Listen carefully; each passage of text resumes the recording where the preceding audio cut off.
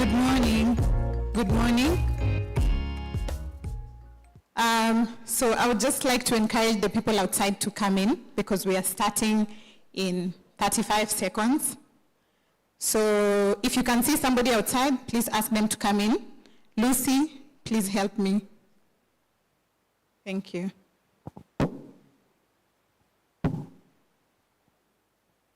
Thank you very much. For the people who are sitting at the back, please move to the front, except on the reserved tables. Please just move to the front. Thank you. You never know if we have gifts for the people sitting at the front, so you might be missing out on something today.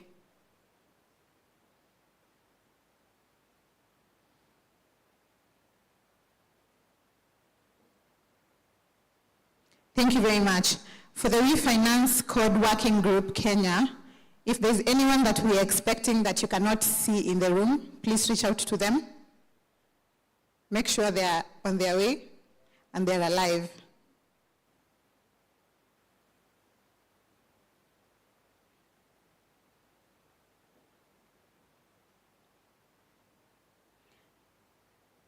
So, good morning. Good morning once again. I would like to welcome Lucy Karia from Hope Highway Management Consulting Limited to start us off with a word of prayer.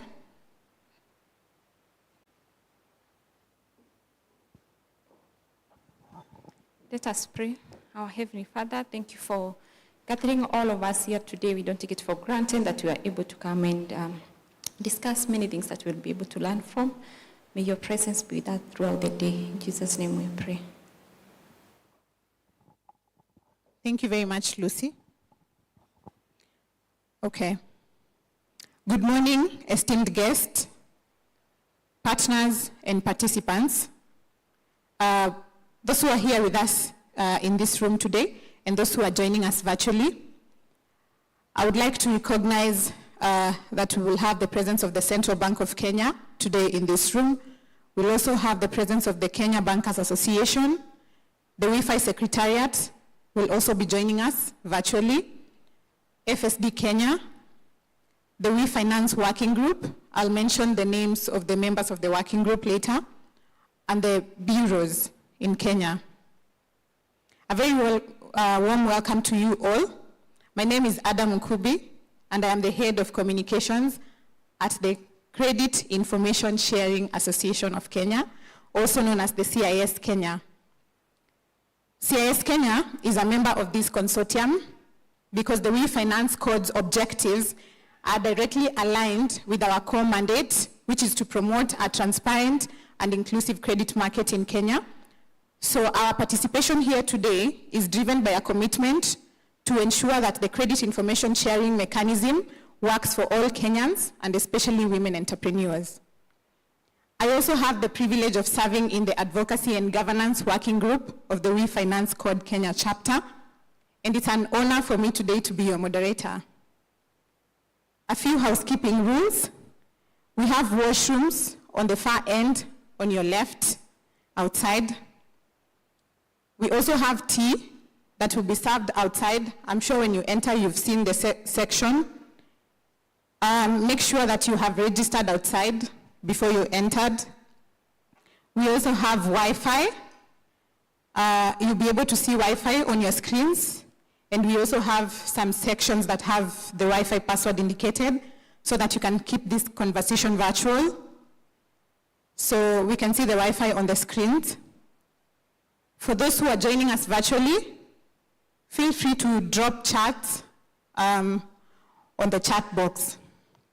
So we are gathered here today, not just for a workshop, but to take a critical and decisive step towards the launch of the Refinance Code Kenya chapter, which we are looking forward to very soon. This workshop is organized by the Refinance Code Working Group in Kenya, and it is represented by the following organizations. I will request you to clap when I mention the organization's name. The Association of Microfinance Institutions, AMFI Kenya,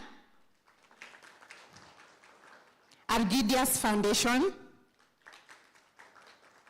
the Credit Information Sharing Association of Kenya, the Digital Financial Services Association of Kenya, DFSAC, FSD Kenya, GIZ, the Kenya Bankers Association, the County Pension Fund, Hope Awi Management Consulting Limited, Kenya Commercial Bank, Metropole Corporation, Consumer Centrics, Women's World Banking, Usable Data, and the Financial Alliance for Women. There was a lot of claps for FSD Kenya, so I assume there are so many people from FSD here. This workshop is designed to create awareness on the WeFinance Code and build the momentum that we need to make the upcoming launch a resounding success. Today's theme, as you can see on your screens, is From Data to Action, Driving Inclusivity for Kenyan Women Entrepreneurs Through Data.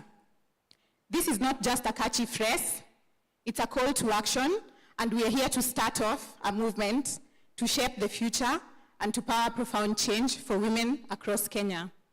So let's ground ourselves in reality and why this is critical. I will start off from a global perspective.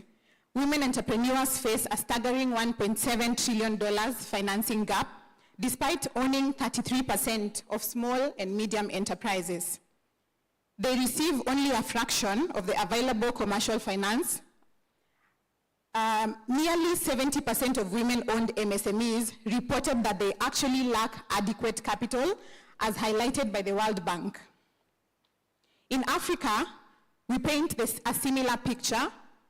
According to the Africa Development Bank, $42 billion financing gap for women entrepreneurs across the continent, yet women account for close to 60% of MSMEs.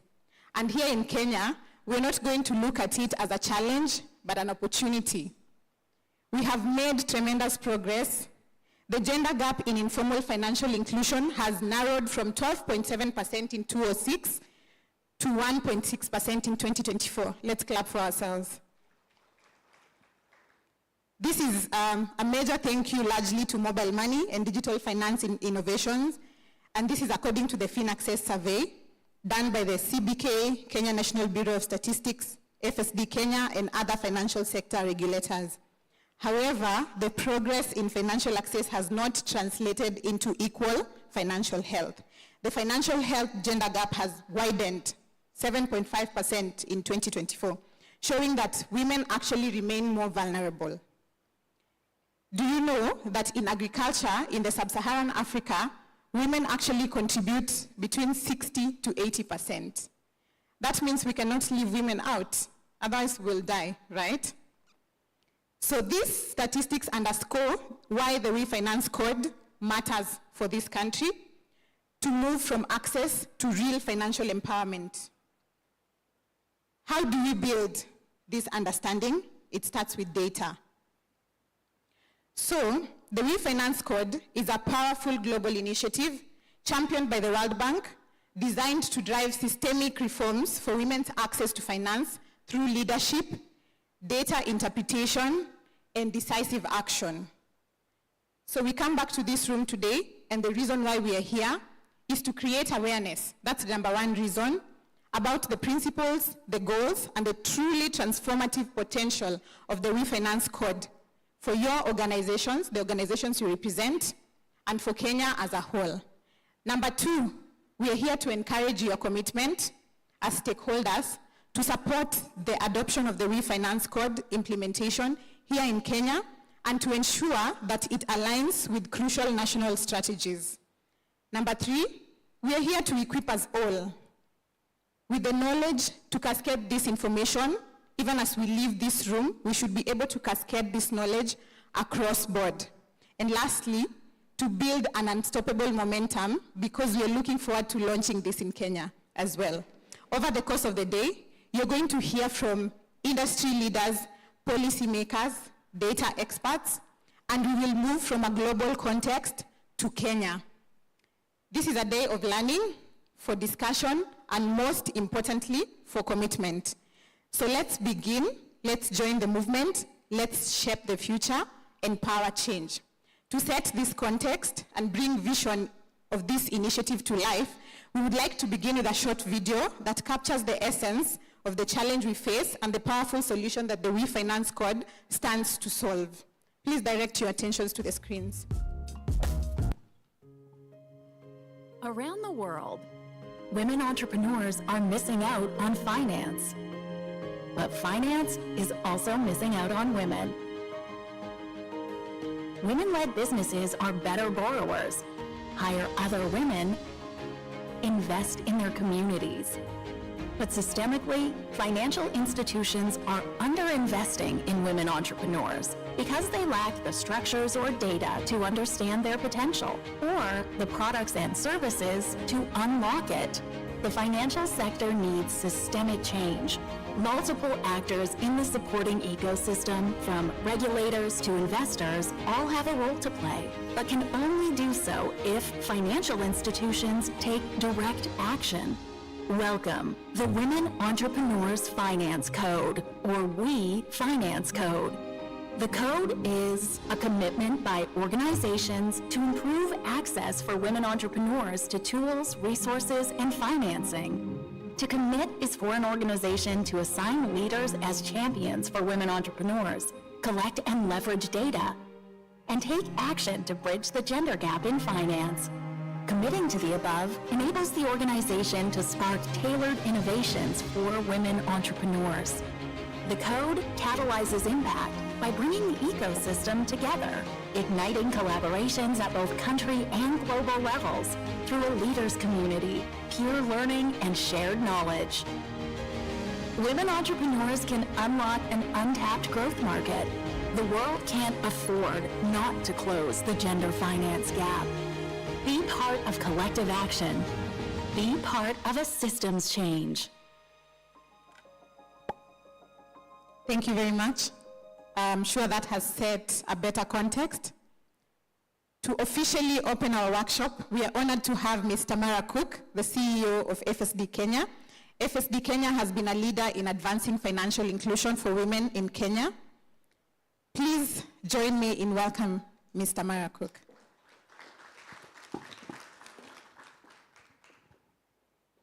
Thank you, Ada. It's really a privilege to be here. So I was trying to decide how many opening speeches do you want, right? What should I say to really get us kicked off? And we've already heard why we're here, we've already heard the theme, and we know what it is that we're doing in this room. So I wanted to just emphasize a couple things that really underscores what we've just heard in the video and in Ada's opening remarks. You know, when we think about from data to action, you don't look like a very active bunch. And so I'm going to have to figure out how to get you acting by the end of the day, not just listening. So the first thing we need to do is to collaborate. And it's good to see people sitting together at different tables, and I'm sure even before we started, you're already talking about ideas for how we can work better together. The second thing that I want to emphasize is that when we talk about from data to action, it's not just about do women have financial services, do women entrepreneurs have financial services, but it's really about do they have financial services that help improve their financial well-being, that help improve their financial health. For those of you familiar with FSD Kenya, you know that we love to talk about this idea of financial health. And it's true for individuals, but it's also true for enterprises. And so the way we define financial health is, are you able to manage day to day? Are you able to deal with risk? And are you able to invest in the future? When we think about women entrepreneurs, there's that question of can they manage day to day? Some of you may have heard stories from the Central Bank of Kenya talking about how they've looked at data and they see that there's this phenomenon where women borrow money early in the morning and they pay it back at the end of the day. And why is it they're doing that? Oh, well, they're buying some things, they're selling some things. At the end of the day, they pay it back. But a lot of those women are taking a monthly loan and paying it back in a day. So one way to take that data is to say, oh, this is meeting their needs. They're able to do this. Another way to take that data and turn it into action is to say, what's a better solution for those women? Would a credit line perhaps be better for those women than a daily interest payment? And so those are the kinds of questions that we want to be having in the tea breaks throughout the day, things like that. When we think about dealing with shocks, FSD Kenya did some research with the government on how COVID, for example, impacted entrepreneurs in markets. And women in particular were heavily impacted, not only when the businesses were shut down, but also because the children were at home. And the weight of the child responsibility fell on them and made it much more difficult for them to deal with the shock of COVID in order to run their business. Now it's 2025, we're long past COVID, and yet we don't know what shocks are coming. That's the whole point. And so how do we design financial solutions that help people anticipate what they don't know is coming and deal with it when it does, so that it does not hurt their ability to manage day to day, or the third area of financial health, which is investing in the future. You know, so often women entrepreneurs are so busy trying to keep their business going, trying to maybe even deal with that shock as it comes along, or trying to differentiate between how do I handle my household needs and my business needs and not let either of them sacrifice from each other. But what about investing in the future? How often we see entrepreneurs sacrifice that investment in the future because they're dealing with today's problems. So what are those financial solutions that data can help point us to? So I talked about the idea of shifting from a daily loan to a credit line. Well, that woman would save a little bit of money on those interest rates. Is there a way we could automatically have that money they're saving be invested in something for the future, for, say, a purchase of a capital asset that they might use to grow their business or to start a new location? Those are just examples, high-level ideas of how we can use this granular data on gender to help design solutions for women entrepreneurs. Ada already shared some of the data from FinAccess. I never give a speech without at least including some data. And so, and I see our data team nodding their head. One of the things I like to look at is at the county level data. We're in Nairobi, we're in a nice conference room. It's hard, sometimes it's easy to forget that across Kenya we have a very diverse environment, very diverse economies all over this beautiful country. And one of the things that we saw with FinAccess when we started measuring at the county level is that there are big differences between our counties. You heard about that gender gap, 1.6%, amazing. But there are counties that have a 43% gender gap. Or no, sorry, yeah, I think so.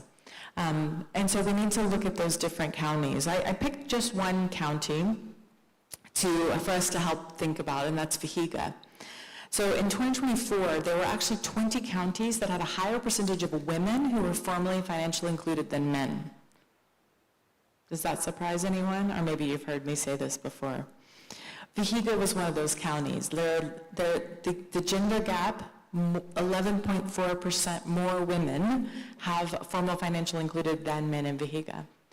But, and I'm so glad we have bankers and SACCOs and MFIs and fintechs in this room, because it's important to look across all of the financial service providers that women use. What we see in Vihiga is that there is a 14.3% gender gap towards men for traditional banking. So how many financial service providers in this room have touch points in Vihiga? I've just given you some data that you should go and explore whether or not your touch points, whether it's a branch or an agent, are reaching women, are being intentional about reaching women in Vihiga, because there is a significant gap, at least in traditional banking. And what about Nairobi? How many financial service providers here have a touch point in Nairobi? Probably.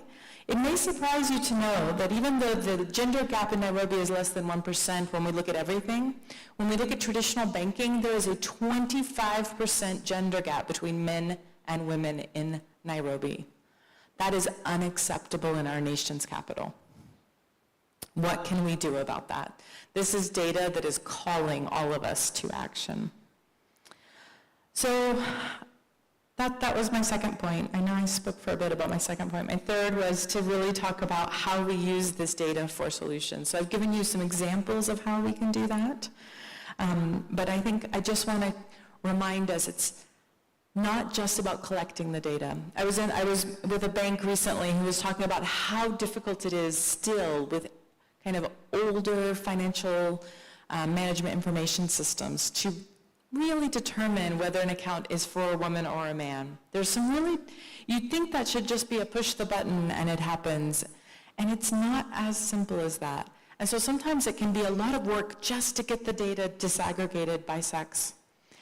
And that's really, really important, but if it stops there, all of this is for naught, because we have to take that data and do something with it.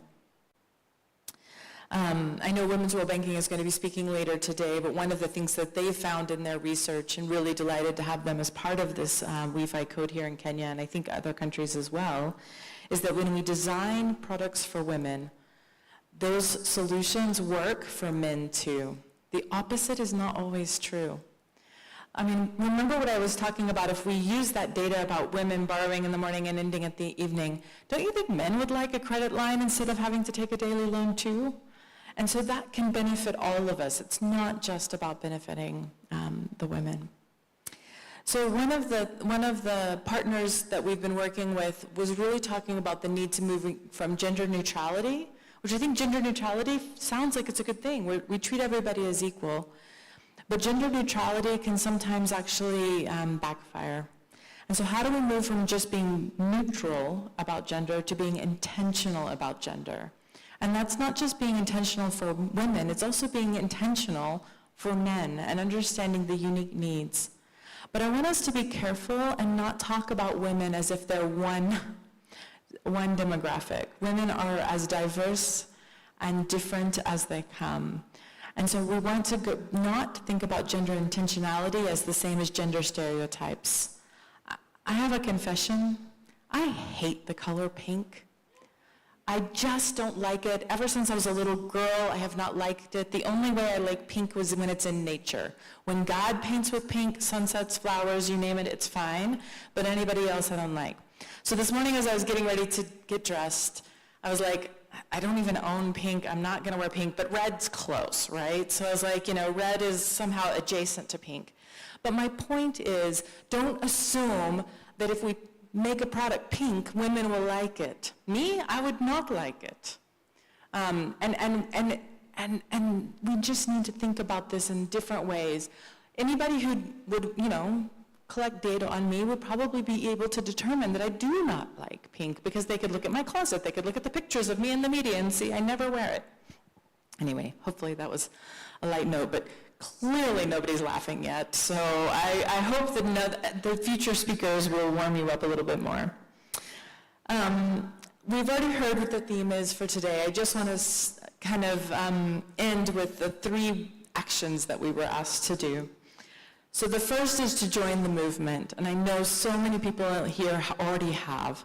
I was chatting with one of the partners beforehand, and we were talking about that saying that we all know, and so many people have said that if you want to go fast, go alone. If you want to go far, go together. And today is about going far. And if my team knows, I also like us to try to go as fast as possible too. The second thing is about shaping the future. It's hard to talk about the future right now. The future is feeling more shaky than it's felt in a while.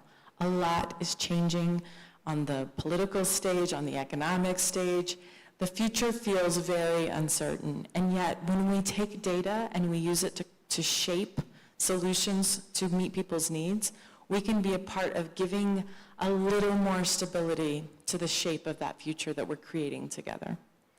And finally, it's about powering the change. You've heard the term women's economic empowerment. That's something that we're talking about today. But I really like those who are starting to advocate instead for women's economic power.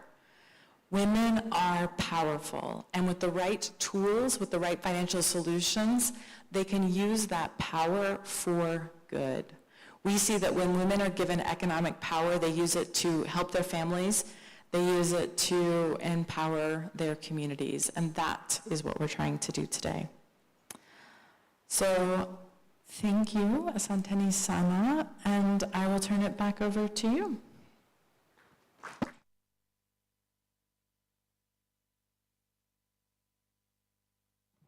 Thank you very much, Tamara, on those insightful remarks on the role of the ecosystem in achieving the shared objectives.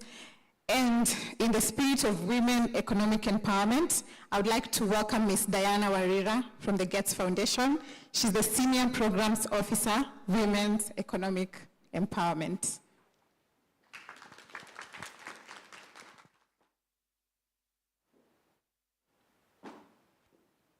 Good morning. As Tamara said, there's a bit of some low energy. Do we have an energizer, Madam Moderator? Do we have an energizer? Okay, thank you so much. So I prepared some remarks and I'll pivot on those. So our chief guest, I know she's in absentia, Honorable P.S. Susan Mangeni. Our host, Ms. Tamara Cook, FSD Kenya CEO. Thank you very much for inviting us. Representatives of various government ministries, departments, and agencies, development partners in the room, all esteemed guests, ladies and gentlemen, good morning again. Good morning. So firstly, I would like to pass the regards of our Gates Foundation Regional Representative for East Africa, Sam Mulianga. And thank you again for inviting the foundation to be part of this great learning and awareness creation occasion. It's really a great milestone as Kenya prepares to launch the We Finance Code chapter. So I told Lukania yesterday, I'm here to learn as much as many of you, so it's a really exciting moment for all of us. As we learn from the various conversations that we'll have today, the We Finance Code is a critical accelerator for women's financial inclusion, and particularly access to finance, affordable finance for women, micro, small, and medium enterprises. And as we prepare our minds for this conversation today, I would like to remind us of the pivotal moment the Gates Foundation is at today. I'm sure many of us have been keeping plugged into the news. And as our chair, Bill Gates, announced earlier this year, the Gates Foundation will close its doors on December 31st, 2045. So 20 years out, and we're still counting. And so over the next 2 decades, the foundation will work together with our partners and make as much progress as possible towards our vision of a more equitable world. So over the next 20 years, the foundation's funding will be guided by 3 key aspirations. Number 1, no mom, child, or baby dies of a preventable disease or cause. Number 2, the next generation grows up in a world without deadly infectious diseases. And third, hundreds of millions of people break from poverty, putting more countries on a path to prosperity. So we're very much focused on these 3 aspirations. Everything we're investing in, every conversation we're having right now is, does it lead to any of our 3 aspirations? So our programming on women's economic empowerment is rooted in the commitment of aspiration 3 to lift millions out of poverty. And through our partnership with many of you in the room, the foundation is investing in innovations and programs that can accelerate women's access to, underline, affordable capital. Enhancing women's access to affordable capital and markets is a core part of our women's economic empowerment strategy as we invest in the economic mobility of women. More so, again, underline, women in the low-income brackets. I was just smiling when Tamara mentioned women are not homogeneous, right? And I would like us today to really think about how we can make this We Finance Code work particularly for those in the informal, nano, micro, and small enterprises. So as we learn together today, I urge us to ask ourselves 3 pertinent questions. Number 1, how can we deliver on women's financial access as one for outsized and lasting impacts more so for this group that I have mentioned, the most vulnerable segments of our population. Number two, again, I was smiling, I was thinking, Tamara, you may have seen my notes. You talked about the shifting funding landscapes. So we all know how the funding landscape is shifting significantly with ODA and other funding cuts. So how can we build transformative systems, partnerships, and pathways to impact and really deliver change for the women of Kenya? And thirdly, how can we apply the lessons from the evidence base as well as the experiences of other countries? We're not the first ones to launch a chapter, I believe, right? The experiences of other countries that have adopted the We Finance Code to ensure that the adoption and implementation in Kenya is a great fit and really adapted to the context. So thank you all, and I wish you all a great learning experience today.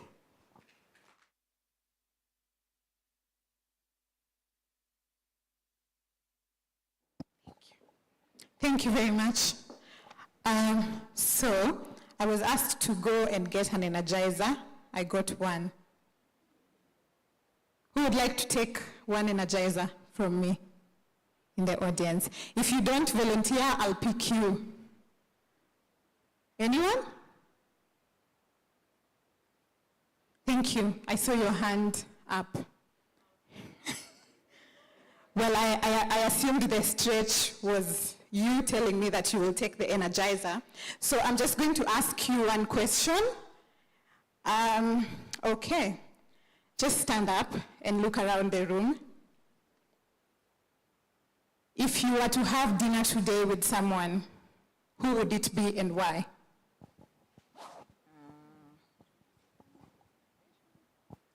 Good morning. My name is Rose Muturi from Branch International. So if I was to have dinner, I'd have with Tamara because she's a friend of mine.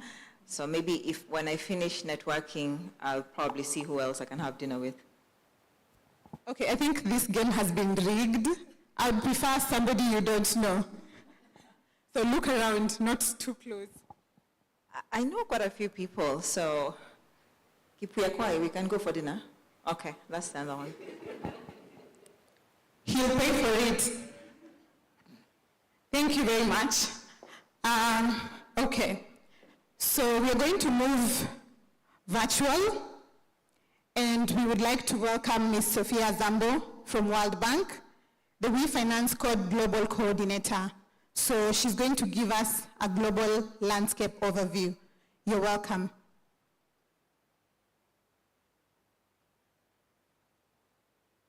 Are we good? Take. Thank you.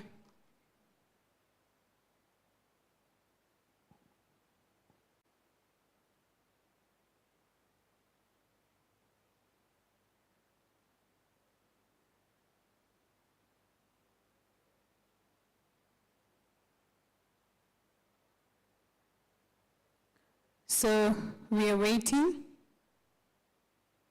Technology comes with its own parts, yeah?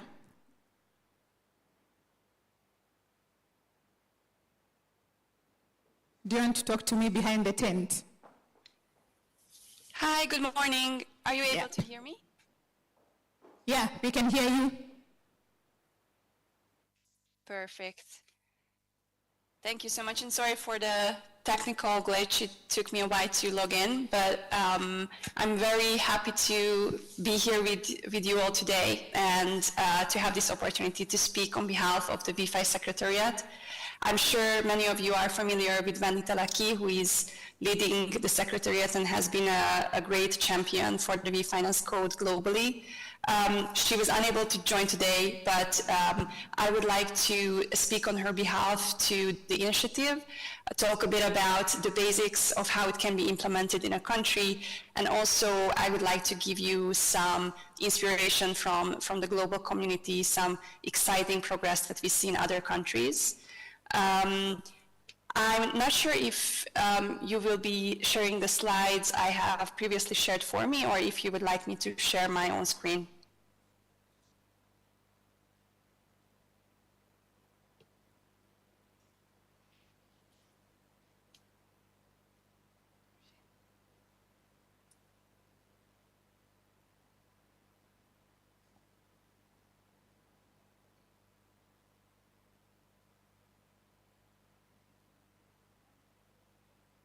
please share your screen. Okay. And if you like to be on video, we would love to see you.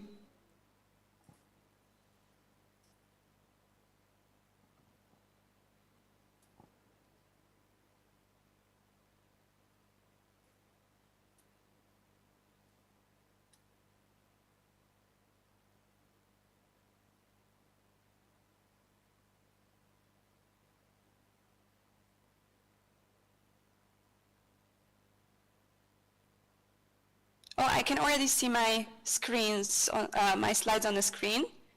Okay, you're good to go. Thank you. If you're able to jump to the next slide.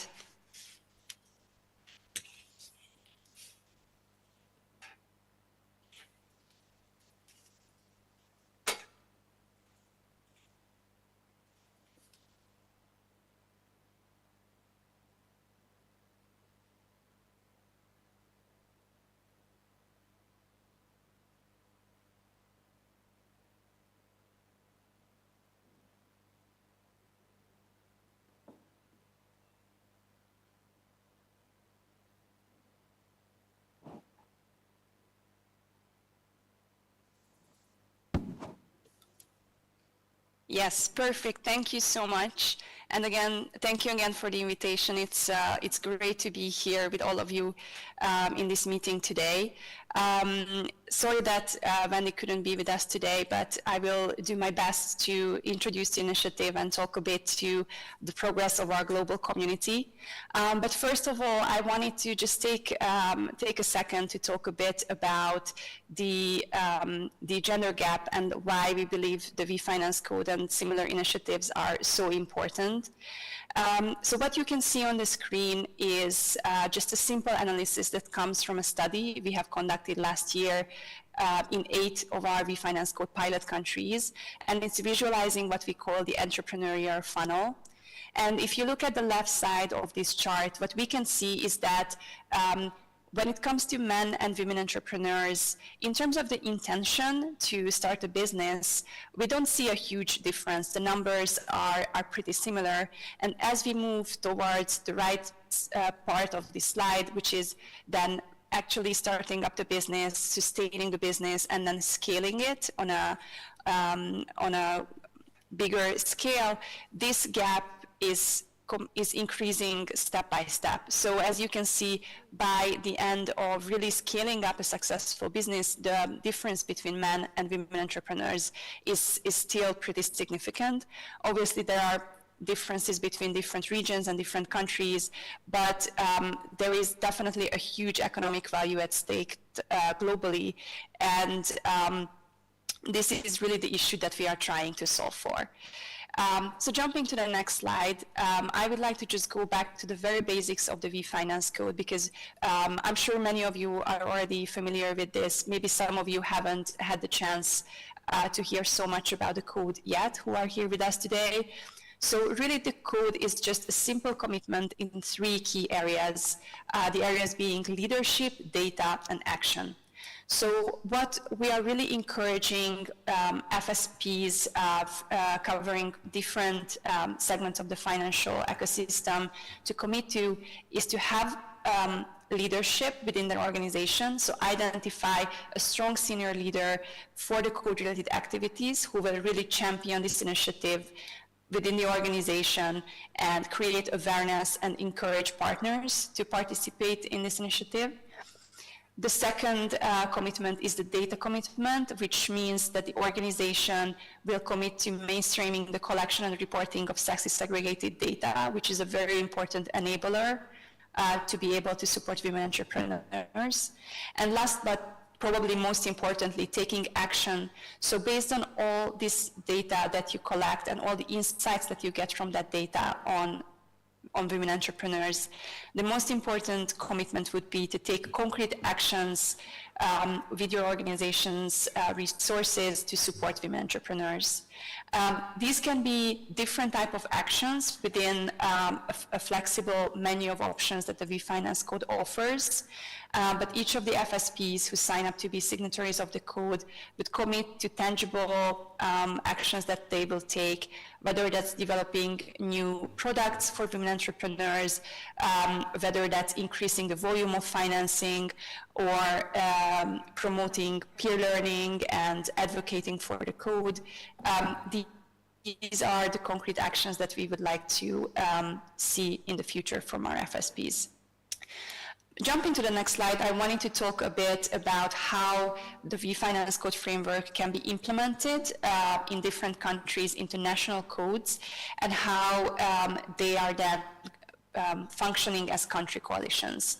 So when it comes to implementing the V-Finance Code, we have certain guardrails to make sure that the initiative is harmonized among different countries, but we definitely offer flexibility in almost all of the aspects of rolling out the code, because we really want the initiative to have a strong credibility locally, and we know that that can happen the best if countries are able to adapt the initiative for the local circumstances, local realities.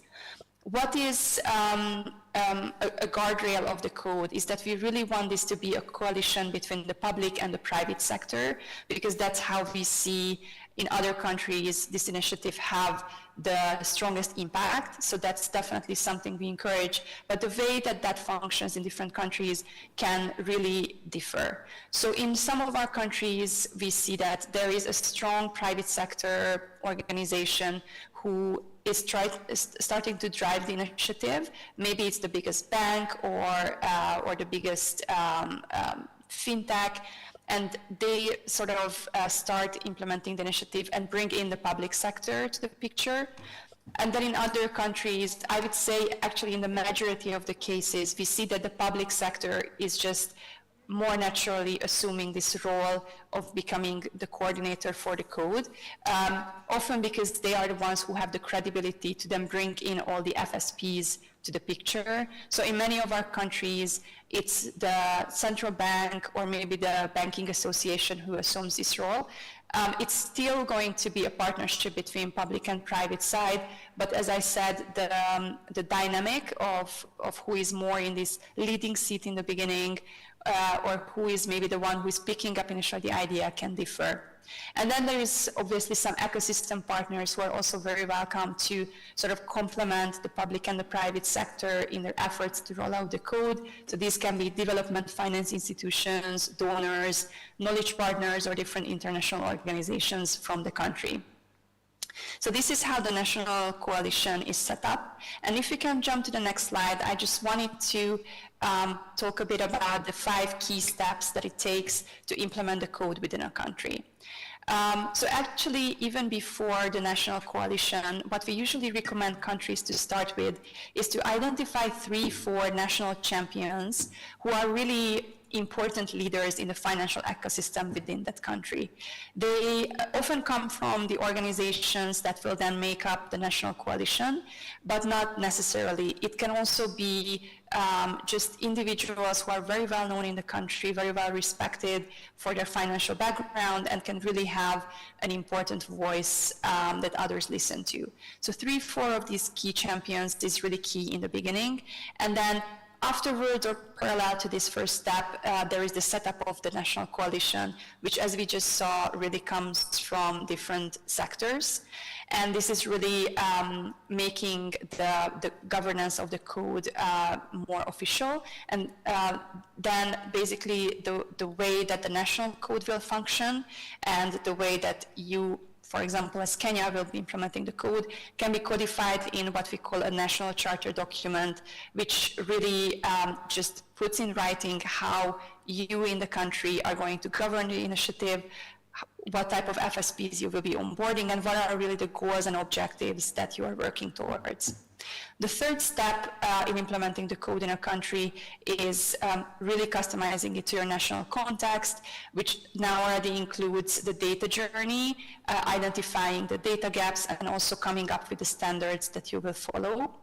And then once all of these things are in place, we can really talk about launching the code and starting to take action. When it comes to launching, often what we see is that countries have these great ceremonial events. Some of them do it in one step, meaning that they not only have the coordinator, let's say the central bank, signing the initiative and making it official, but many of them already bring on board the FSPs that are signing onto it into one great big event. And then we also saw countries do it in two steps. So they had an official public declaration of joining, and maybe they had a second ceremony with the actual FSP signing. So again, there is no one size fits all approach. There are different ways different countries like to go on this journey. And then last but not least, the fifth step is really tracking the data and accelerating progress. The data collection, so the data commitment is really going to be the enabler of the initiative. And then based on all the insights that you're gaining from the data, you will be able to take action to support women entrepreneurs, which is ultimately the goal.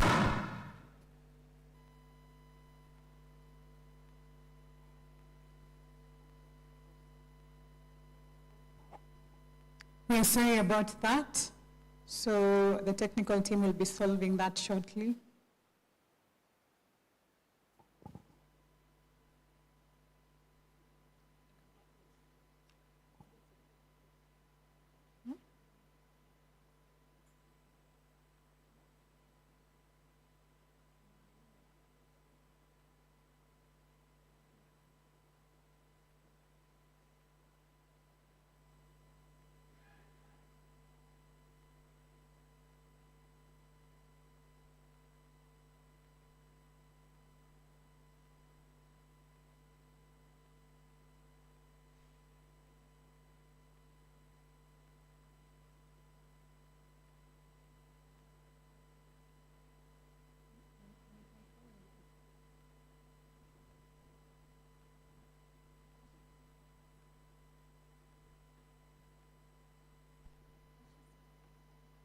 Let me find out what the challenge is so that I can explain in layman's language. It has to be a technical language.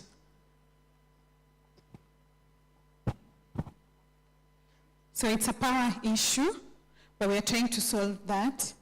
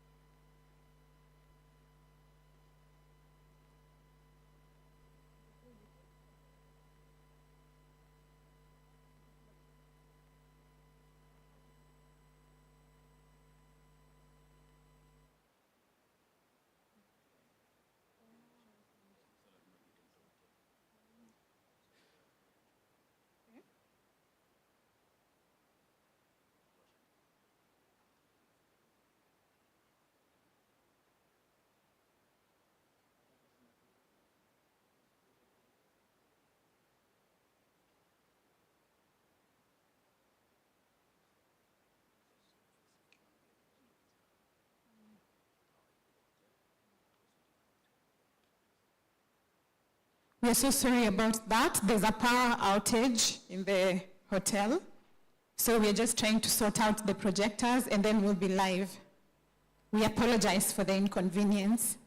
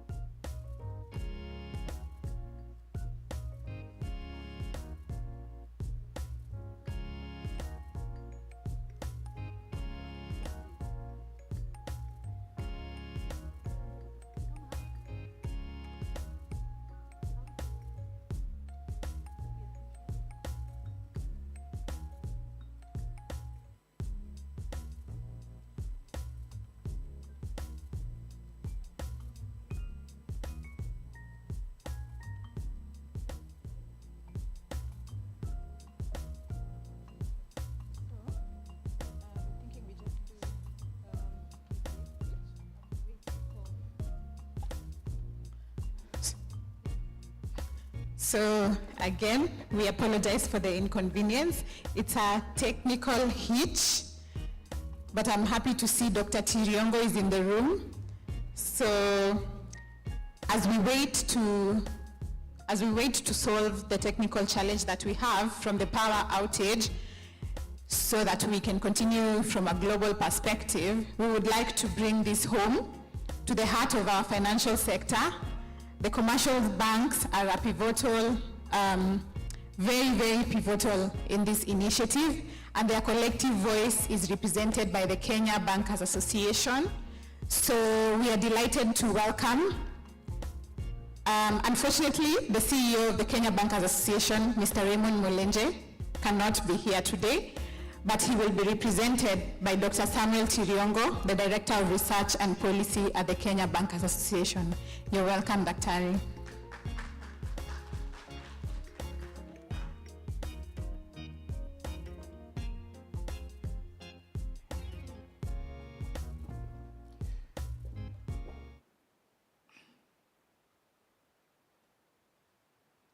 Good morning.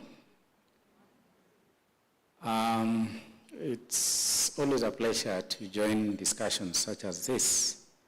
But I must bring apologies from our CEO, Mr. Raymond Molenje, who is, yes, he's in the country, but as you may remember, just about 2 days ago, Central Bank announced something that is going to be very transformative in banking, which is about pricing. So there's a lot that's happening currently, back and forth with the Central Bank, ahead of the kickoff dates, things that require clarifications, and of course, so that we have a smooth transition. But we generally welcome the move towards a stronger risk-based credit pricing. And of course, that sits centrally within what we are discussing even today, because it's about lending. And lending generally, of course, it matters most where there's disaggregation, there is customer views embedded within lending, and customer credit profiles embedded strongly within lending. So as we gather here today, we are so delighted that we see discussions such as this being hosted by various players. So there's a sense of collaboration that we would want to appreciate even as we journey together. So as we create awareness and establish our thought processes within this space of MSMEs, and much more importantly within the space of women-led, women-run, women-owned enterprises, we get delighted because it's going to solve a problem. So the reason why we are here today, we would again ask ourselves, why focus on women entrepreneurs? As the banking sector, we know that there are financing gaps generally, but there are even bigger financing gaps within certain segments of the population. And one of them, apart from women, apart from the youth, the marginalized groups, is really the women-led MSMEs. It's recognized that globally, by financing women-led MSMEs and bridging that gap, we can potentially add to GDP by about, the global GDP by about 12 trillion US dollars. That's not a mean feat. But even beyond that, in terms of just the commercial value or market value of addition, there's also an element of resilience that we are likely to build by lending more to women. Because we know women are cautious on the risk side, more cautious than the men. But even beyond that, there is also the element of social impact. We used to say when we were growing up that, and I think it's still true to date, at that time there was clamor for educating more women and saying by empowering a woman, you're empowering an entire community. It is still true, and particularly in Africa, because the communities that we grow up in are strongly held together by women. But even women, as they grow, if they are more enabled in terms of access to finance, there's an element of their ability to reinvest back in the communities, in the education systems, in the healthcare systems, and in the nutrition systems in the communities. That's transformative for our economies. So by investing in women, it's beyond finance. It is economic development. It is beyond economic growth. It is economic development. So the global financing gap for women entrepreneurs sits at about $1.2 trillion. But in Africa, if you look back within Africa, 42 billion is the estimation. And I know this number could be growing and even could be underestimated. But as we recognize this, we still feel sad that even with this recognition of the gap, less than 2% of, say, global venture capital goes to women entrepreneurs. A very small and insignificant number.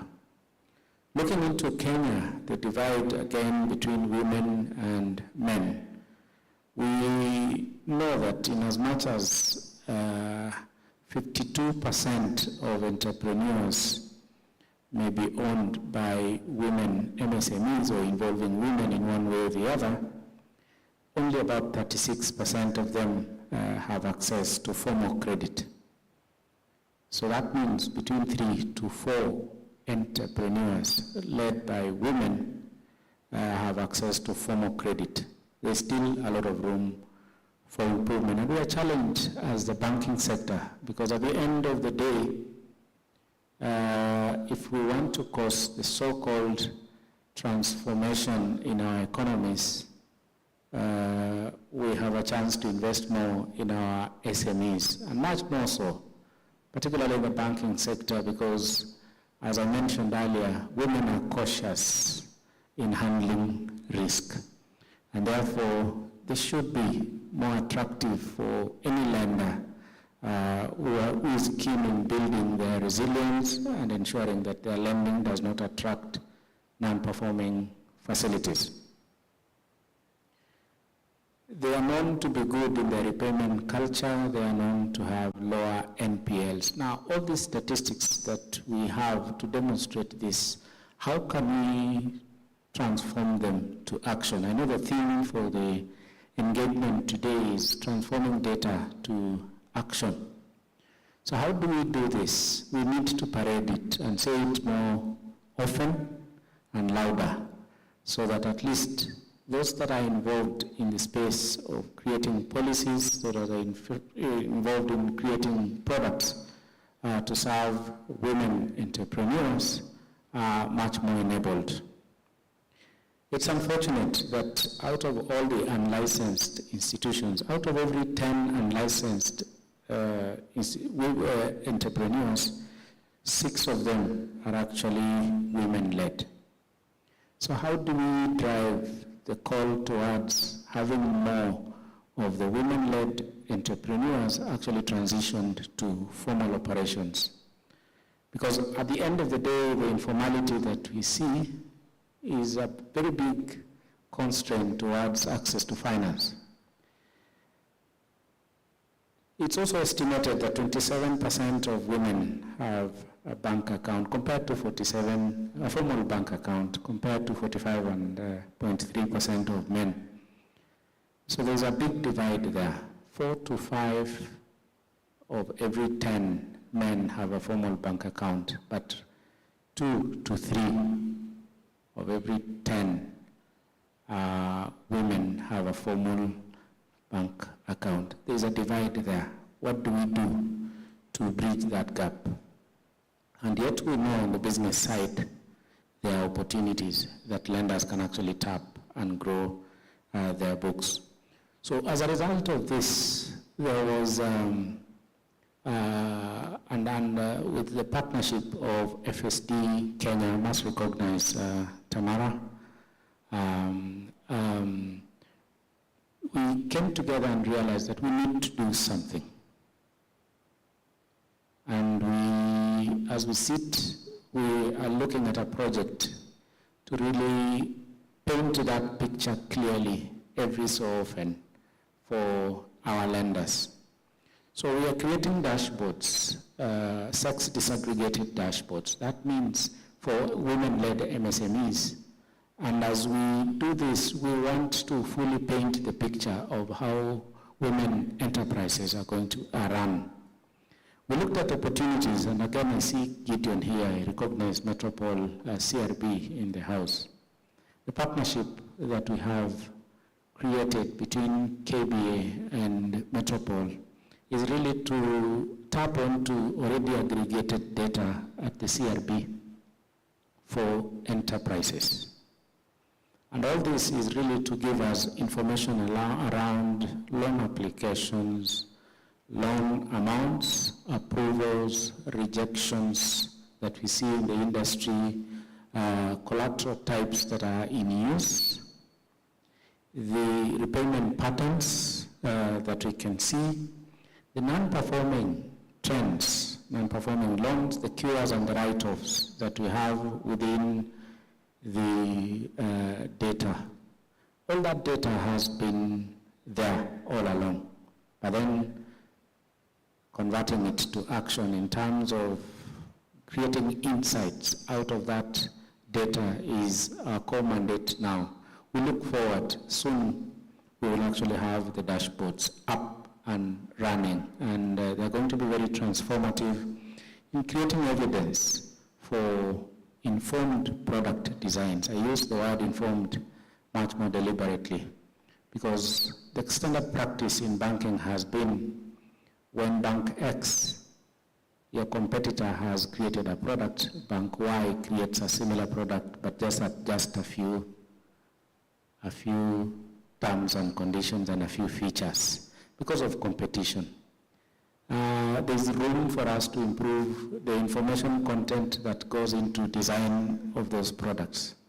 So when we can actually appreciate and embed repayment culture within a product, when we can embed the collateral types that are being used and they can demonstrate their usefulness within the credit history of an enterprise, then we will actually cause the desired transformation. We recognize that in Kenya, because of the cultural biases and constraints, women are not able to access collaterals because of a cultural issue. And it takes ages to change a culture that is there.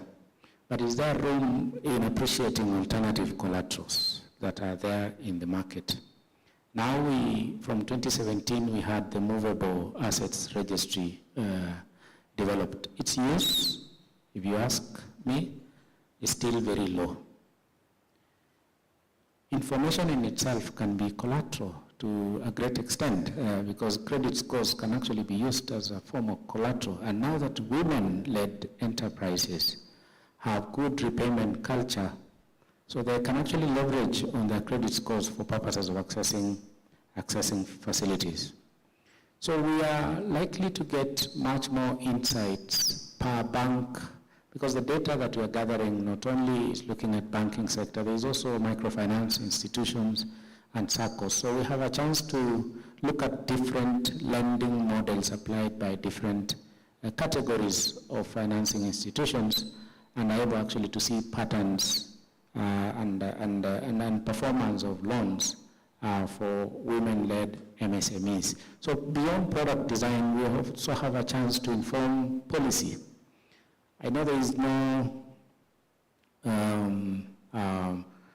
specified policy for a particular gender, but perhaps it's an opportunity to start looking at policy in a different way. We had the gender mainstreaming within other other government functions. But now there can also be gender mainstreaming within product designs and of course inform all that we do in banking.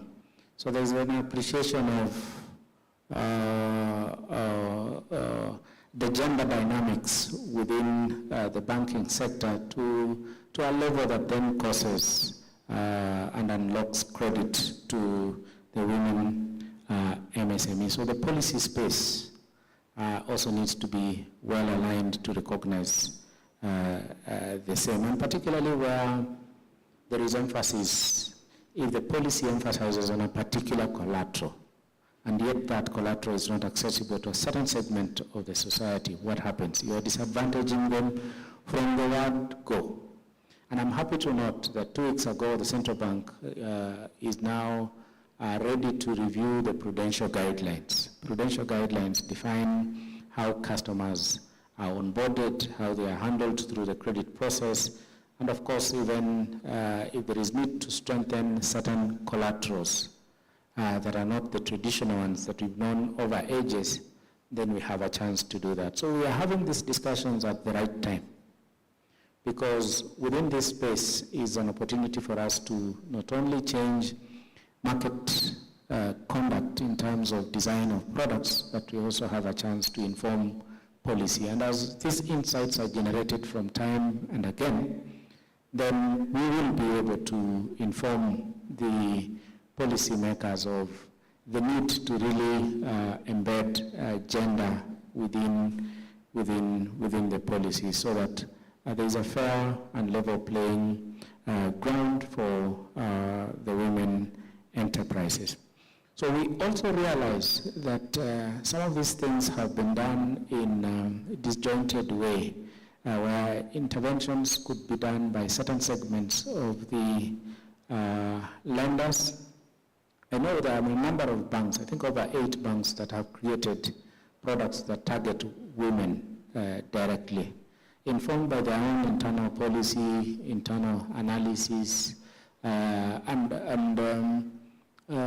what we need then to start looking at is the performance of those products. How are they faring relative to the other products, and then inform even much more. But then we recognize that we need to, instead of having fragmented interventions across the industry, can we come together?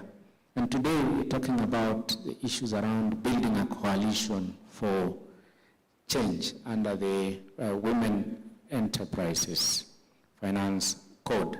This brings together a number of us, the financial institutions. You know, I have some enemies and they have promised to deal with me. I don't know whether this is the opportunity. Yes, thank you. So, on a light note, the coalition that we are seeking to reinforce is really around the subject of having all of us in the same room, speaking the same language and appreciating the same objectives that we want to move together. So the regulators, financial service providers, cutting across from banks to microfinance institutions to SACCOs and all other financing agencies, even digital lenders can also come in. Investors, development partners, and we must appreciate the support from development partners in the room and even beyond that have provided so far the endorsement for us to continue with these discussions. So as we do this, KBA's role definitely centrally is around coordinating the work of the banks in being able to have to tap more from the projects that we are currently doing in terms of gender disaggregated data, but much more importantly, inform product designs, because that's basically it in terms of creating products that are fit for purpose so that the uptake is much stronger. So the expectations from coming together for us is that we will likely to see an uptick in credit channeled to women MSMEs. Also innovations, because we are creating from data to insights and then innovations that can be churned out. Policy insights also will have to be communicated. When KBA believes in evidence-based advocacy. So where there is evidence, our advocacy is much stronger, and even the policymakers appreciate the level of engagement at advocacy level. So with insights generated out of this project that we have, we'll be able to strengthen our advocacy around this. And of course, ultimately is really to cause the desired economic transformation, because women entrepreneurs are now much enabled to really contribute much more effectively towards economic growth and that so much desired economic development. So as we conclude, we have a chance to combine several things. We are combining data, we are combining it with dialogue. And as we look at data and dialogue on one side, we look at the opportunity to produce innovations in terms of products that are fit for purpose. But we also look at broadly a much more conducive policy environment at the end of the day. So all this would actually work to improve the spaces where and the environment within which women-led MSMEs operate, enable them to build their own resilience as well as extend that to the resilience of the economy. And as we do all this, I think we are all convinced that at the end of the day, our economy depends on MSMEs. And from today on, it's not just MSMEs. The role of women MSMEs is centrally positioned. Thank you very much, and greetings from KBA. We wish us all fruitful engagement as we go. Thank you.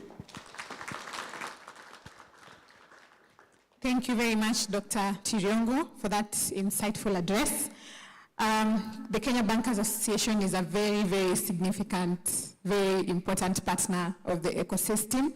Just before we move to the next speaker, I can see the screens are up. Should I take that as a yes from the technical team? Okay. I would like to recognize the presence of Metropole CRB CEO, Mr. Gideon Kipyokrai. Thank you very much for being in the room. I would also like to recognize the presence of Branch International CEO, Ross Muturi. Thank you very much for being in the room. I would also like to recognize the presence of CIS Kenya CEO, Mr. Jared Getenga. That's my boss, so at least he knows I'm working. Thank you very much. So we will move to our next speaker, and that's Ms. Lucy Kaaria. She's the lead consultant at Hopawi Management Consultant Limited. Lucy has done a very great job in coordinating, and she has really moved all of us to be here in this room today. Lucy, you're welcome.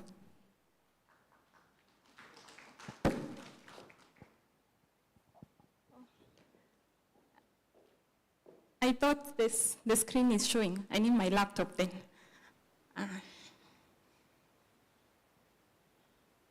And thank you so much for this. I've not been working alone, so I wanted now to bring this home. Where are we? What are we doing? What have we not done? Where do we want to go next? So I invite all the working group members to just stand so that we can see them. During break, make sure that you ask them a question. You ask them, how can you join WeCon? Please let all of us stand. Working group members, the current one, more are coming from this meeting. Let all of us stand and give them a clap.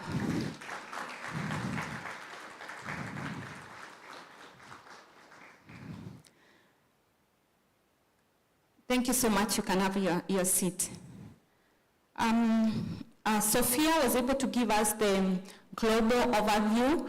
I'm a teacher. My first degree is at teaching, so I need to ask a question. What are the 3 things that the code entails?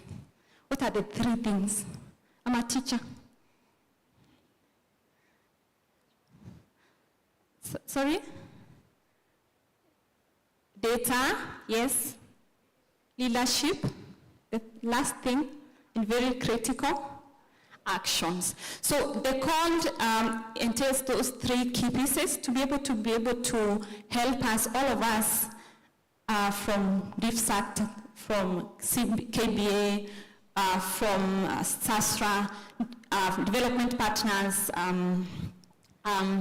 the development partners, donors, everyone, so that we can be able to push the agenda for women, small, medium enterprise to the next level with both financial solution and also non-financial solution, because it's a systematic change. It's something that when all of us we work together, Tamara even said what I wanted to use as my icebreaker. So if you walk alone, you can go fast, but you'll find a lot of challenges on the road, and sometimes even you'll not be able to move to the next thing. But when you are working together, you can be able to find, all of us who face challenges, but together working for women, small, medium enterprises, women, micro, small, medium enterprises, will be able to make sure that we can be able to give solutions that are working for women, especially financial solutions. I will not go so much into the journey. So Sophia was able to tell us there, we need to identify champion, we build a national coalition. For us, how we started it, then to FSD and Agidias, who are behind this, we started by calling some of us who are working in the other project with FSD into a meeting so that we can start to get to know what our interest, what our incentive. You cannot join something that you don't know why you want to join it. So when we joined, we started now with the coalition. We are still building the coalition. It's an ongoing key piece that will even continue even after the launch. Since we continue to create more awareness, we continue to say, how do you want the coalition for Kenya to be done? Kenya is usually ahead of many things. Even globally, Kenya is known. So there are different aspects that we would want to customize that are working for us.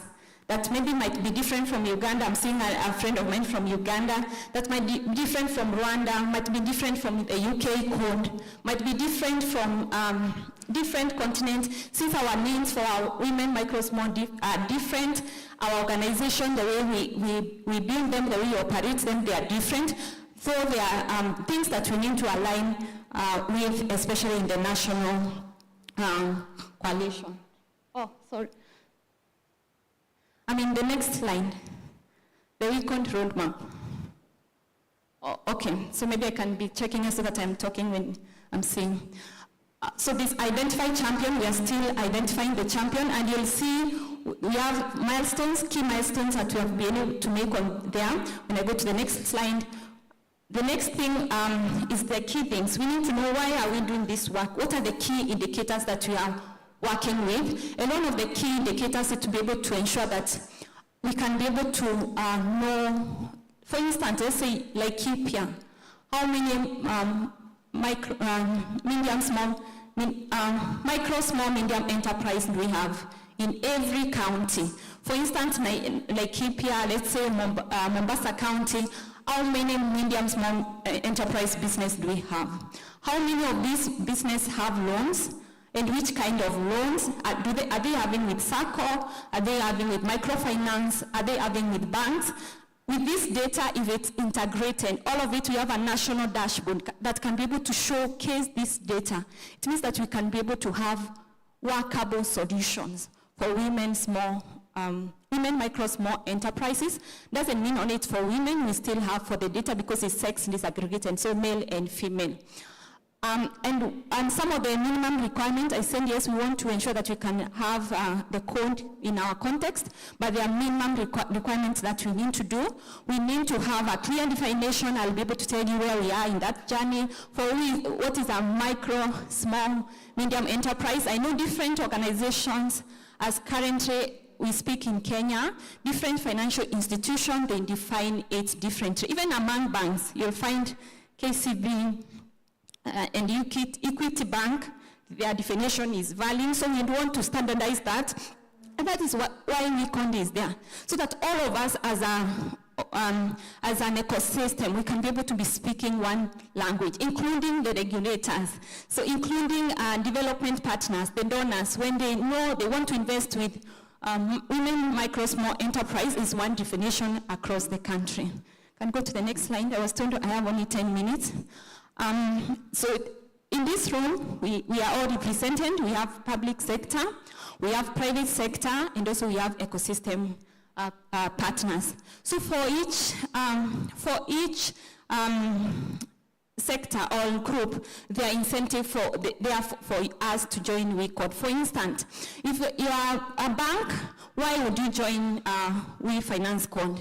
That will have greater access to customer segment with high growth potential, since we'll have that bigger picture.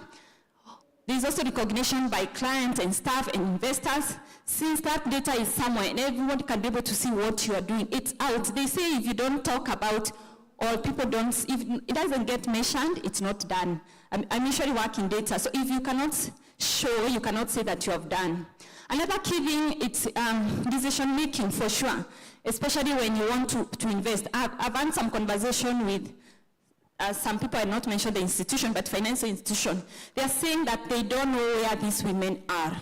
They don't know what these women need. But with data being aggregated, for instance, a bank maybe is used to serving a different sector which microfinance is serving. These two can be able to talk to each other. They can be able to know who is this customer that microfinance institution are talking to, what does they look like, and this is a potential customer for them, for even the banks, if you design for that category. The same with SASRA, let's say circles. They can be able to see what is DIFSAS doing, what are these customers by fintechs, who are they, what are they, and they can be able to design that. For the public sector, and these include regulators, policy makers, with data, as Dr. Samuel told us, we can be able to have data-driven policy making, especially for the country. We can be able to engage even at a different level, even as now an institution, we are able even to be seen. Since our data is being housed in the same place as policymakers, we can be able even to speak to a different, let's say, Central Bank of Nigeria, and we can be able to compare notes. Why are your policies like this? We can be able, as Kenyans, we can be able to show this is the reason why our policies are going this direction. And maybe if you want to learn from a country that has gone ahead of us, like let's say the UK code, you can be able to compare and be able to make such a decision. Ecosystem players, development partners. For instance, maybe there's a segment that you would want to work with. It's easier to be able to organize and not work in silos. Funding this, another person is funding this, so you can be able to see what is happening in the ecosystem, where is the need, and how can we be able to do that. The next slide, please. So in summary, we have come together to leverage the We Finance Con to have a framework that will enable us have dialogue and alignment, which Samuel also talked about it. Data commitment, all of you answered that question. Unite the sector as different sectors, all of us working together in the financial sector, define roadmap and priorities, and also engage policymakers, which will help us, even as we work, as we operate for growth, with our business cases, the policy will help us to be able to grow, since the policy is being shaped by the same data that we're using to serve the same segments. Next, I think I'll leave that. Sophie will be able to talk about that. So the code, how it works, different countries have launched, over 30 countries have already launched. So apart from the national, there's also now the global. And that also now it's a key thing for us to leverage. Since now with the global map, we can be able to be part, we can be seen. Kenya can be seen. We can be able to be compared with other countries. We can be able to be then in the decision making, since we have the data that is supporting us. So there's usually three pieces. There's the global data aggregation, which also will see the national, we also have to have a data aggregator. This peer learning, like for instance, in May, we went for a peer learning session. So there are peer learning that are offered either virtually, but some also we attend so that we can be able to learn what other countries are. So there's also exchange of knowledge and program, and this advocacy. And what we are doing today is part of advocacy. Next. So these are some of the members that have already are part of the working group. We have not yet signed. Signing helps us, all of us, in commitment, but we're in the process of now going to the next level where we'll be able to make sure that we can commit to this is the action that we need to take. Most of the time when we come together, there's need for us to be able to show what are we working towards. So we have Amphi Kenya, Agidias, we have CIS. Maybe I'll not go through them all, but you can be able to see that we have different categories. We have financial institution, commercial banks, we have funders like Agidias, development partners, FSD Kenya, we have microfinance, and even fintech and DFSAC, and knowledge partners, Women World Banking, all of us coming together to be able to discuss how can we be able to ensure that action is taken to increase funding and also to bring the gap of financial access for women, small, medium enterprises. That's our logo, sorry. That's our Kenyan logo. So we are trying to make sure that, I remember last meeting we had added the flag. Kenyans have their flag, but we were told according to the guideline, for now, unless we go to the next discussion by the World Bank, we will not have our flag. We are still pushing to have our flag there. The next slide. So this is the journey that we have taken so far. Doesn't mean that you are late. In fact, this is the timely time to join us, and I'll show you why. So in January, we just met a couple of us we were hosted by one of the person that is funding us, that is Agidias, in the office. We just had a brainstorming meeting. It was new to us, all of us, like there is some of you, maybe it's new to today. In January, most of us, even we didn't know what is WeCode. We went, of course, to learn. We invited people to be able to tell us more about what is WeCode. So that's what we did in January, and we had a concept note so that we can be able to guide us to the next level.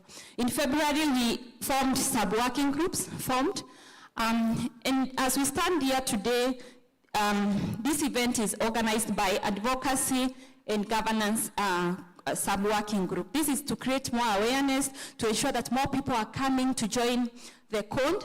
Also, we add data and M&E. The role and even their continuing is to ensure they can be able to help us firstly define what is women, small, medium enterprises. They can be able to talk about how can the data be aggregated, where will this data be aggregated to.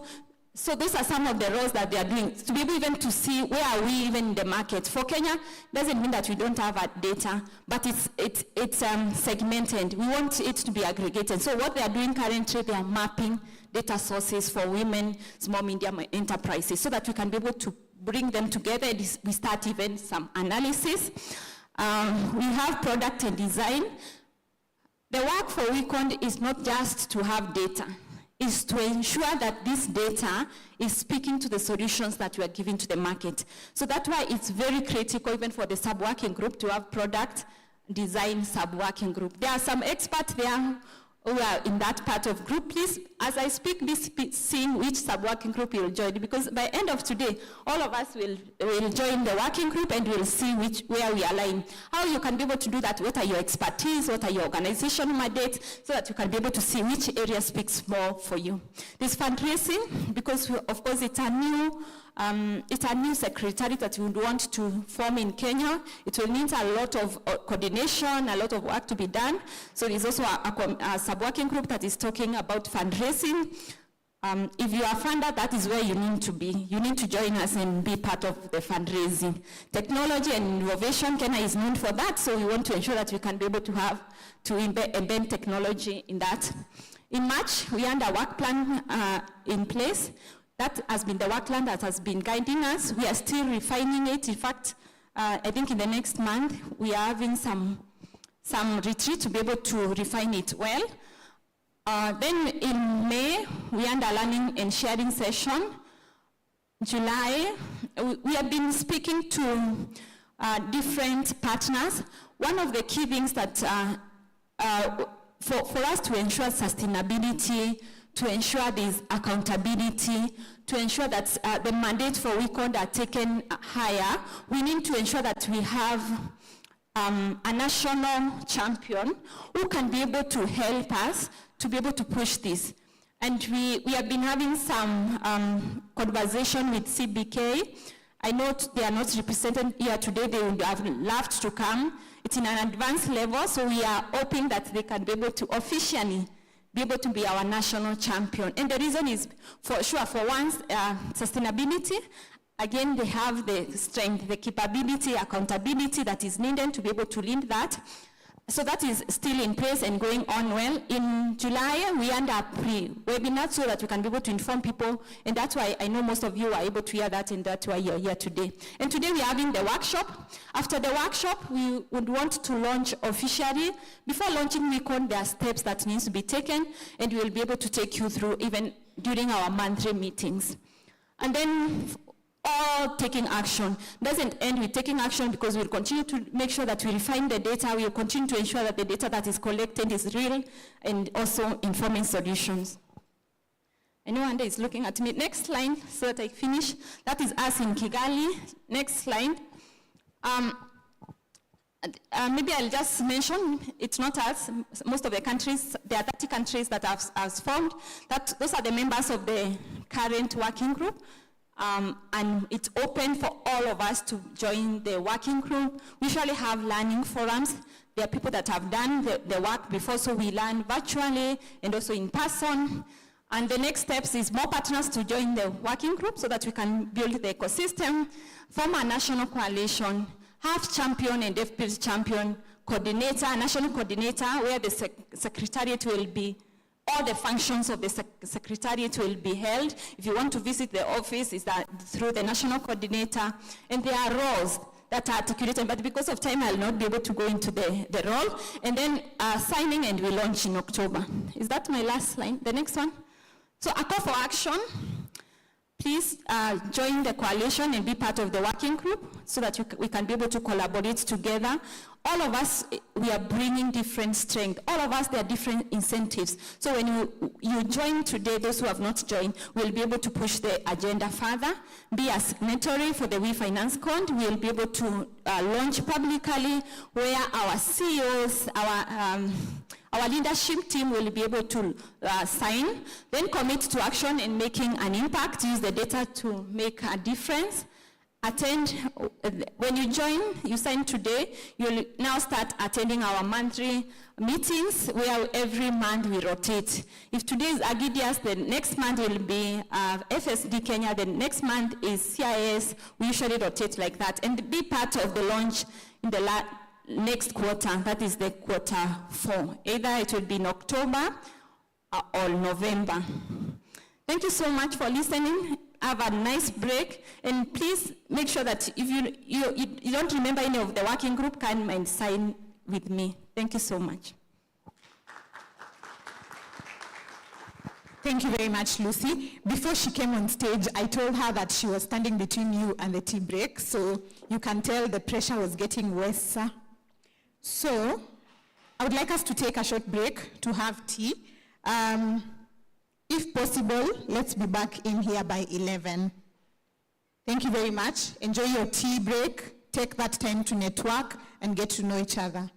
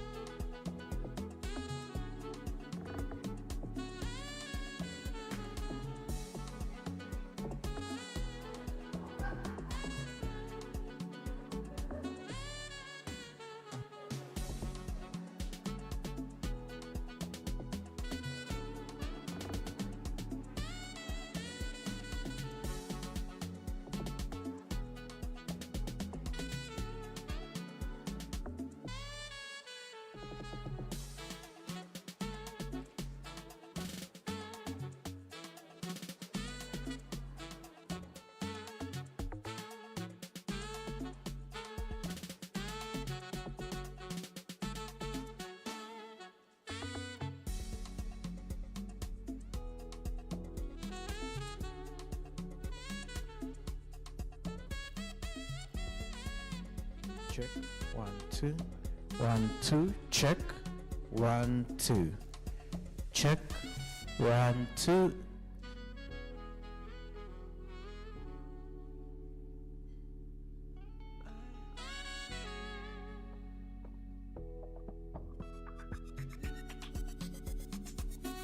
One, two, mic check. 1, 2, check. 1, 2.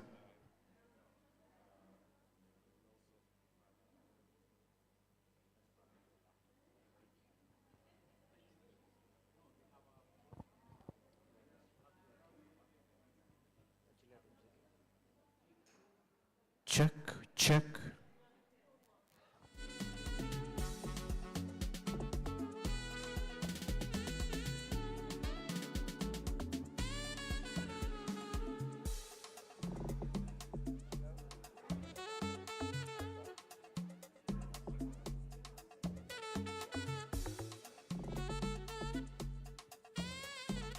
Check.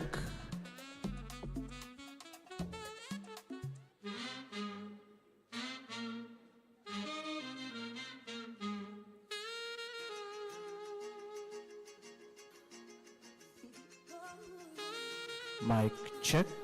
1, 2.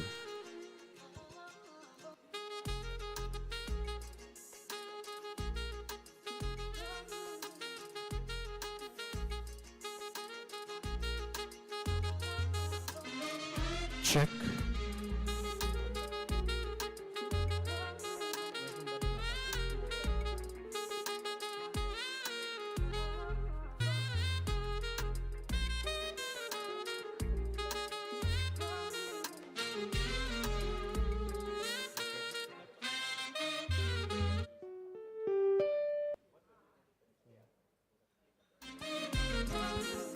Check. 1, 2.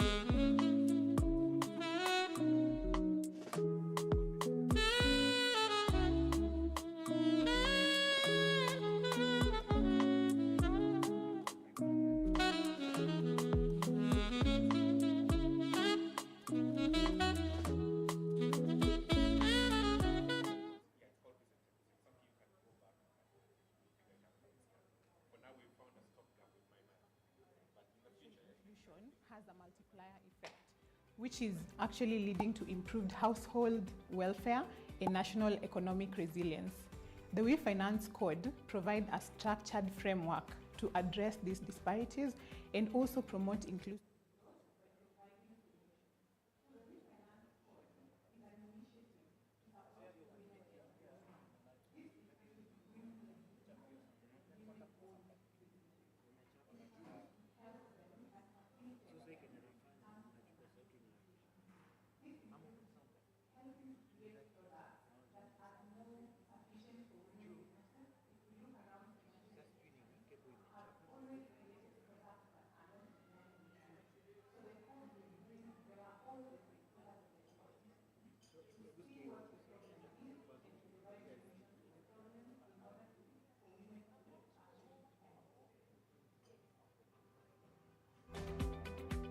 The Association of Microfinance Institutions Kenya is a member-based organization where we currently have over 70 members.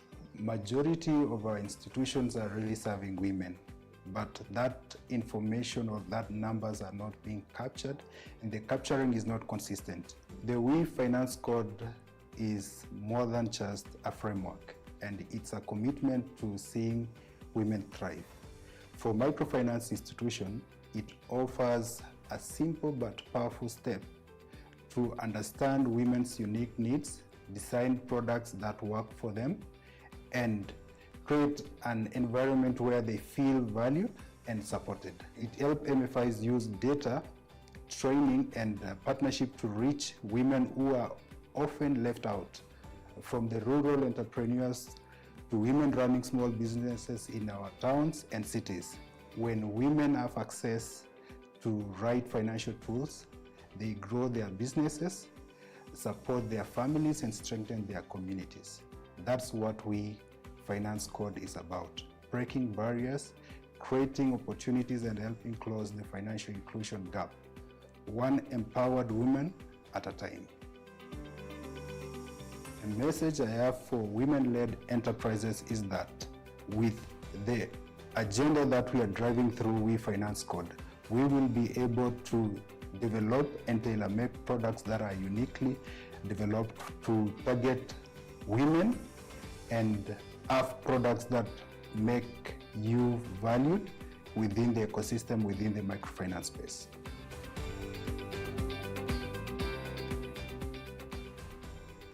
Globally and across sub-Saharan Africa, governments and financial service providers are recognizing the critical role that SMEs, and specifically women SMEs, can play when it comes to catalyzing economic growth. So just looking at Kenya, for example, out of all registered businesses, 36% of them are women-owned or women-led. So there's an increasing need and urgency to support women-owned businesses. And you'll see that there's interventions around addressing barriers, systemic barriers for supporting these women SMEs. Some of these interventions, the way they're designed, don't look at the nature of women.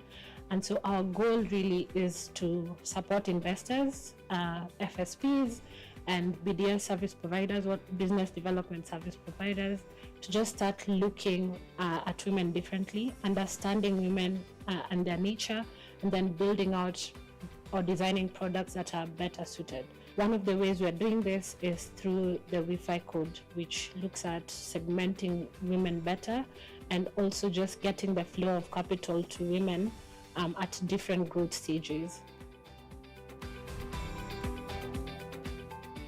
CS Kenya is a member-based association that brings together credit information providers, specifically lenders who are sharing credit information with the credit reference bureaus in Kenya. Early in the year, we conducted research on MSMEs, and what came to the fore from the data that we were looking at, which was largely focusing on commercial banks and microfinance institutions, was that women access, in terms of credit, they are accessing about a third of the total disbursements that are made in the country. So for the We Finance Code, the beauty about it is that it brings greater focus to women-led and managed enterprises. At times, there's not much information on women borrowers, depending on the sector that they're operating in, whether they do have collateral or not. And therefore, with these sex disaggregated data, it will give or enable financial institutions to be able to, in a granular manner, understand the risk profiles of women, and thereby enabling banks and other financial institutions to curate products that best suit women and also support those who are in marginalized sectors or environments. This is a timely initiative, and therefore this data will actually give the financial institutions the much needed confidence in terms of reliability of the scores, for instance, to be able to support women-led and managed enterprises. Kenya Bankers Association is the umbrella body for representing banks and microfinance banks that are regulated by the Central Bank of Kenya. Our mission is to promote reliable and professional banking sector that provides the best financial services to Kenyans who entrust our member banks with their hard-earned resources. As the Kenya Bankers Association, we intend to take a data-driven approach to help our member banks translate Wi-Fi code commitments into measurable actions. So first, we are building an industry-wide gender disaggregated dashboard. This is in partnership with Metropole, CRB, with support from FSD Kenya. This tool will aggregate CRB data from banks, microfinance banks, SACCOs, and digital lenders. The dashboard will provide monthly insights into lending volumes, credit performance, and any other market gaps that might exist. Besides gender, the dashboard will also be segmented by industry sector, region, credit score, and other loan characteristics. So it will enable each bank to track its own progress, set targets, and also benchmark against peers. Secondly, we'll use knowledge gained from the dashboards to offer capacity building programs. This will strengthen our members' ability to design and implement gender-sensitive financial products. So this way, KBA will turn the Wi-Fi code commitments into real measurable results that will increase financing for women entrepreneurs and support growth in the MSME sector as a whole. Currently, we are consulting for FSD Kenya on 2 work streams. Firstly, the launch of We Finance Code Kenya chapter, and secondly, on sex disaggregated data through building a supply-side national dashboard. These 2 work streams are intertwined and geared towards similar outcomes, and these outcomes are bringing together financial ecosystem players to drive the called and intended women, micro, small, medium enterprise outcome in a collaboration way. The second outcome is committed to collect, report, analyze, and use women, micro, small, medium enterprise data to drive solutions, these solutions, financial solutions, and act as a platform to influence policies that support women, small, medium enterprises. We invite all financial stakeholders, including policymakers, regulators, financial services providers, development partners, and all other partners to join us in this noble cause as we build a robust, informed, and committed ecosystem. Through the ecosystem that we are building, we'll be able to build a national dashboard that will be able to showcase data for every women, small, medium enterprise in Kenya. And that with that dashboard, we are able now to be able to target solutions that are needed in different levels, including product and even other solutions like financial solutions.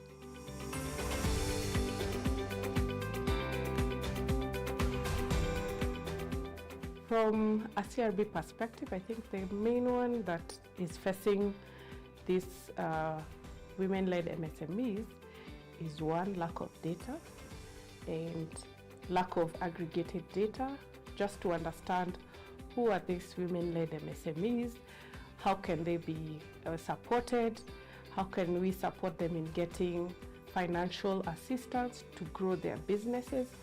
So the first one is WeFinance codes. Through data reports, aggregated dashboards that will be able to show us what is the current status of lending for women-led businesses and where can we focus on. So through the development of the dashboards, through the WeFinance code, we'll be able to clearly show this data and support all those who will support the WeFinance code in Kenya to grow our businesses for the women-led MSMEs. It will influence financial inclusion by one, development of products that are gender-specific, development of policies that will support the women-led MSMEs, the different levels at which they're able to access credit will be clearly outlined. Two, access to credit for sure will be made easy because we know where they are, and also through partnerships we'll be able to do financial literacy to know what it takes to get a loan, to pay the loan in good time, and how to use that money that you've been given specifically for supporting your business and not using the money for other purposes that it's not intended for that. Tala, actually, just to give a background, has been in Kenya for the last 11 years. So we started off in 2014 and expanded to other markets. And for the period that we've been around, we've served close to 11 million customers across the different markets and about 3.5 million customers in Kenya. And we've noticed that about half, that's like 50% of our customers are actually women. About 70% of our loans are taken up for business purposes, and this is based on self-reported surveys. And given that over 50% are women, you can already tie it to the fact that a lot of these loans are borrowed by women and then channeled to businesses, which is now the MSMEs that we are talking about. The WeFinance code is not just a pledge or just simply a commitment. I think it's a platform to keep everyone accountable in the ecosystem and just bring together all these ecosystem players to see how we can better design financial products for women. And technology plays a key role, especially in the fintech world where technology evolves every other day. We are keen to see how we can leverage, especially alternative data, to credit score women. And women have been excluded for the longest time. And if you go back to how traditional financial institutions have been operating, you realize there was a lot of complex paperwork before somebody actually accessed finance or credit for that matter. But with the advent of technology and fintech, you'll realize that at the click of a button on a phone, on a smartphone, a woman will exercise their financial agency and be able to access financial services. So technology has clearly revolutionized that space around finance. My call will be for women to join this week code. If there are women entrepreneur associations, women entrepreneurs themselves, please come on board so that then we can work together to see how we can better access to finance for women.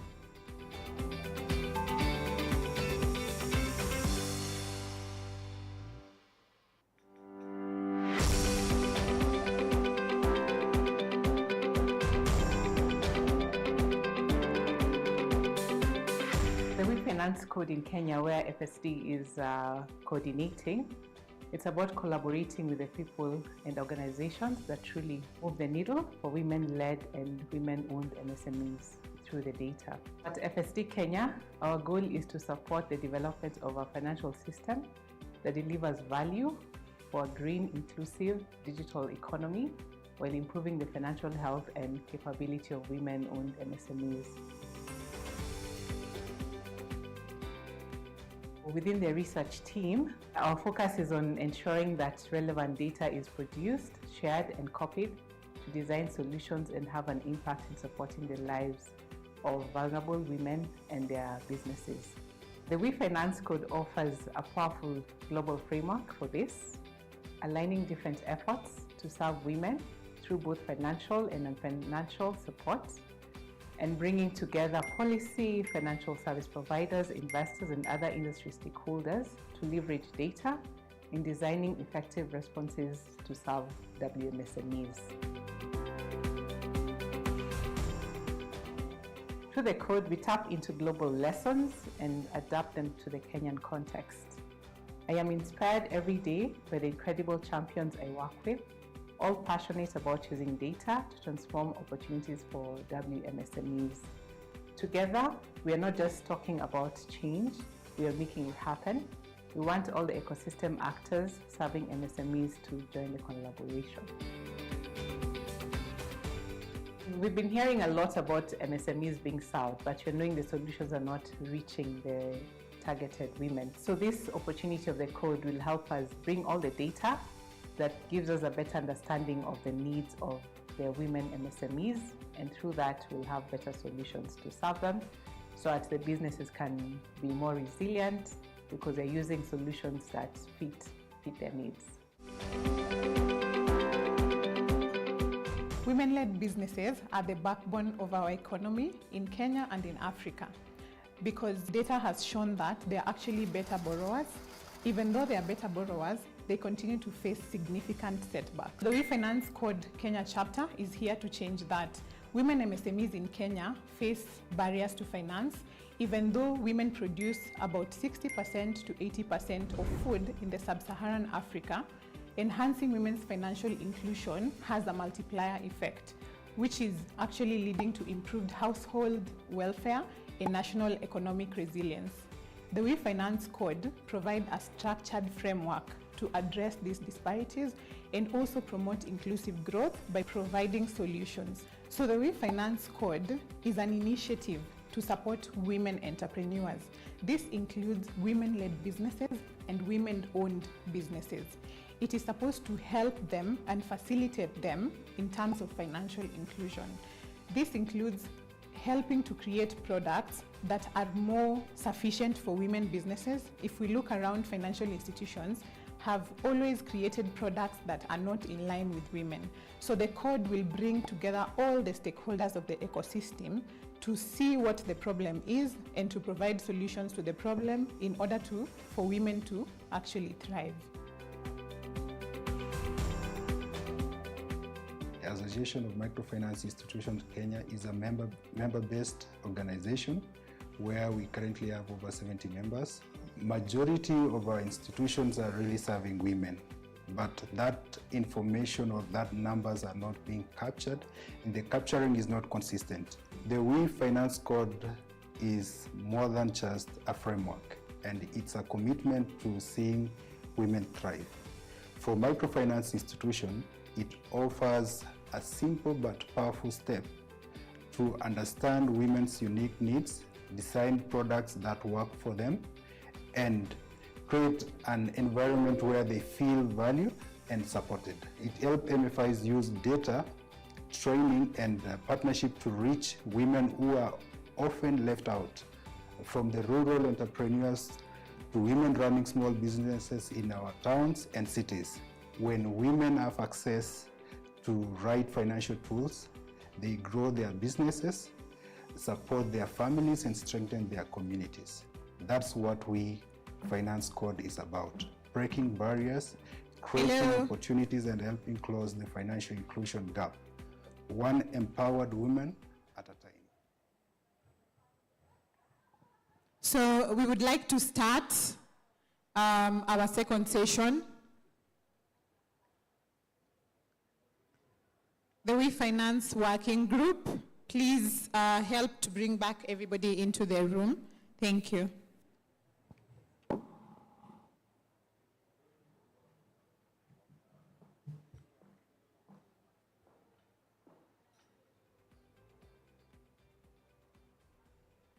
Globally and across sub-Saharan Africa, governments and financial service providers are recognizing the critical role that SMEs, and specifically women SMEs, can play when it comes to catalyzing economic growth.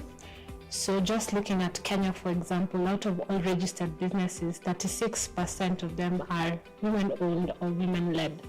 So there's an increasing need and urgency to support women-owned businesses. And you'll see that there's interventions around addressing barriers, systemic barriers for supporting these women SMEs. Some of these interventions, the way they're designed, don't look at the nature of women. And so our goal really is to support investors, FSPs, and BDS service providers, or business development service providers, to just start looking at women differently, understanding women and their nature, and then building out or designing products that are better suited. One of the ways we're doing this is through the Wi-Fi code, which looks at segmenting women better and also just getting the flow of capital to women at different growth stages. CS Kenya is a member-based association that brings together credit information providers, specifically lenders who are sharing credit information with the credit reference bureaus in Kenya. Early in the year, we conducted research on MSMEs, and what came to the fore from the data that we were looking at, which was largely focusing on commercial banks and microfinance institutions, was that women access, in terms of credit, they are accessing about a third of the total disbursements that are made in the country. So for the We Finance Code, the beauty about it is that it brings greater focus to women-led and managed enterprises. At times, there's not much information on women borrowers, depending on the sector that they're operating in, whether they do have collateral or not. And therefore, with these sex disaggregated data, it will give or enable financial institutions to be able to, in a granular manner, understand the risk profiles of women, and thereby enabling banks and other financial institutions to curate products that best suit women and also support those who are in marginalized sectors or environments. This is a timely initiative, and therefore this data will actually give the financial institutions the much needed confidence in terms of reliability of the scores, for instance, to be able to support women-led and managed enterprises. Kenya Bankers Association is the umbrella body for representing banks and microfinance banks that are regulated by the Central Bank of Kenya.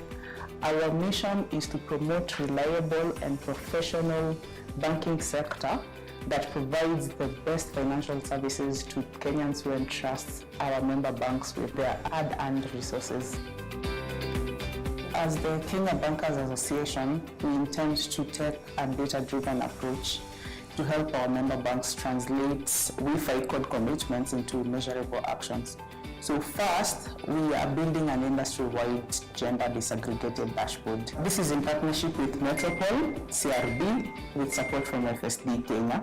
This tool will aggregate CRB data from banks, microfinance banks, SACCOs, and digital lenders. The dashboard will provide monthly insights into lending volumes. Hello. Did you enjoy your breakfast?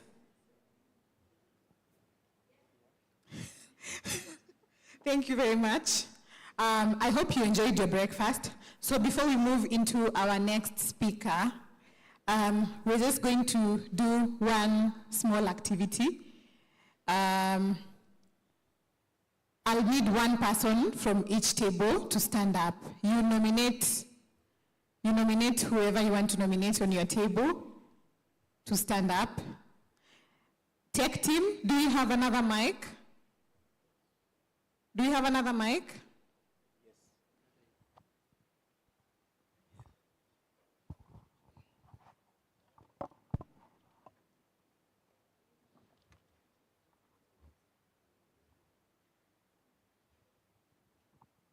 Okay, so which table do we start with?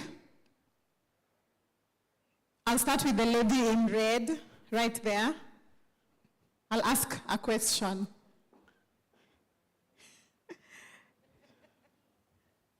Yes, we'll start with you. Even if I'm not the nominee for the table. I've waited for the tables to nominate, I haven't seen, so I'm now dictating. Okay, so you use one adjective, your name, the first letter of your name, give us an adjective that describes you using the first letter of your name, and then tell us about the person sitting next to you, what you know about her. Okay. Yes, because I said when we went out, network, get to know each other, yeah? You're welcome. So my name is Rachel. I'm real. Like what you see is what you get. Okay? Yes. And the lady seated next to me is Nelly. She works for Sasra. And actually we sit in the same building at UAP. I didn't know that about her until now. Thank you. Wow, okay. Thank you very much. Please let's clap for her. We're going to move to the next table. Which table? 1, 2, 3, 1, 2, 3. Aha. I know Shiko. So you give her the mic. She knows herself. So you give us an adjective that, yes. Courageous. Aha, okay. Courageous Shiko. Mm-hmm. And real Rachel. Tell us about the person sitting next to you. I was with her in university. Wow. Did you meet today here? Yes, maybe since then, yes. Since then? Yes. How many years are those? You want to know my age? Okay. We're done. She's 12. Thank you very much, Shiko. Courageous Shiko. We're going to move to the next table. So we're moving to this table here. And you were supposed to nominate somebody on your table, and we were going to ask a question.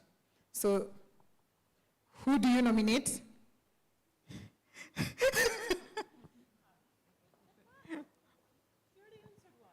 Yeah, she did. She answered one. So we're nominating somebody else. Okay. So you tell us an adjective, the first letter of your name. Tell us an adjective that represents that first letter of your name. So Shiko said she's courageous, courageous Shiko. Rachel said real Rachel. You tell us an adjective. My middle name begins with a K, so I'm kind. Wow. Kind, amazing. Then you're going to tell us something about the person sitting next to you. Tell us anything about the person sitting next to you. She's very composed. Uh-huh. Do you know her? Who is she? We just said hi to each other, and we are actually just picking up a conversation just now.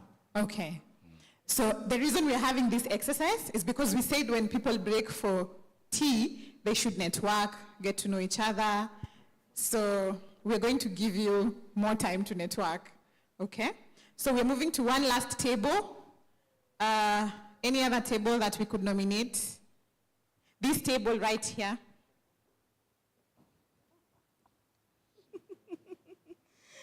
Hi, my name is Selina. I'm creative. C for creative. My friend next here, she's called Abdia from SBM Bank, Women Banking. We've worked with her in my previous life. Yes. Okay. And she's very colorful. Thank you very much. Thank you very much for that. So please feel free to network with the people you're seated next to, get to know each other, so that when we have this exercise again, you know your neighbor. So we are transitioning to our next session, but we're going to go back to Sophia Zambo from the World Bank, We Finance Code Global Coordinator. She had started her presentation online. Unfortunately, she wasn't able to complete it. So we want to complete that conversation so that we understand from a global perspective. Sophia, can you hear me?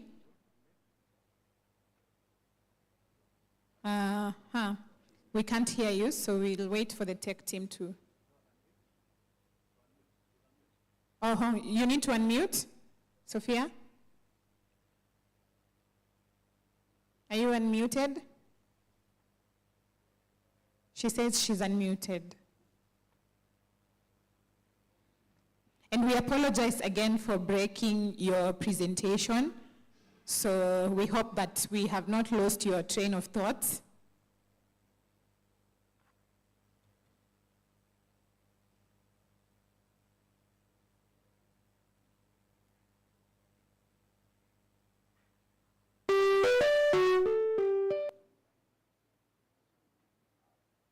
Are we good? Can you hear me?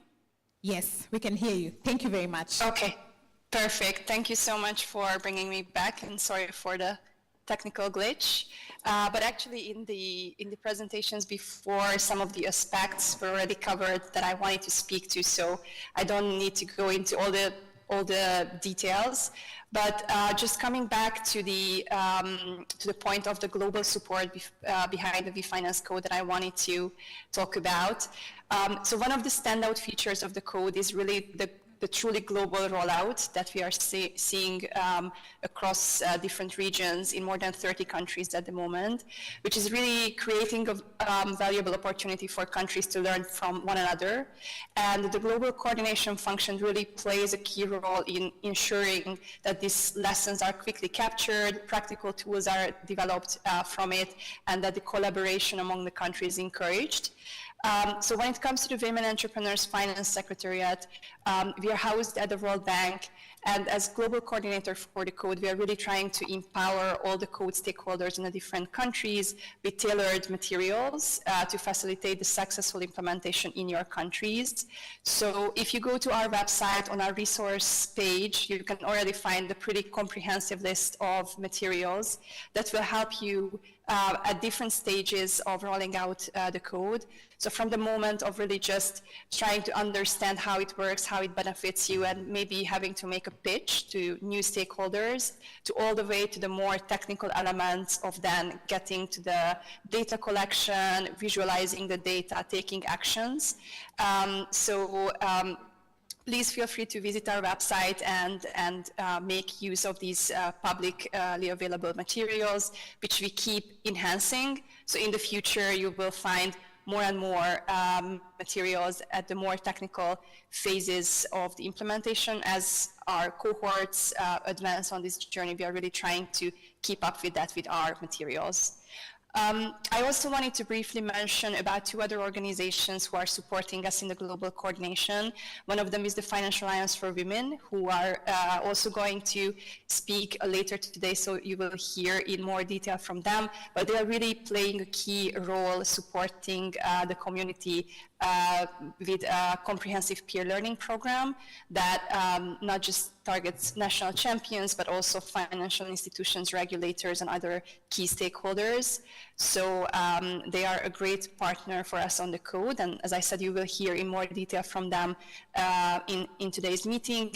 And last but not least, also OECD is a key organization who are the global data aggregator for the code.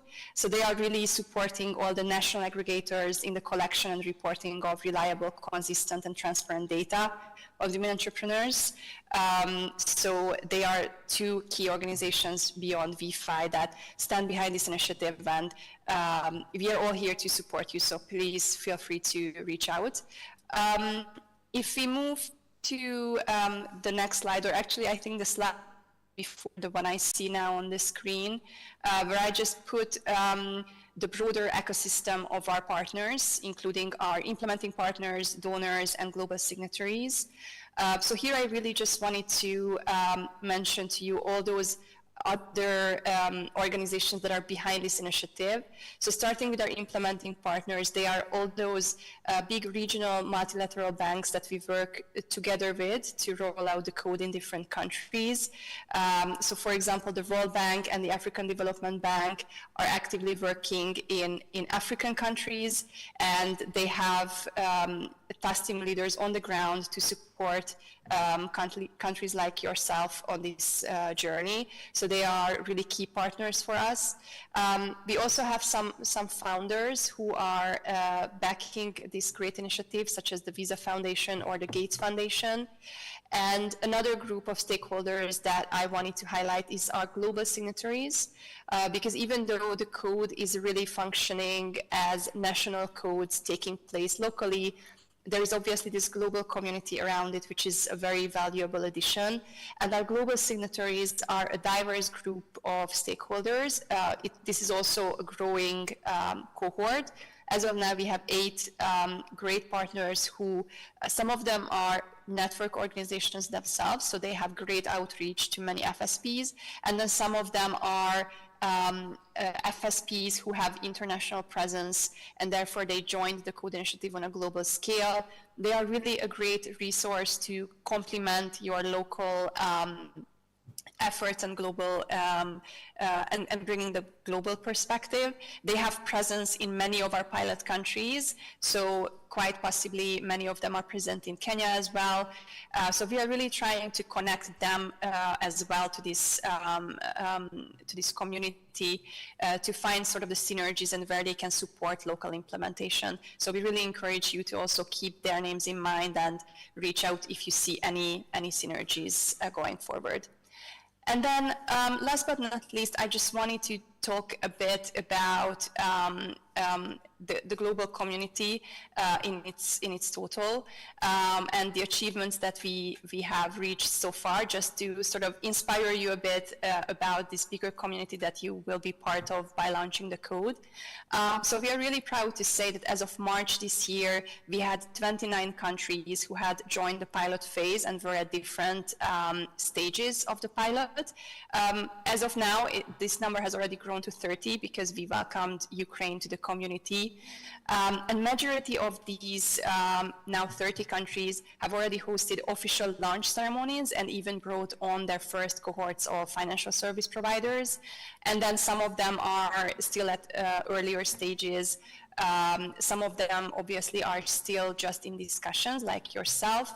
This number is also growing, so we are in active conversations, not just with Kenya, but we also see a lot of movement in South Africa, Uganda, and Liberia, just to name a few of these countries.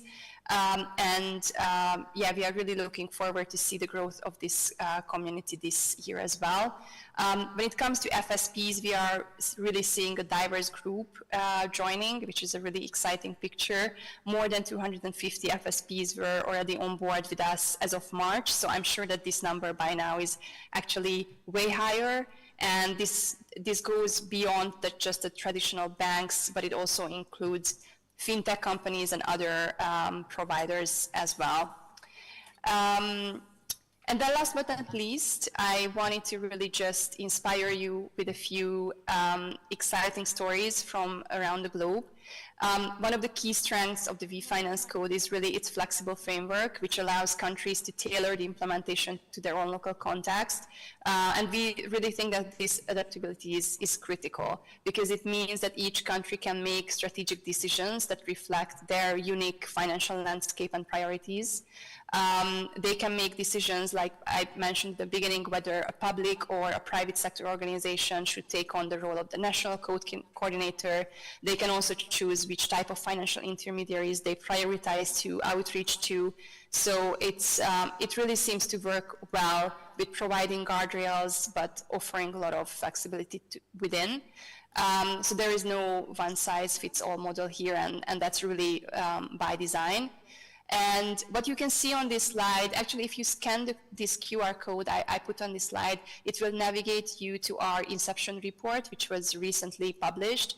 And this is our first report for the code, which is really trying to capture the first 18 months of progress and sort of celebrate this momentum, but also, very importantly, offer some inspiration to countries who are at the beginning of their journey. We highlighted several inspiring examples in this report of how different countries have tackled different steps of the implementation. And they are serving not just to encourage you, but we really hope that you can learn from it, get inspired from it, and also see how different countries take different approaches that work well for them. From the first step of identifying champions, we have seen some great examples that we wanted to show you, such as the example of Pakistan or Madagascar's great selection of champions, to all the way through to tracking and accelerating progress. And you can see countries from different regions, many of them from Africa, but many of them are from beyond. So you will see, for example, how we were really, really excited to see Nigeria successful recruitment of 92 FSPs, which was really beyond all expectations. But also on the data front, we are seeing amazing progress in Central Asia. Mongolia is a great example of how they managed to visualize their data and started analyzing it. So I really encourage you to take a look at our report, visit our website and take a look at our resources, because we as the V5 Secretariat and our partner organizations we have talked about, we are really here to support you on this journey. We are really excited to see this great event and all the discussion that you are taking on. And if there is any way we can support, either by connecting you to other countries, providing resources or the pre-learning, please don't hesitate to reach out to us. And we are really looking forward to see the progress in Kenya and working together in the future. Thank you so much to the organizing team. Thank you very much. Thank you so much, Sophia. Thank you very much for that insightful presentation. And once again, we'd like to apologize for giving you a forced break, but we are glad that you were able to. I'm very happy we managed to finish the presentation, and it was great to see really this momentum. So thank you so much for the invitation. Okay, thank you very much. So now we are moving to another session where we will have a demonstration of the data dashboard, and this will be done by David Taylor. So this session is going to explore examples of data, analytics, and tools exploiting gender disaggregated data, which is one of the most important aspects of this conversation. It will also explore use case and benefits that Kenya will be able to implement with their own national dashboard. You're welcome, David. David will also be doing this virtually. Hello, everyone. My name is David Taylor from Usable Data. I'm a long-time collaborator with FSD Kenya. I've had the privilege to work with them now for nearly 10 years. With the Wi-Fi code, I've spent the last few years working in partnership with Consumer Centrics, helping countries, regulators, financial service providers to implement the data side of the Wi-Fi code across 13 countries. So it's often said that what isn't measured can't be managed. And the great thing about the Wi-Fi code is that we're going so far beyond measurement. The tracking and understanding the scale and size of the problem is fantastic, but the data piece really gets us. It's the link between the measurement and the action portion. We all know that without change, without action, all of this is meaningless. The numbers don't mean anything by themselves. And the level and the approach that we've been taking with the Wi-Fi code to data really puts actionable insights in the hands of policymakers, of financial service providers, of the sector in general, to really understand the market in a way which directly informs decisions. And one of the things that I'd like to do with you today is to walk you through some of the dashboards, some of the data analytic products, have a look at the kind of insights that we'll be able to generate in Kenya. I'm hugely excited to be part of the Kenya journey because of the depth of data that's going to be available, the approach that's been taken. So we're going to look at some international examples, and then I'll tell you why I'm particularly excited about the Kenya journey. Just before we dive into the dashboards, I wanted to share something that really crystallized for me the value of this data and where it sits in the decision-making process and the furthering of the cause of women-owned and led enterprises. We were doing a workshop a few years ago in London, and I was talking to the head of SME banking and the women's proposition from a major bank in Jordan. And she came to me and she said, every time I make a proposition for a new product, to invest in new marketing, whatever it is I'm trying to do, it's my job on the line because I have no data to back it up. There's no numbers, I don't know the size of the market, I don't know what our portfolio looks like, I don't know what the sector looks like, I don't know the unmet demand, I don't know where that is, and I don't know who they are. So every time I'm making this proposition to our executive board, it's my job on the line because I have no data to back it up. It's my hunch. So it's a risk not only organizationally, but there is this huge barrier institutionally for anyone to make a suggestion or to design a product or to do anything new or innovative in the women's SME space because of the personal risk that they were taking on by doing that. And when we started exploring the data and the possibilities, she said, this is exactly what we need. This lets me make proper business decisions.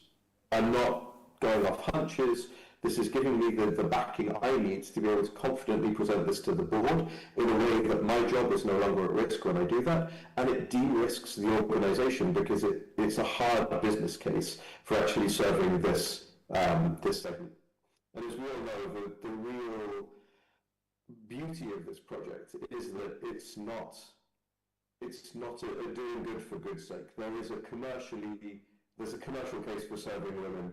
And this data is really how that can be quantified and how you can really plan your investment or your product design or your marketing or however it is that you're planning to put the code into action. So I'm going to explore with you a couple of dashboards which we have. So the first one here is from Mongolia. So I hope everyone can see my screen. Please somebody shout if you can't see this. So what we've done here is in Mongolia, they've been collecting aggregated data at the central bank for a number of years. Nothing was really done with it. It was really interesting in Mongolia because they'd gone to the extent of collecting really quite a detailed set of data. They were collecting data split by gender, by the type of business, so you could disaggregate sole entrepreneurs from legal entities, by a high-level sector. And they were collecting a lot of this information.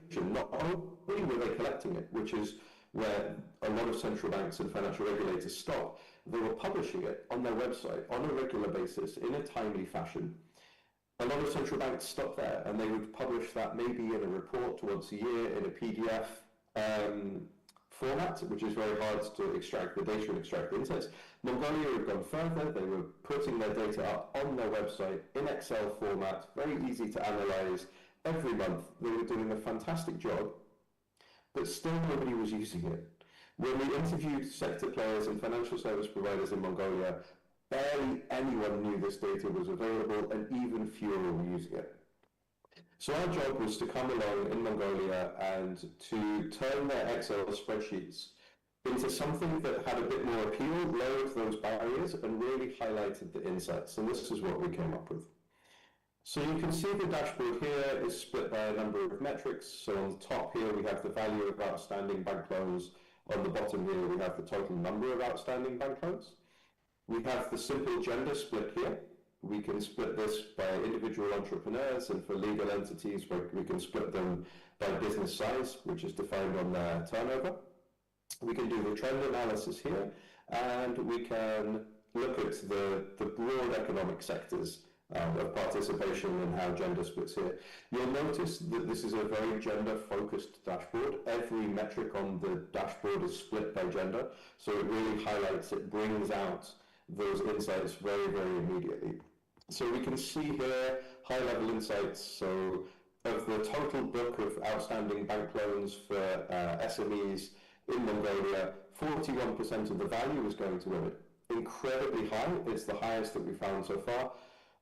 Mongolia has very interesting social gender dynamics, which actually boost women's participation in the market significantly. So we can see here women have 41% of the value of total bank loans for SMEs and 57% of the number. So this relationship here, where we haven't found a country yet where the women's proportion of the market for value has been higher by number. Women always have a higher representation in terms of the number of loans they're receiving than the value that they're receiving. So what kind of insights can we see here? How can you directly apply this to your business?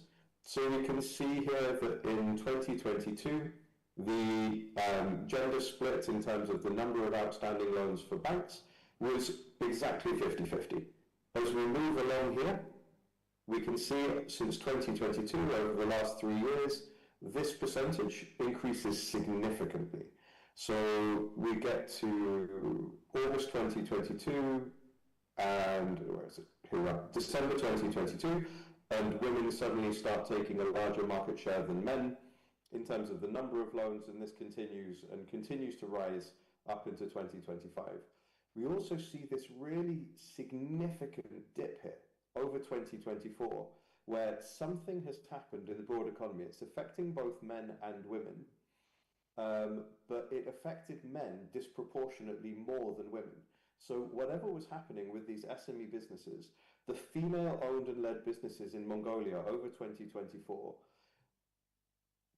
they were far more resilient in terms of the number of loans and their appetite for credit over 2024 than the male-owned businesses. Understanding these kind of dynamics and understanding whether this is a supply side issue or a demand side issue, is this a case that fewer men were applying for loans over this period? Or was it a case that the loans that were coming in for men from male-owned businesses were being rejected or weren't meeting the criteria?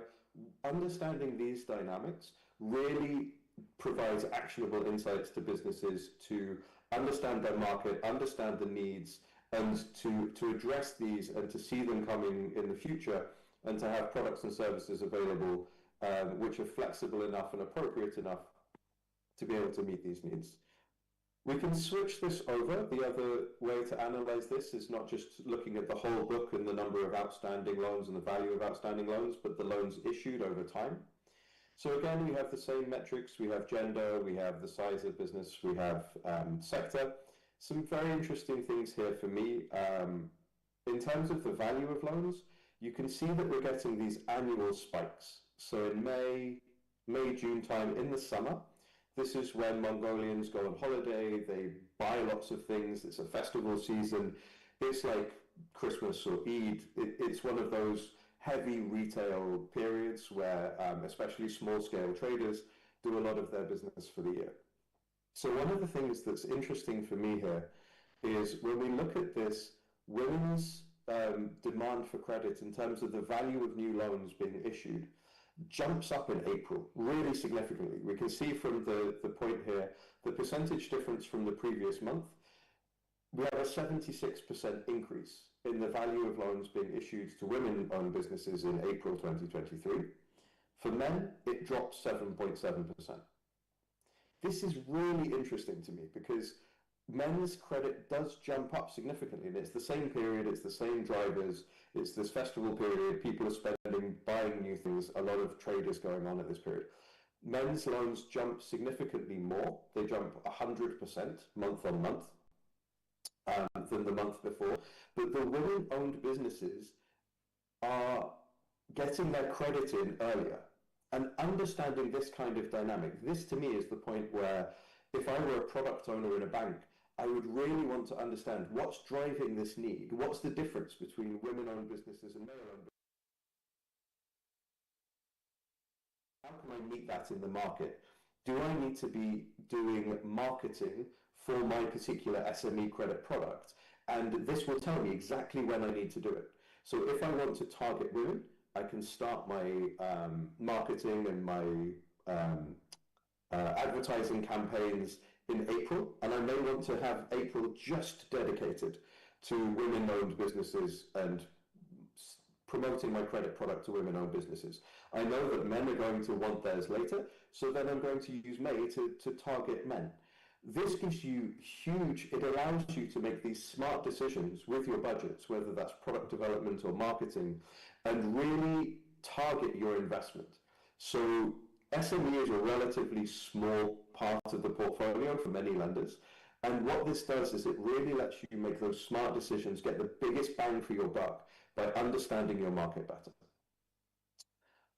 Other dynamics we can examine with this in Mongolia, we have the average number of loans. We can see, as we see everywhere across the world, the value of loans for women is significantly lower than men across every metric, across every type of business, across every business size, across every sector. But there is really significant differences here within those businesses' size and within the sectors. You can see here that for small businesses, they're very nearly at parity. But for medium businesses, there's significant differences, and there's very significant differences in micro businesses. So what is it about the small businesses that we're nearly reaching parity there? What lessons can I learn from that segment that I can take into my other products and use to equalize that balance in the small and medium businesses, for example? NPLs, always fascinating, always really important when we're looking at credits to SMEs. We can see here in Mongolia, usually we say women are better payers. Usually that means a 1 to 3 percentage point difference in their NPL return rates. Mongolia is crazy. You can see here that men's NPLs stand at 19% of the portfolio by value, women's 11%. So there's an 8 percentage point difference in Mongolia between the men's repayment and the women's repayment. Again, Mongolia is a very unique situation. It's a very unique country, but this difference is massive. Because we have this data available to us, and because we can apply these filters, we can look at this and see exactly where the differences are, and see what's causing this. Again, because this is a great headline, women pay better than men, fantastic. But really, as a business owner, as a financial service provider, I want to see if this is true across the board, which segments this is true for, and what learnings I can take for this. So I'm going to skip ahead to the answer here, and we're going to look at trade. And if I filter out trade, then we can see the portfolio in general. Male-owned businesses, 22% NPLs for micro, 10% for small, 8% for medium. If we look at women-owned businesses, not only are these different, the actual where the NPLs lie are completely different. Completely different makeup, they're in different segments, they're in different sizes of businesses. So not only are they lower, they're not lower consistently across business sizes and sectors. So this is where we get that. Again, we can dig in, really understand the market, what's going on here. We may not be able to answer all the questions with this data, but we get a lot better questions, which can inform our strategy, our product design, and our marketing. Another tool that I wanted to highlight, and I've heard we've talked about Nigeria already in some of these sessions. Nigeria has done amazing work in using highly disaggregated data for gender-based insights. So this is a gender-based summary of account ownership of any BVN linked, that's their banking verification number, so the unique ID that you need in Nigeria to be able to open any kind of financial services product. We can split this data by gender, and the difference here is that with Mongolia, they were using an aggregated template, so they had to choose those metrics that they had to choose what level of sector they were going to analyze the data at or ask the data to be reported on. They can do some things, but they had to make a choice about which indicators, which metrics they were going to choose. In Nigeria, they have all of the underlying raw data. So every account in the country has one line in the database with every single attribute for that account. So there are 26 attributes in Nigeria, so you can cut it as many ways as you can think of. So we have gender here, we have age class, so we can see here that 43% of the total population aged between 18 and 25 who own an active BVN account are women. We can apply filters here, so we can look at this and we can just look at current accounts. We could just look at savings accounts. We can filter this whether the accounts are active or not. We can look at different account types here. So really interestingly in Nigeria, the women's market share for fixed deposit accounts, 54%. Amazing, very interesting. Fixed deposits and treasury bills are dominated. They have women have a much higher market share than men in these particular areas, especially when you compare that to current accounts.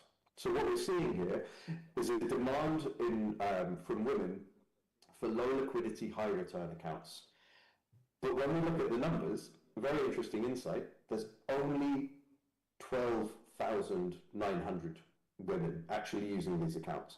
So we can see there's a demand, and that demand is very gendered. We can also see that there's huge latent potential in the market, and particularly in the women's segment, for these types of accounts, these low liquidity, high return accounts, because you've got a country of over 200 million people, and there's only 12,900 women with fixed deposit accounts. So these are the kinds of insights that really jump out at you when you start presenting the data like this and allow it to be interrogated in this way. We can look at geography, which again, hugely important if you're planning marketing campaigns, if you want to understand religious dynamics in the country in terms of whether you're doing Islamic banking or not, whether you're looking at different economic or environmental stresses and how those stresses have impacted demand for credit over time, or broad economic disruption like COVID, how that's impacted the demand for these things and how that's possibly impacted men and women-owned businesses in different ways. So this is fascinating when we can start going in on a geographically disaggregated data, and we can say 17% of women own an active BVN-linked account in this particular state. That represents this many women. There's this many women in the state. And this brings it back to the Jordan example, where here is your hard number for your business case. You can say here that there's 1.5 million women living in Bauchi who don't have any kind of account. This is exactly what you need when you're planning your marketing strategy, when you're planning your rollout, when you're planning your placement of branches, everything. You need to know exact numbers of who's being served and what percentage of that market is being fulfilled. This is a great example of where we would love to get to with the Wi-Fi code and with small-scale businesses, and get this level of data and this level of granularity in Kenya going forwards for the Wi-Fi code. And why I'm really excited, I said I'd finish this way by explaining why I'm particularly excited about Kenya. Kenya is going to be able to go very, very far very quickly because of this approach they've taken, particularly on the credit side, by engaging with Metropole and pulling all of the data from the CRBs. This does two critical things, in my opinion. The first one, it dramatically lowers the compliance burden on any of the providers in the room there. You're not going to be asked to provide detailed data to another party, increasing your compliance burden. The data will all come from one single source of truth. It's all been done to the same standards. It's all been through Metropole's cleaning, and it will then be provided for analysis through KBA and hopefully CBK in the future. So it provides us very, very high quality data at no compliance burden for the credit data to the financial service providers. It also allows us to get the data product into the market and the insights into the hands of decision makers incredibly quickly. And because it's based on the micro data, we're going to be getting very, very detailed data, similar to what you're seeing here for Nigeria for SMEs, because we're going to be able to analyze data disaggregated by gender, by economic sector, by geography, by age of business, by size of business, by loan type, by product type, whether the loan is collateralized or not, whether it's a sole entrepreneur or for a business, the performance of the loans and the number of days overdue a loan is. So I'm incredibly excited for Kenya because I think this journey for other countries has been very difficult. The difficult part is often pulling the data together, forming those coalitions, getting banks to implement the technical solutions to report this very granular data. Kenya has completely sidestepped that step and is going straight to the insight generation. And it's going to be really exciting in the next couple of months to see all of these really detailed insights coming out and how we can use that to drive the market for women-owned SMEs in Kenya. Thank you very much. I believe there's going to be some questions, so I'll stay here. And if anyone has any questions, I'd love to hear them. And I'm really looking forward to walking the rest of this journey for you, with you in Kenya. Thank you very much, David. Do we have any questions? Anyone with a question, we can direct it to David. Online, do we also have any questions online?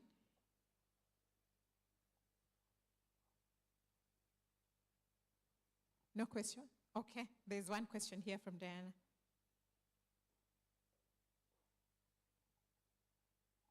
Thank you so much, David, for that very insightful presentation. I'm curious about the sectoral choice. Is there some background behind isolating those specific sectors for the analysis and the dashboard? So all sectors will be collected and they'll be classified according to the KNBS definitions within Kenya. So it's not that we've chosen specific sectors, we're only collecting data on that. Everything will be collected. And we'll use the KNBS government definitions to disaggregate sector within Kenya. Thank you. Any other question? We'll take two more. Yes. So we have one more over there and another one here. David, do you want us to take both of them and then you'll answer them together? Whatever you like. Okay.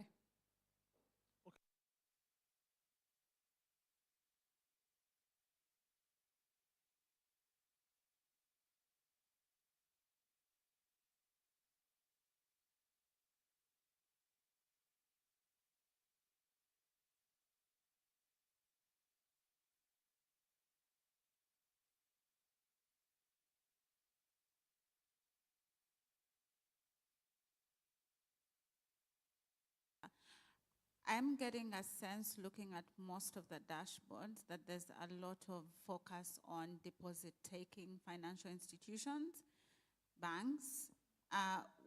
Where is the space on these platforms for other financial service providers who are very interested still in driving access for women, but are not formatted like a bank? Thank you. David? Perfect. It's a great question, and it's one of the other reasons I'm really, really excited about Kenya. So a lot of countries in their WeFi journey, they've started with the banks. They have a higher technical capacity to report the data.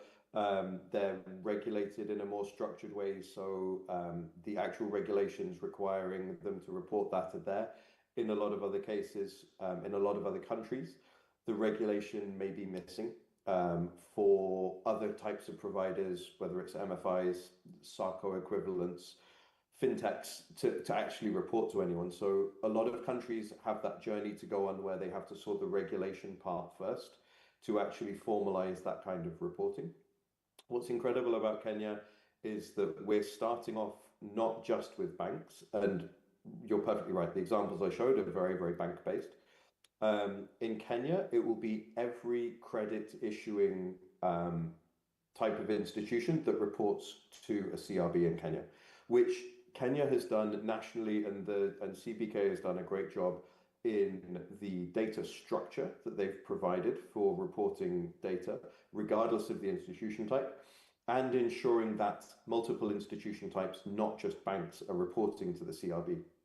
So Kenya is really ahead of the curve in terms of credit reporting and having these single source of truth CRBs where all of the data is collected, regardless of whether it's a bank or a CRB or a fintech or a mobile money operator. And so in Kenya, we're going to see really Kenya, when it launches the dashboard, will be the most detailed in terms of being able to compare types of provider. We've not really had a market which has progressed significantly. In Mongolia, we have banks and non-banks, but the way that the data is structured, the non-banks are very, very aggregated, and it's yearly reported. You can't split the data by sector, you can't split it by anything other than gender effectively. There are still some interesting insights, but you can't do that cross comparison analysis, which I think you're talking about, to be able to compare fintechs to banks and understand the role that each different kind of service provider plays in the market.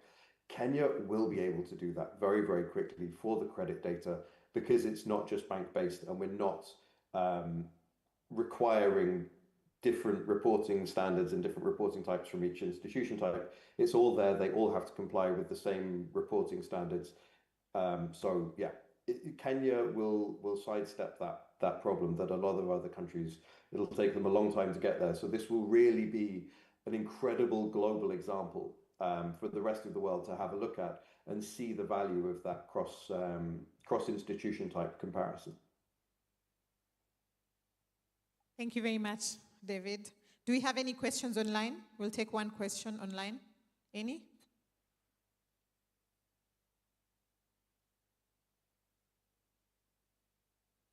No questions online. Thank you very much.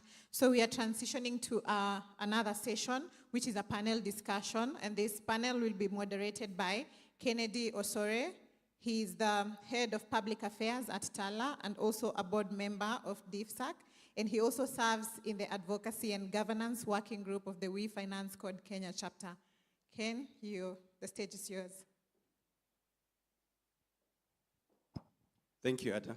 I'm just thinking as I'm walking up, if Ada had given me the mic earlier during the activity, what would I use to describe myself as an adjective? And in this context, I would go with optimistic. And it's because my surname starts with an O, it's Osore. And I'm optimistic because of two main things. Number one is the momentum that we are building as an ecosystem, just to push this initiative forward. I'm very much encouraged just seeing the diversity in the room, and this is a testament to what we want to achieve for WSMEs. Two, and I'm borrowing from the remarks by Tamara earlier on in the morning, when she actually mentioned that designing for women also solves for men. But the opposite is not always true. And so I'm also encouraged that this initiative is not just a women-led initiative alone. We actually have men in the room. Maybe I'll take this chance to just recognize the men in the room. If you are here, men, maybe we can stand and just say, "Ahu!" Please, men, join me. We need to recognize and see that the men are walking this journey. Thank you so much. Thank you. And even the men who've joined online, this is a testament that working together, we actually get to go far. So thank you very much. So I have the honor to moderate a very interesting panel. And this panel will actually now sort of help us drive the message home. We've had insights from the previous speakers, and now we just need to synthesize all these and see how do we drive this message home. So it's my pleasure to introduce the panelists for the day.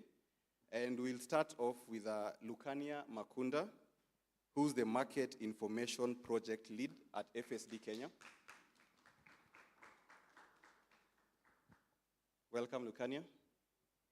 We'll also have Mbithe Mwema, who's the Group Executive Business Coordinator at CPF. Welcome, Mbithe. And we'll also have Louise Bosch, who's the Technical Advisor at GIZ Kenya. Thank you. Welcome to the stage. But before we dive into the discussion,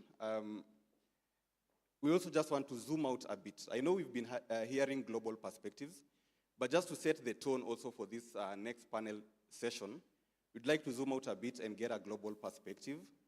And happy to welcome none other than the Women World Banking, which will be represented by Elizabeth Gathai, who's the Regional Director, Africa, World Women Banking. And she'll set the stage for us. They've had experience globally with how data has transformed financial ecosystems in other markets. And so let's just get that perspective, and then now we bring it home as we dive into the discussions with players locally who are already driving this initiative. Welcome, Elizabeth.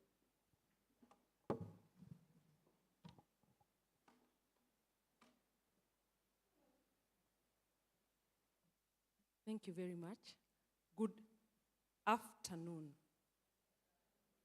You're good? Yeah, this is a very interesting conversation. And for us as Women's World Banking, it's a dream come true. We've been around for over 45 years, and we've been talking about sex, gender, transitioning to sex disaggregated data. At Women's World Banking, it's a very, very proud moment for us.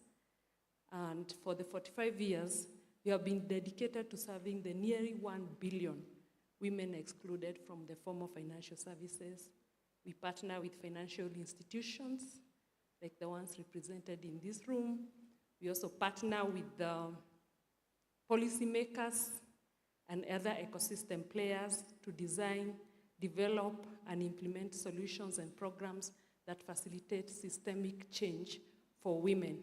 Since 2018, Women's World Banking has reached more than 91 million women, helping to change not only their lives, but those of their households, their communities, and contribute to inclusive economic growth.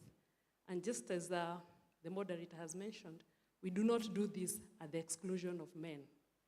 In that process, we have also been able to reach over 57 men.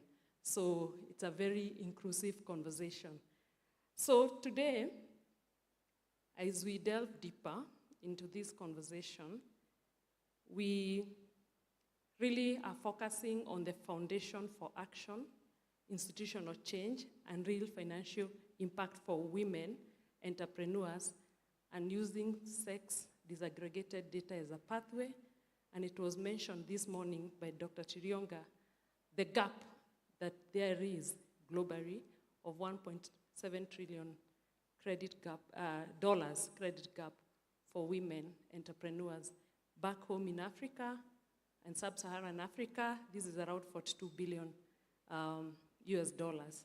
So with sex disaggregated data, FSPs globally and also in this room can turn this gap into an opportunity by beginning to be more deliberate and intentional and having this conversation in the boardrooms. It's not just enough to have the product designs, but these conversations must be positioned in the right place. And this eventually will deliver the aspiration of unlocking close to $21 trillion additional GDP globally. I don't have a presentation because I was only given 5 minutes, but I just want to speak from experience. As Women's World Banking, having worked in Latin America, in Southeast Asia, in South Asia, and also in Africa, we have a number of lessons working with women. And for us, when you look at sex disaggregated data, we always look at it from two perspectives, both from the supply side and also from demand side. Because supply side shows who is being served and how they're accessing and using the financial service products.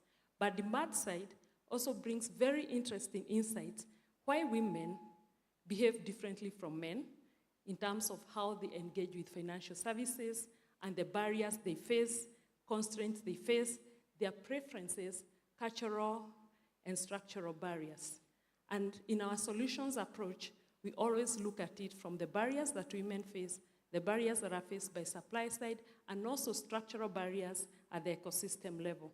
I was just looking at the data that was released by Findex the other day, and I was just, we've made significant progress in Kenya in terms of closing the gender gap, but we still have significant gaps, especially when it comes to usage of financial products like payments, savings, and credit.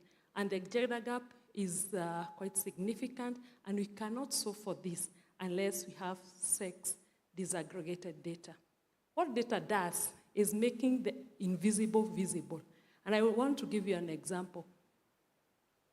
When we go, and especially when we get financial institutions to work with them, because we do that all the time, when we talk about the question of the gender intentionality of a financial service provider, most of the times we do not even understand where they are.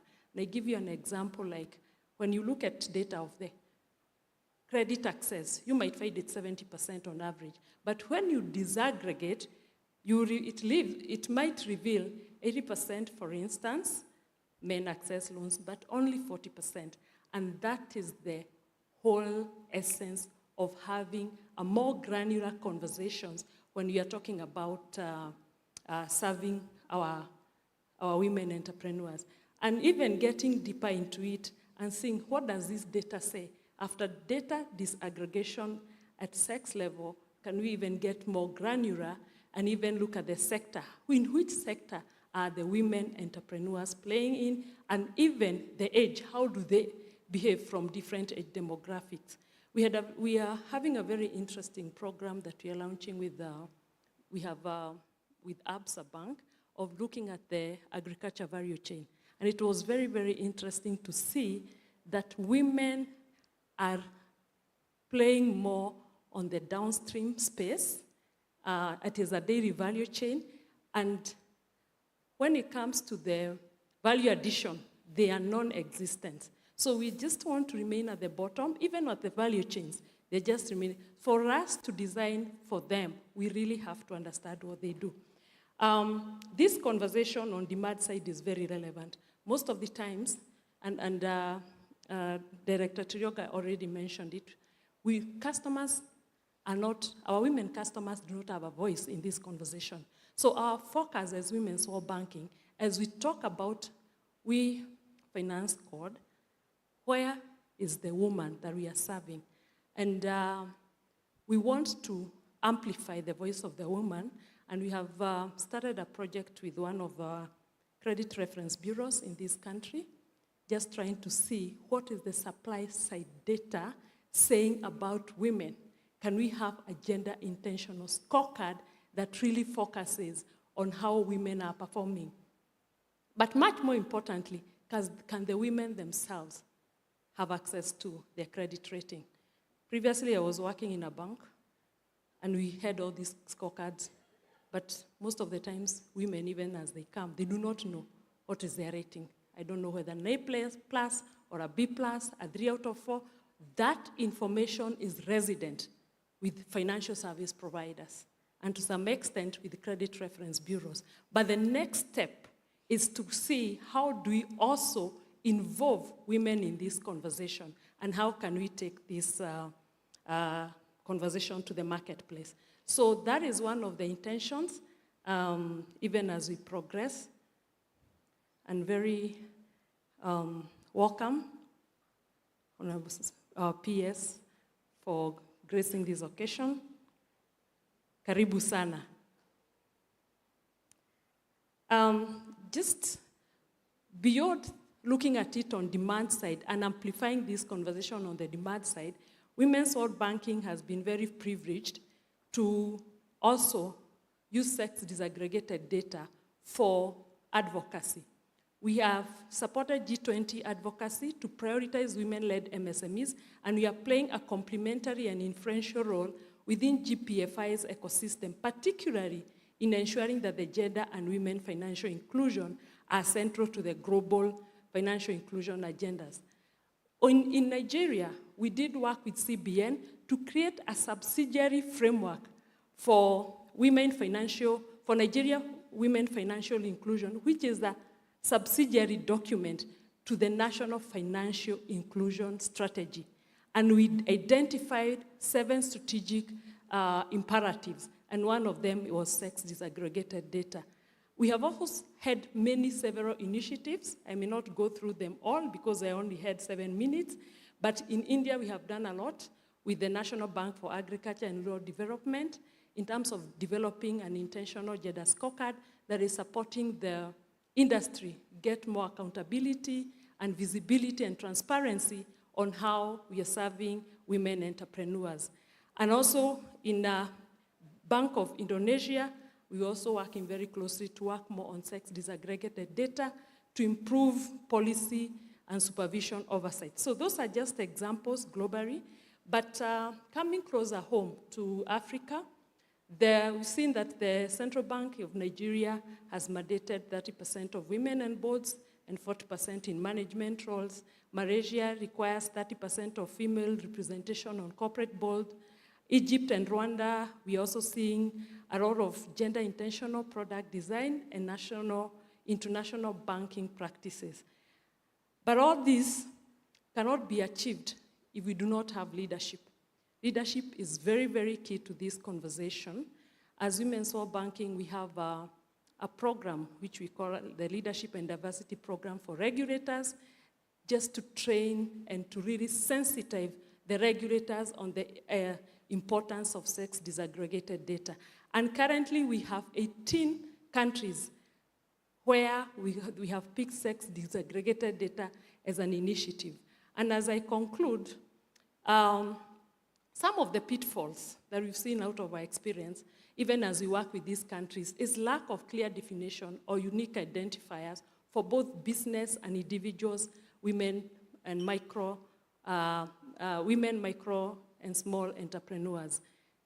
Therefore, there's need to be very clear. How do you track the data for women entrepreneurs as individuals, and how do we define women entrepreneurs as business? At times, there's blind spot in product innovation. We might overemphasize on credit and leave other important products like payments, insurance. We should look at it from a holistic perspective. We need payments, we need insurance, we need savings. Also, data sometimes, especially when working with FSPs, they look at it just as a compliance tool.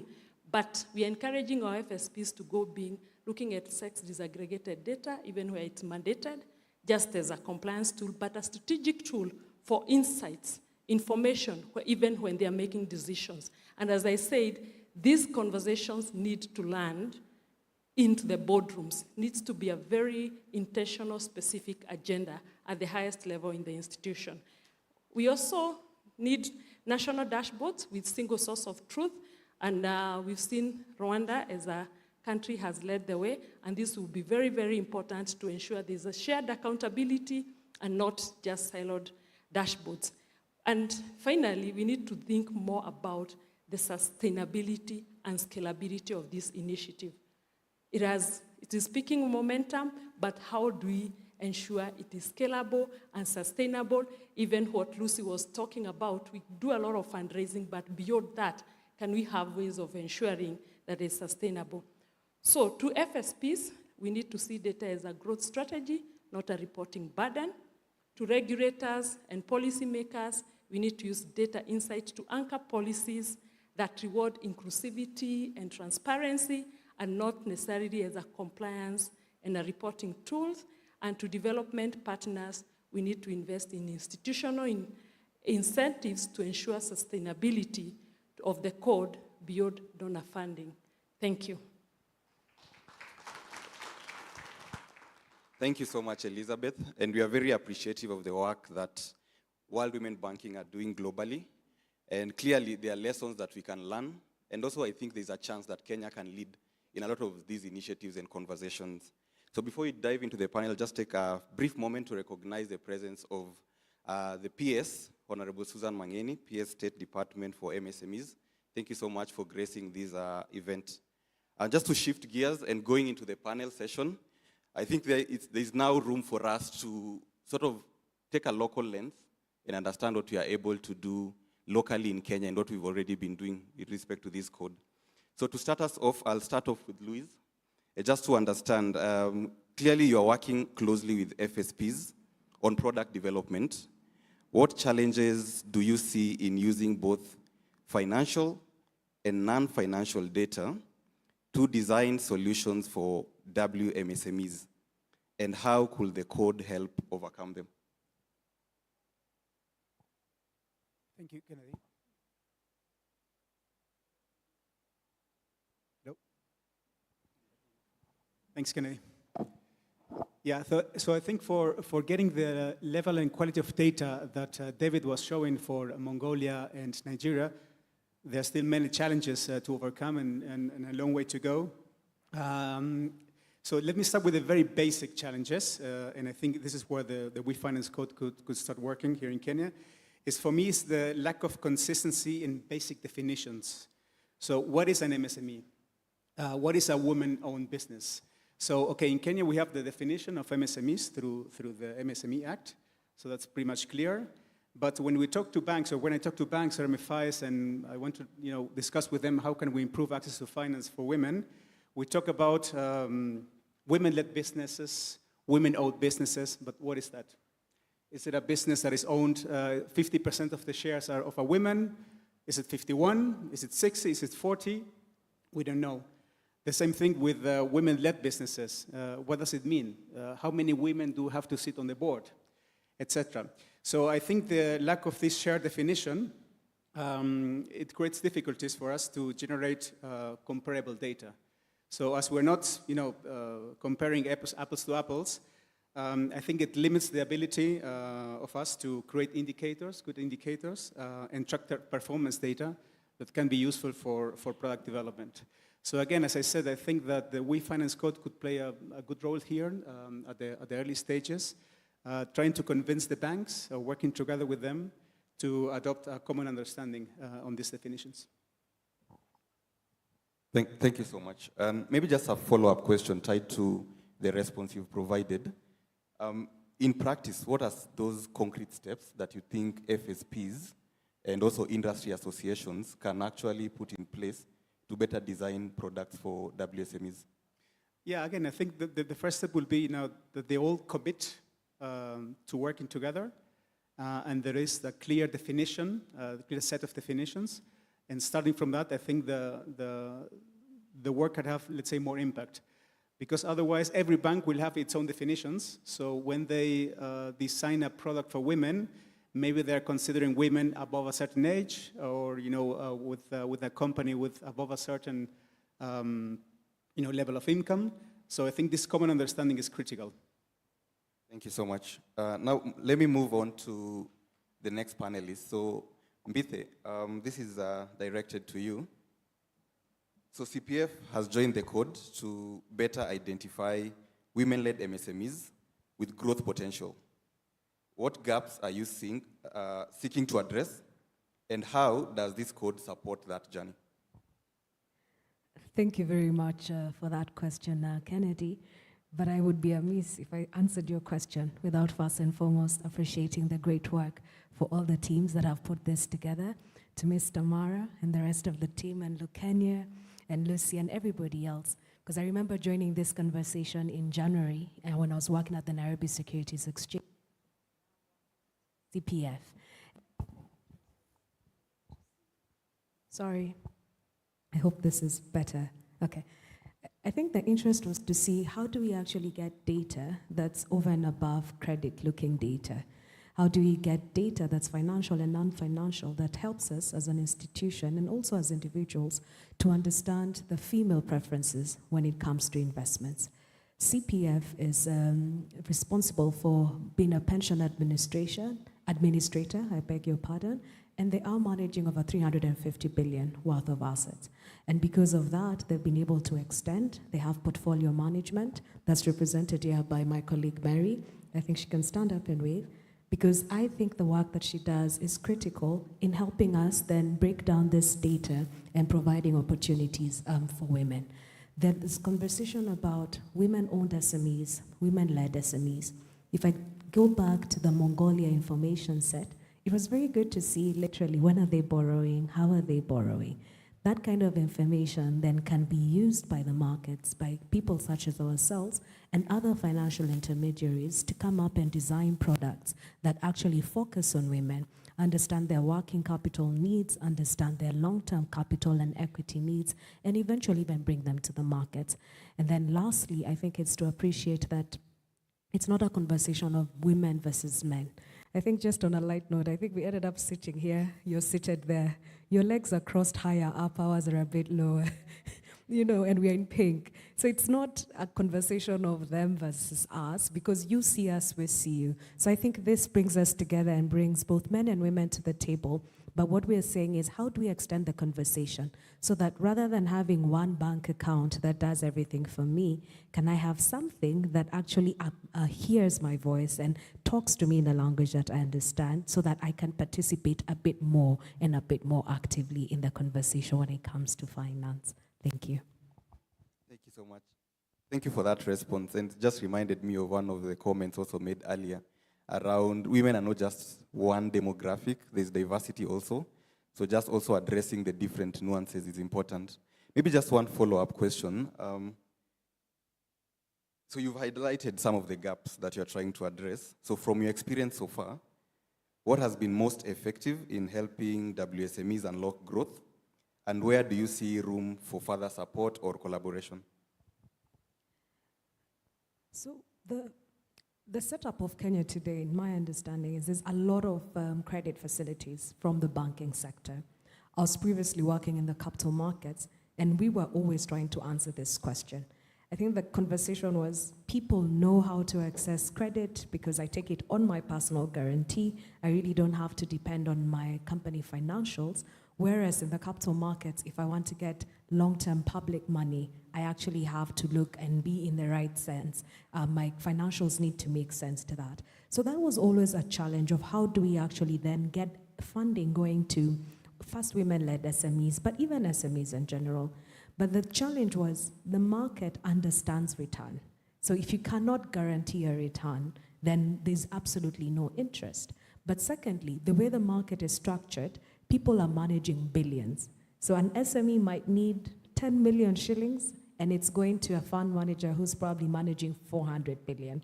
That time process of looking at you and figuring out what you need doesn't make sense when it comes to the return of investment I'll get on 10 million shillings. Where do I see Away Finance coming in? I think Away Finance can aggregate that kind of data, and it also provides an opportunity for intermediaries such as FSD to then consider maybe an SME blanket bond, where you raise a bond but then you reallocate it downwards to the person who needs 10 million. But when you go to the institutional investor, you're asking them for 5 billion, for example. This kind of data, and I'm hoping then, I'm actually part of the advocacy and now data, is how do we then define that data set? How do we pull in other institutions such as the Pension Administrators Association, which is affiliated with CPF Group, the Fund Managers Association, to then ask what kind of data would you need us to collect today so that if a product is designed and it's sponsored and brought into the market, then we can actually use it, but you don't have to meet all the SMEs. We can actually aggregate that supply that is needed for capital and aggregate demand on this side and come up with something that can be leveraged or passed through the capital markets to address that particular need. Amazing. Thank you so much. And just moving the conversation forward, I would now like to bring in Lucania into this discussion. And it's centered on one of the pillars that we have under the code, which is leadership. And so my question is, leadership buy-in often makes the difference in whether data drives change. From your vantage point, and also just sitting at FSD, why does leadership matter so much? And what best practices have you seen?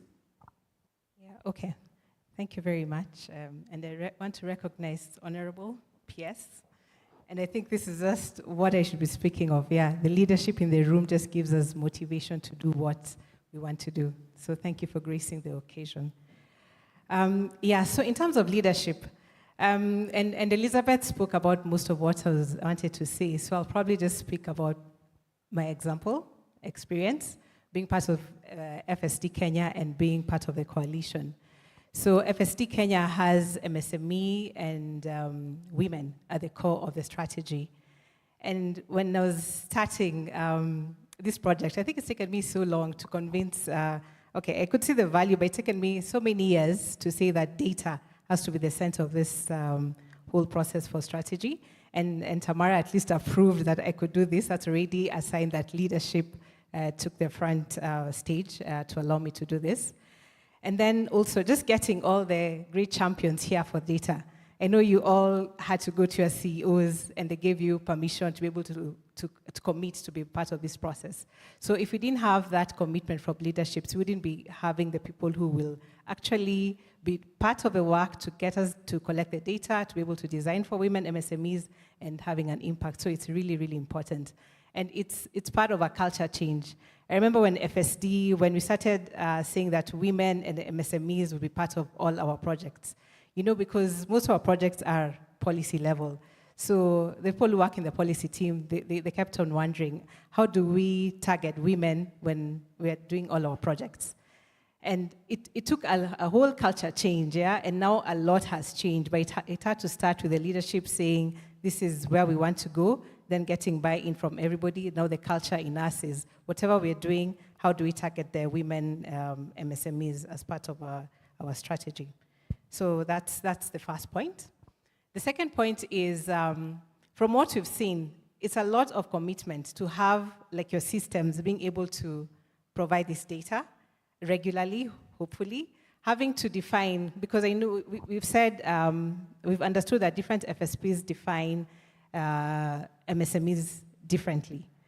So it will take a lot of work to have our systems now changing that we have to define MSMEs this way, and then the system was collecting data in this way. So that already requires a lot of investment to be able to do that. And then other than that, yeah, data is just not, with AI, with a lot of, there's a lot of technology, and it just doesn't come free of charge. We need a lot of investment to be able to do that. And without the leadership buying into that, all the work that we're planning to do, we wouldn't be able to take it forward. And lastly, on that question is, so central bank isn't here, but we are in the process of defining the National Financial Inclusion Strategy, and it has women at the forefront. And that's already the leadership. We need the leadership from the top in terms of a country leading a framework that will enable us to do this. That's already leadership in terms of a framework that will allow us to get all this together. And I'm sure eventually we'll have the central bank part of this, but we know the journey will require that we have this kind of data there. And if we have all of us buying into it, I think it will be very easy for us to buy into that. And that contributes to being able to achieve what we want to achieve if we have the blessings from our leadership. Thank you so much. And there are two things that you've mentioned that quite stand out for me around leadership. And you've mentioned culture, which is a culture change. And also you've mentioned investment. And that sort of dovetails to my follow-up question, which I feel like you've already answered, but I just want to get a bit more into it in terms of your experience, because you've run with this project for quite some time before we even get to this level. So do you think leadership buy-in is more of championing culture change or securing resources? And in your experience, how has it played out so far? I think both. Yeah, so for FSD, of course, we've seen the culture change already, and it's, I'd mentioned some of the challenges, but I would want to pick on, and we'll hear some of the examples going on here that will be presented on how the leadership has allowed specific solutions to be designed for WMSMEs. And if we didn't take the leadership to do that in terms of just investing, because before somebody sees the case for women initially, previously, without the data or a leadership saying that, yeah, let's look at the data and there's a business case in this, wouldn't be able to have these many use cases that we'll hear from the different speakers that will come on board. Yeah, have I answered the question? Yes, you have. Thank you. Okay. So just to take the conversation further, and this is open to any of our panelists, not directed to anyone specifically. Yeah. So clearly the code is ultimately about collaboration, and this is across FSPs, regulators, and ecosystem actors. In your view, what do you think is the most urgent partnership or action that Kenya needs right now to unlock finance for women entrepreneurs? Anyone can just jump in. I don't want to specify anyone specifically. Okay, I can go fast. So the example we've talked about is the Kenya Bankers Association. It's a pilot here, and what they're doing with Metropole. And we know that women MSMEs are not just relying on the bank solution. They're also using mobile money, they're using digital credit, they're using Hustler Fund, they're using Fuliza, all kinds of things, yeah? So we need, so far at least the Metropole opportunities there that we have at least MFIs and all regulated providers. But we also need to see what else is being used out there that needs to what you call, so that we see the full picture of an MSME, all the solutions they're using. And then it cannot just be financial solutions. We know that some of these women businesses need support in terms of digital financial literacy. They need business development support. The micros, maybe they'll need financial literacy support in different aspects. So all the different players would add value to being part of this. But the key one, the one you're saying, is, of course, the policy. The policy for me, and we're already having a journey to that because we want this to be sustainable. We just don't want to have a process that We've collected all this data, but it doesn't become part of the country's culture. And what I was saying, the NFIS, if we're all bound by it because it's a strategy for the country, would be able to, I think, bring all the players together and make it as part of our DNA, so to speak. Yeah. Thank you, Lukania. Louise? I think the example that David gave of this bank manager, a female bank manager from Jordan, is very illustrative. She wanted to create new products. She was, willing to go and talk to her management, but she had no data to back it up. So her job was on the line. That's what you were saying. So I think besides what Lukania was saying, which I fully agree, I think also having the data quality that, for example, they show us today for Nigeria and Mongolia would be also very key for the banks to think a bit also outside of the box and really check numbers and see business potential on that. Thank you, Luis. Are there any other comments to add to this?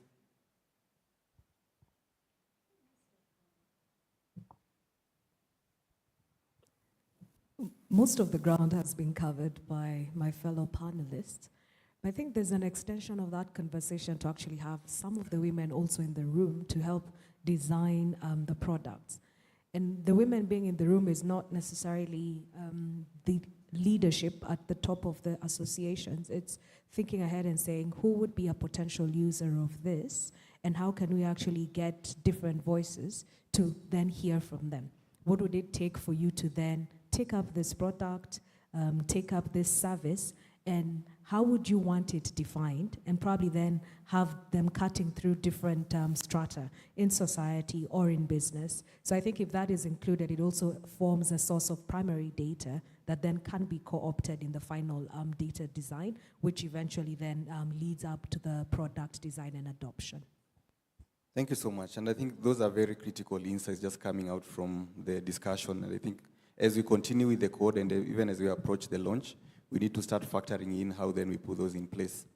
In the interest of time, I would just like to draw this to a close. But before we finish, I think one other significant thing we need to discuss is sustainability, in particular sustainability around the code and how we move forward. And I would just like to direct this to Lukania to just give us some insights on how we move. So today the code is largely donor supported, and even as we've heard during the session, with champions also giving their time because of the value they see in data. Looking ahead, what does true sustainability of the code in Kenya look like? And what must we do to achieve that vision? Yeah, thanks. And Elizabeth also touched on this. But basically what I would want to see, let me say just the vision, is all the people who are serving MSMEs, women, see the value in the sex disaggregated data. So they go, as it's an everyday thing. So I'm serving this woman, and then the data is going into a national dashboard, so that every minute, every day, we can tell how, as Kenyans, how many women MSMEs are receiving this type of credit. How many have this type of bank account? How many are need maybe business development support? So that kind of a dashboard is what I would want to see. And then also just to make sure it's aligned with policy, whether it's a gender policy, whether it's a MSME policy, whether it's a NFIS, if it's aligned by that in terms of policy, so that it becomes our way to live in Kenya in terms of serving WMSME, because it's hinged on policies. And then the market incentives, that whatever each one of us is here, whatever we're doing, we are really incentivized to see value in doing this thing. And at the bottom of it is that even though we're doing it, we know that we are doing it to enrich the lives of the women. It's just not getting credit or those kind of solutions. And lastly, that everybody here has the capacity to use that data as institutions and then being able to design. And because they know at the end of the day, it's matching their mandates as institutions, so that it's long lasting. And then, of course, the best thing is, and I'm speaking for Agadias and the Gates Foundation who are funding us through this, we know donor funding ends. So how do we make this sustainable? And that's why we're welcoming everybody here to be part of the coalition so that we figure it out on how to make it long term. Thank you so much. I wish we had more time. I know this conversation can go on, but we need to also accommodate the rest of the agenda. So at this chance, I'd just like to thank the panelists. Thank you so much for your insights. And also now welcome Ms. Tamara Cook to take us to the next stage of the program. Thank you very much.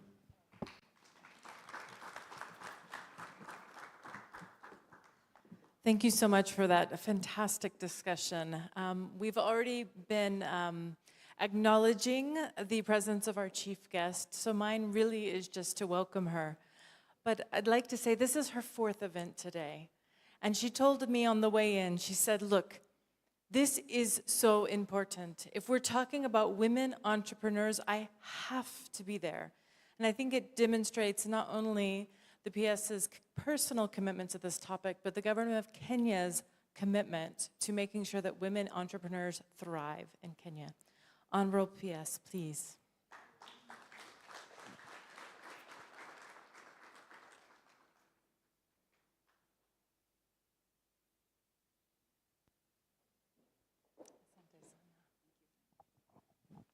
Thank you.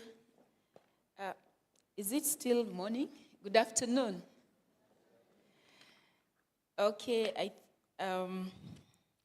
Ms. Cook, thank you so much for giving me this opportunity. Gideon, you know the other name, it's always difficult for me.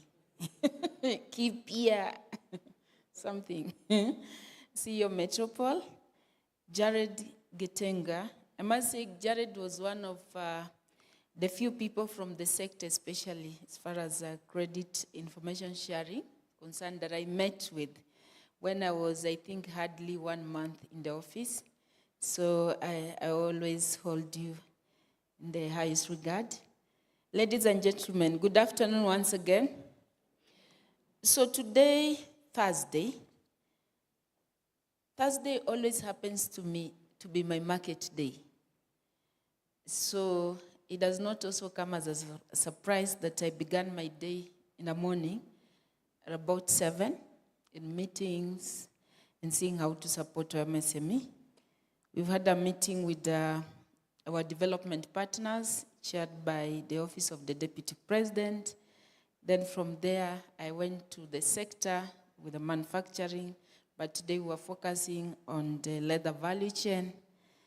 And now we are here talking about our women entrepreneurs. And then in the afternoon, we have a meeting to discuss youth employment from the how do we create jobs from the MSME with His Excellency the President. So it's a market day. Thursday is a very good market day. But I must confess, when I saw this, I was like, am I really going to make it? Then something just pricked me. It's about women. And I said, it will be sad if I don't come here and just also listen. And I'm glad that I came when the panel was just beginning. And thank you for the great conversation that came from the panel. So mine here is just, and I'm happy because most of the people I work with, as far as the financing sector is concerned, they are here. So most of the issues that probably I would have said in details, I'm sure somehow in their remarks they have already spoken to them. Gideon, we've had conversation about what needs to be done, and I think you are aligned and maybe you have shared. I know Kenya Bankers Association, we are having conversation that even including on how do we widen the data landscape in terms of introducing new sources, new traditional sources from the very narrow data sources that is currently being used in the market that also ends up locking out women from accessing credit. But I'm here just to share a few interventions that as government we are undertaking to support the sector, to support to unlock credit, financial, but also credit access. A few months ago, I had the privilege of hosting the leadership of Equity Bank, led from Dr. James Mwangi himself, and his entire team. He favored me to have a meeting with his entire team, global team. In my office, we had an engagement of about 4 hours. And you can imagine getting the, James Mwangi in a room for 4 hours. It really must have been a very interesting subject. And so within those 4 hours, he confessed that even though they were among the first financial institution to mainstream financial inclusion by trying to go to the grassroots, coming up with products or financial solutions that could target people at the bottom of the economic pyramid, trying to expand the banking. But he said they have not done enough on credit inclusion. So that much as we talk about financial inclusivity, but then there is also credit inclusion that we need to see how to converse and how to unlock it. And if you are to look at the data that is available, and I think Kenya Bankers Association, I know they're represented here ably. If you are to ask how much money goes to MSMEs, and more so in credit, and we'll tell you the percentage, or rather the amount is not so much pleasant. It's very little. I'm not so sure it's even 10% that goes to MSME. But even if you were to break down on MSME, you know, sometimes when you talk to MSME, we think MSME is generic. It's not generic. In MSME, you have micro. In fact, now we are going beyond micro and we are getting into nano. Yeah, nano, then you go to micro, then you go to small, medium, as you move on. But if you ask them, if I ask KBA to give me even statistics in terms of how many micros, let's go to micros, are being banked currently to be, and being advanced credit, it will be very, very negligible in terms of what they do. So last year, when they were unveiling around November, when the banks were giving us their report in terms of the financing that they have advanced to MSME, and I think, if I'm not wrong, it was almost 700 billion? 718 billion, right? And then it happened that the following week, we were somewhere in another forum, and then I pulled aside one of the CEO, and I said, now, my brother, here we don't have any cameras. It's just me and you here behind the tent.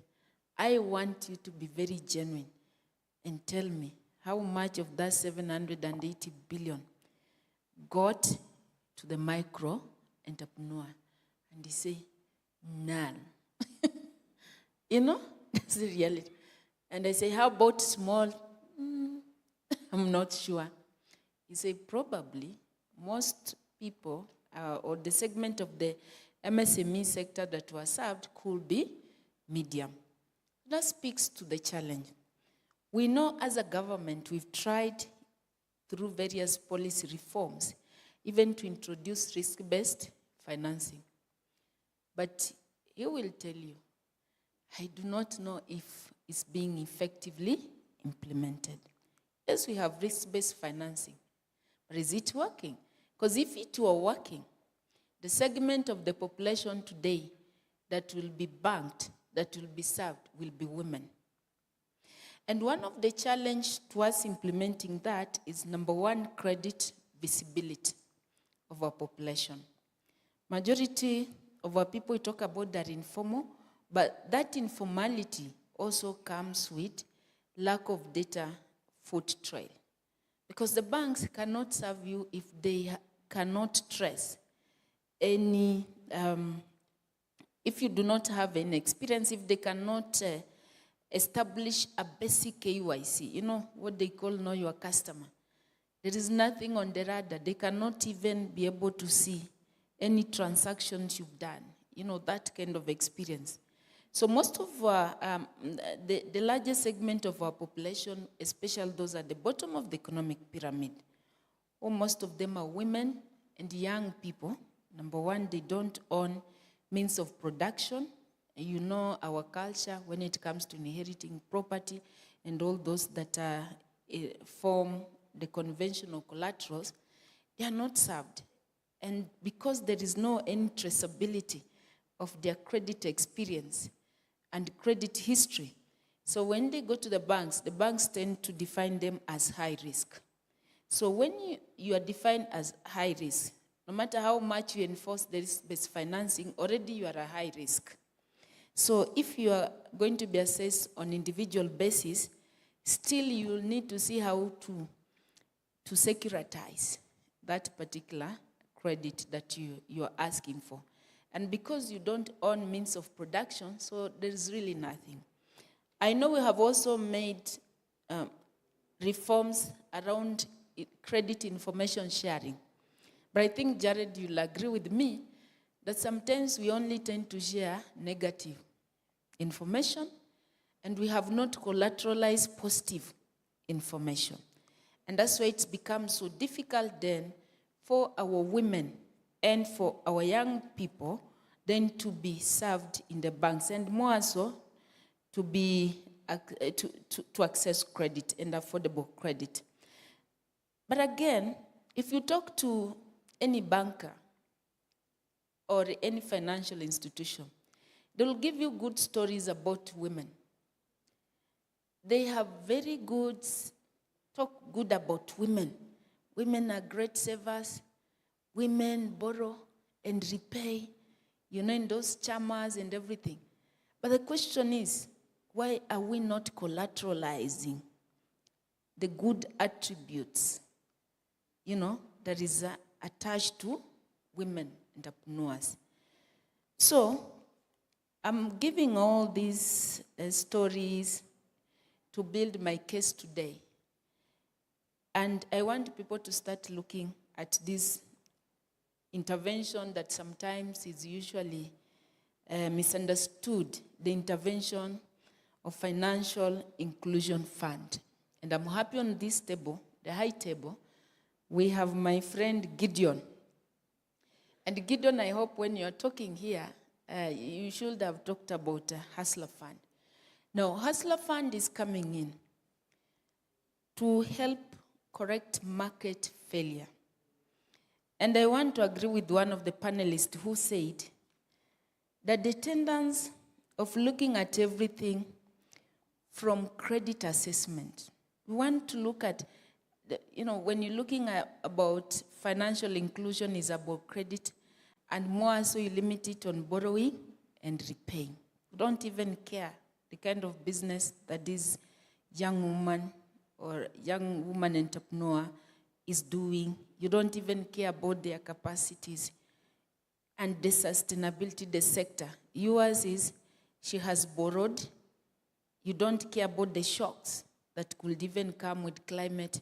She has borrowed, she must do what? Repay. We don't even care about the opportunities that is there and the potential. So that all this needs to define. So it's just about credit information. I know you as someone who borrowed from me, and therefore you delayed to pay, and that's how I'm defining your business character. Now, so we brought Hustler Fund, number one, to create credit visibility. Because many financial institutions, like I said, they cannot serve you if you are not visible in their credit pipeline. And this is one intervention that you're working together. I think that element that you're working together with the financial institution needs to be now amplified. The Hustler Fund, we are working together with the banks, we are working together with telcos. It's an experience, or rather if you like an experiment, that we put the entire ecosystem. So each actor has something which they're putting on the table. For example, the banks. The banks are putting in their banking experience, their expertise, and their technology infrastructure. The telcos, because of the digital lending, they're also investing heavily the digital infrastructure and their systems. And us as a government, because we have the responsibility to always take the first risk, the primary risk in this ecosystem? We put in the resources. So sometimes people want to say this is a government, this is, I don't know, political. All these key players are non-political who are supporting this. And why this became necessary, because at the time when the administration was coming to the office, majority of Kenyans had been negatively listed by Gideon's people. Gideon. You remember there was a time when a mention of CRB, you want to run away. You know, there was a time people will tell you, we'll take you to CRB. People used to wonder, this CRB, is it committee? Is it what? So it really is scary, you know, mention of CRB. But you know also on the other side, the financial institutions were worried. Because, for example, if you keep on sending people and negatively listing them to CRB, let's say almost 8 million Kenyans who are in productive age groups. The banks, and we encourage the trend to continue, it means one day even the banks will wake up and they'll find no customers. You'll have no customers. You'll not be in business. So now that necessitated that joint effort. How do we also help to support the growth of their customer base? And then the government said they need to take up the biggest responsibility. Invest in credit incubation, credit nursery. So Hustler Fund is like a credit nursery. It's a learning experience. The same way we invest in education. I always tell Kina Gideon and some people who care to listen. You see, in this country, every year we spend more than 600 billion to invest into education, especially in the basic education. Every year. We, in terms of employing teachers, in terms of capitation, we invest. In fact, this year alone, we are going to put in more than 700 billion. But at the end of every year, they do national exam, isn't it? Results comes out. You get people with A, who are usually very few, B's, followed by A-, B's at high school. But majority end up being E.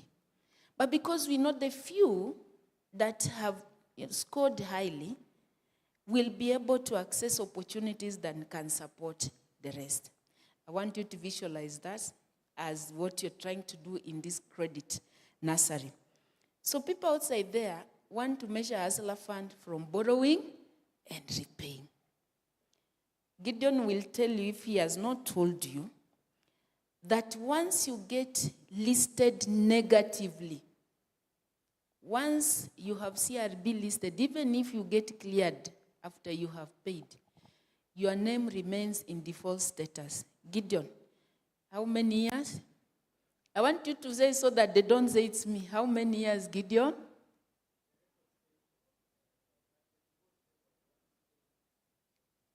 But record will be there up to. So if you go to the same bank, they still look at the dashboard. Susan Mangeni, you still borrowed 500 shillings.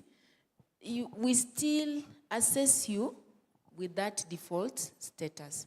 But we cannot continue this way. So this necessitated us to come up with credit repair mechanism. The second thing that Hustler Fund is doing is now providing the credit repair mechanism. So today we have established a total of 26 million. 48% credit profile, 48% of all those are women. Women in the room, you need to clap for yourself. And even as we introduce, a Hustler Fund behavioral credit rating system, which we are now working closely with the CRBs today, all the 3 CRBs who are in the market, to see now how do we institutionalize, so that now this becomes, other than your ID, your identity also becomes your credit rating.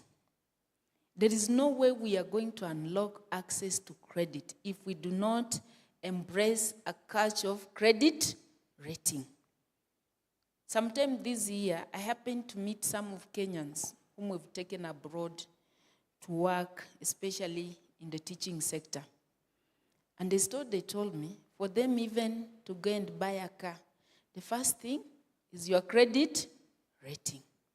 That was in the US. For them even to hire an apartment, to lease an apartment, credit rating. Some economies, you cannot purchase anything, even if you have cash. People ask you your credit rating. If you go to US, most of these phones is about pay plan. They introduce pay plan to give you an opportunity to start building your credit history. So this is a culture that you cannot run away from. We are globalizing. We are now becoming one village as a world. So as we move to the global stage, you may think it is easy, I'll carry cash to go there. But over and above your cash, they will always want to refer to your credit rating. I know of some hotels, when you book, you cannot book with your debit card. I know of some, trading lines, you cannot purchase anything by your debit. They tell you put your credit card, because credit card shows your credit history. And this is a culture that as a government we say, if we need to change the landscape in financing in this country, we must find a way of now entrenching a culture of good credit behavior. If you can be trusted with 500 shillings, you can simply be trusted with 1 million shillings. And credit access banks always tells us is a relationship issue. And there is no relationship without trust. So when we see all that you're doing about Hustler Fund, is about seeing how do we strongly embed a culture of credit rating among our people. So our Hustler Fund behavioral rating system, which is now under review by our CRBs, we brought them on board to help us. How can we now socialize it? And as we socialize that, because what we had primarily, and which they're going to build on, is we introduce a 9-band, A1, A2, A3, B1, B2, B3, C1, C2, C3. So there, even with those 26 million Kenyans today, we're able to tell you, because people who are rating A's to B's, these are good people. They have shown, they have braved off the moral hazard that is attached in a pesa ya government. You know that thing? If someone can actually just borrow government fund, associated funds, and repay to the bank, isn't that a good person? Without supervision, without nothing, but has just borrowed and repaid in time. So we want to collateralize that. So we're saying, so for people who are rating A's and B's, these are people we can tell the banks, the private sector, now take risk on them. Do not deny them. And so we believe that this Hustler Fund experience and the work that CRBs are going to do on it is going to help us now to expand the data sources and have Hustler Fund experience as an additional data point that will now unlock access to credit to those that have demonstrated. So far, we are talking about over 5 million out of the 26 who are scoring between A's and B. And so we want now the banks to start graduating them. As they graduate them, they start lending them against that credit rating. This is one of supporting women.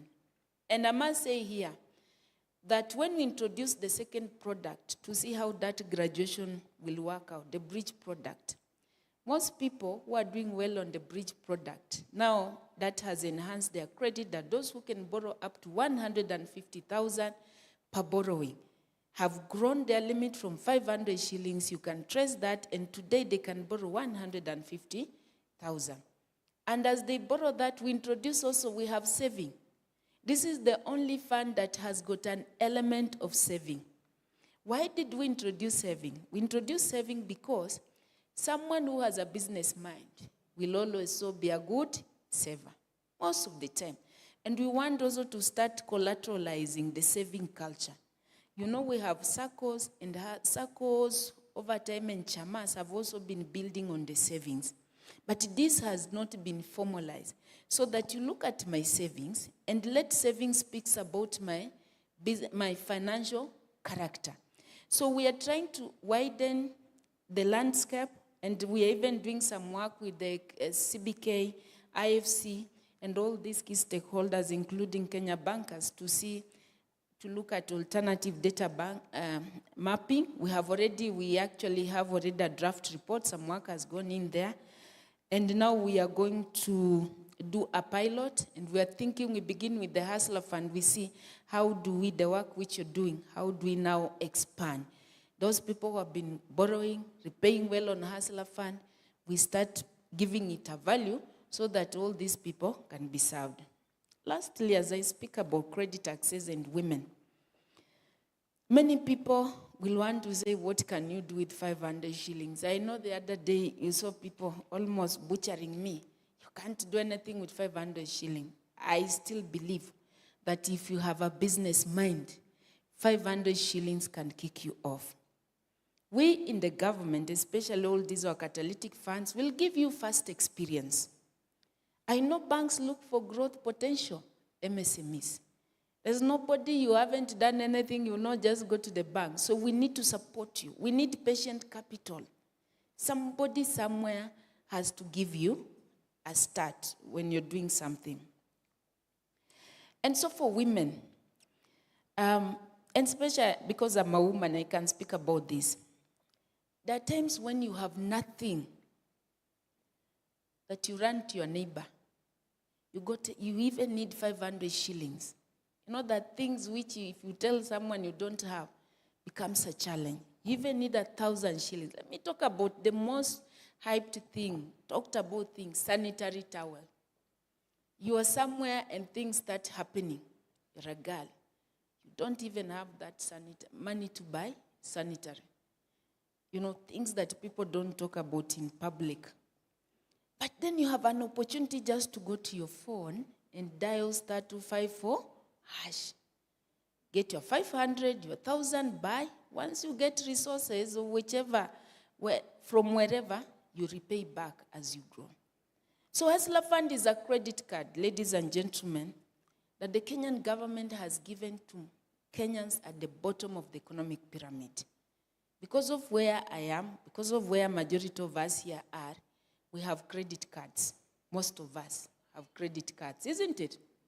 But the people there, Mamamboga, Boda has received a call, does not even have fuel to kick him off. With 500, with 1,000 bob, can be able to get fuel to kick him off. Without really saying so many stories, women, this thing has helped us to at least borrow in a very diligent manner, in a very dignified manner. It's only you and your phone. The stories that we used to go to neighbors say, especially with how our husband has done this, you know the stories that we say, you know that you go telling your neighbor, after you say that story, you say, I feel you, I've heard you, I sympathize with you, unfortunately, I cannot support you. Don't you hear this thing? And you've said everything that you could have said. It has been making women to become more vulnerable. When you see our girls are suffering, it's because not having that the lowest level purchasing power. Then you have to find yourself in a situation where you have to speak your problem to someone. Unfortunately, that someone will take advantage of you. So this is why we are saying, in our financial environment, we needed to see how do we deepen financial inclusion to a level where I, as my individual, at any given time, I can have that first or primary experience to get credit, do whatever I can and pay. So we should not look at Hustler Fund from just who have borrowed, who have not repaid. Of course, anybody who is running a financial business here, you know very well, default is an outcome. It is. Repayment default is an outcome. So by coming up with this credit rating mechanism, we want to embed it in our culture so that it becomes now the collateral. In the future, we want to see how do we collateralize? How do we move away from title deeds? How do we move away from pay slips? How do you get a woman? Because you know these women entrepreneurs have shown the business they're doing resilience. How does her resilience becomes a collateral? How can you trust her resilience? How can you trust their hard work? So I think that's where we are headed to, Jared and your team. And this will make now people start sharing credit information positive that then unlocks access to credit that currently we are struggling. I want to say I like this conversation. FSD, we are willing to work with you. From 7th to 17th November, we will be hosting the East Africa MSME Trade Fair. I look forward for women entrepreneurs who are in this room and even beyond to come and participate, because Kenya will be hosting it for the 7th time. This event was launched 25 years ago in Arusha, Dar es Salaam, by then the 3 heads of states, Uganda, Tanzania, Kenya. But then thereafter, every year we've been rotating it across member states. And this year, we'll be privileged to have Somali also participating in a big way. So all the 8 member states in East Africa will be sending their top-notch MSMEs to come here and showcase the innovative value chain in Nairobi. But then also this year, we're also going to give it a global flavor on 2 accounts. Number one, because right now, all of us are looking at how do we globalize our regional value chains. How do we support our women entrepreneurs to access the global market? And by good luck, the International Trade Center has now been accredited by the Kenyan government to establish their continental office, or rather the Africa regional office here in Nairobi. So they're working on to officially launch their office. And so now, with proximity of ITC here, it can only be good and very promising for women entrepreneurs who are looking at export opportunities. Then also, last month, we held the first global ministerial MSME meeting in South Africa. Over 40 ministers from across the world attended, and there we committed on 3 issues that we need to address. The first one is how do we support unlocking access to credit, to affordable credit. So every government is committing to that. The second one is how do we support our MSMEs to digitize? Because this digitization agenda, it might look simple, but most of our MSMEs are really struggling. How do we promote that and accelerate that? The third commitment that governments are now working on across the world then is also how do we support our MSMEs also to transition. And I'm talking about the green transition. How do we transition very fast? Because everybody now is talking about green transition because of the effects of climate change that forms the biggest shocks that affects our MSME. So that's the global call to action. And of course, we talk about the market facilitation. So this meeting in Nairobi is going to present an opportunity for us as countries within the region. And we've said because of ITC platform, we want to bring in also experience of countries from the South America. We want to learn from them, those that have got best practices in supporting MSMEs, especially women. So we are going also to stage high-level conversation on those 3 areas.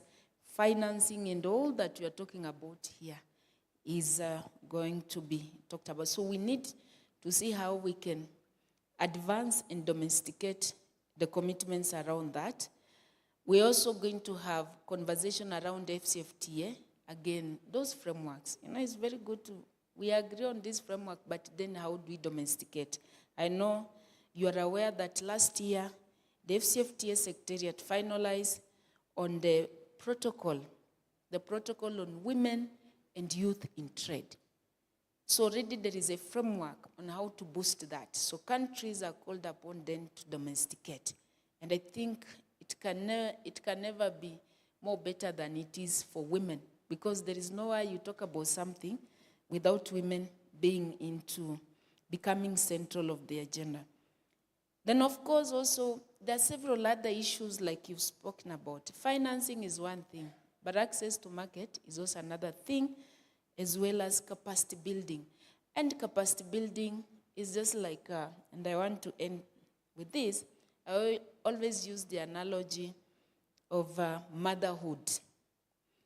You know, because I'm a mother, and all the mothers, great mothers in this room, you know very well, we are always told when we go for the antenatal care and all those, we are told that the child mortality happens mostly during the ages of 0 to 5 years, isn't it?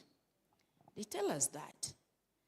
So when we bring this bundle of joy, we start really being conscious about that. We make sure anytime they call about polio vaccination, immunization, you are there. When they talk about, all those vaccination, immunization, you become so conscious about the diet that you feed this child, isn't it? You have very regular, talks with your pedi. You have talks with clinics. Even if you are not there and you know your child is scheduled, you'll make sure, even for us who work, you'll make sure your child goes to meet the pedi. And this is what businesses requires.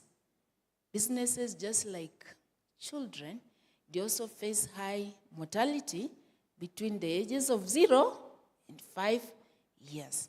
So you cannot say, oh, you are trained, we've done pre-disbursement training. No. They require constant business clinics, training to understand which challenges they have. So this is an area that we want to work together and see how do we support the growth. Businesses will not just grow without capacity building, very regular and constant capacity building. So then we lessen the risk of them falling along the way. So I always ask the banks, and I hear, because I'm talking about financial institutions, SACCOs and all those, I always ask them, your business should not just be business of lending. Your business should be business of also enabling the people you have lent to repay you. The responsibility of ensuring that your customers repay you still lies with you. So you have a business to understanding the end-to-end intervention, backward and forward linkages that are needed. Because then you run out of business. Why do you keep lending to me and you don't want to care about which businesses I'm doing? You do not want to care which market is there. You are not giving me any advisory. You are not giving me data. You need to behave like football clubs. And I watch EPL, and one of the national team cheerleaders, Harambee Stars and stuff. But I also watch Arsenal without no apology. I'm an Arsenal. I know my new people are looking at me like they want to collapse, but I'm very proud of Arsenal. And I'm proud of Arsenal because, and many of those clubs in EPL, because they have academies. They make their own products. You need a team that will give you competitiveness. You have to invest in the formation.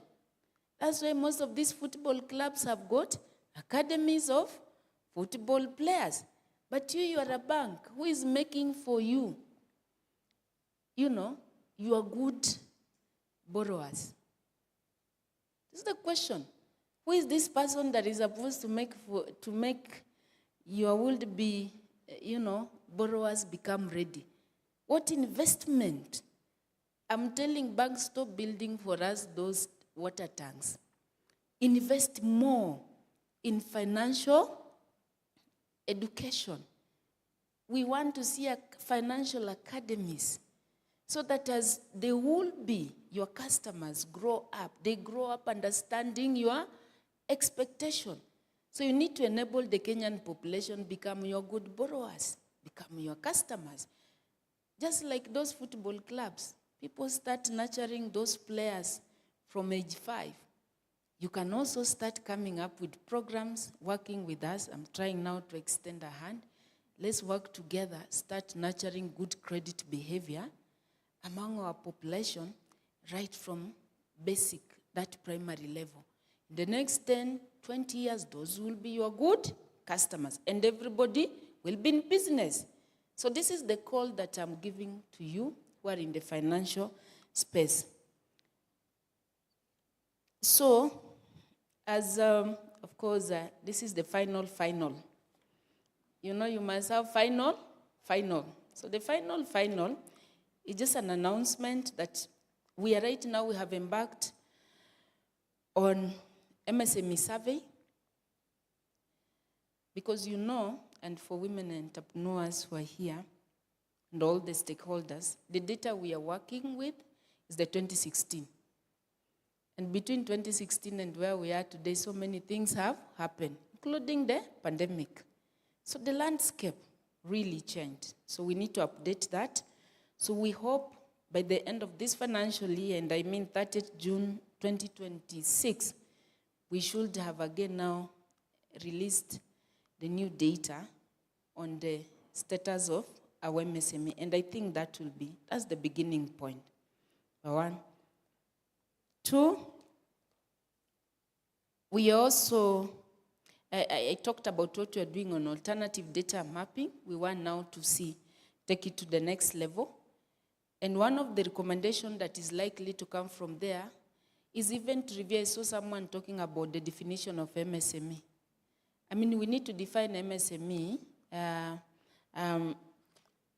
reading from the emerging opportunities that we have today and the various contexts that we have and what we want to achieve as a nation. So also we realize that the classification, the economic sectors, the way they are classified, they're also a bit narrow. And I remember it was a strong recommendation from the Kenya Bankers Association and say time has come where we need to reclassify our economic sectors, even to bring in the scope the new emerging sector. For example, today we are talking big about creative economy. So we want to see how do we expand that and bring it there. And having said that, all that work is going to lead to, for us, widening the scope of the data sources that is kindly informing assessment of the creditworthiness. I think those are some of the responses that as a government in this space, we are taking on board, but we cannot achieve this without working with the private sector. Even on the MSME survey, I have a team that is drawn from both government, and also we have to include the private sector, because for MSME is an ecosystem. You cannot achieve it as an independent actor. We also now doing business accreditation, business development accreditation, and standardization. You have also realized that this is one sector that is not regulated. Anybody can be a BDS service provider. And we've realized there is a challenge there. Like I said, if everyone became a doctor, a pediatrician, then all our children will do what? Will die. So we also need to make sure that we come up with a way of defining what is the frame, what is the strategy, and who are the service provider.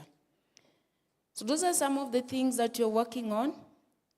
But as usual, we're always available to work together, because we are that ministry that is also private sector development, because MSMEs are private sector.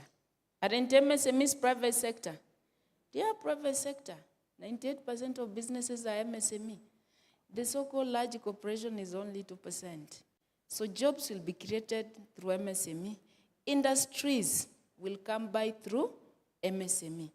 And Kenya and Africa can only change through the growth of MSME. For those so many remarks, I want to say once again thank you for making this wonderful forum where we can converse your idea. But now, let's see how we take this to the ground, isn't it? And support the growth of the sector. As a government, we're always willing to work together anytime. So I look forward FSD, see how we can work together. Belinda, you know, we are working with you and on the issue of impact, evaluation, telling the stories behind some of these initiatives. Thank you very much. May God bless you.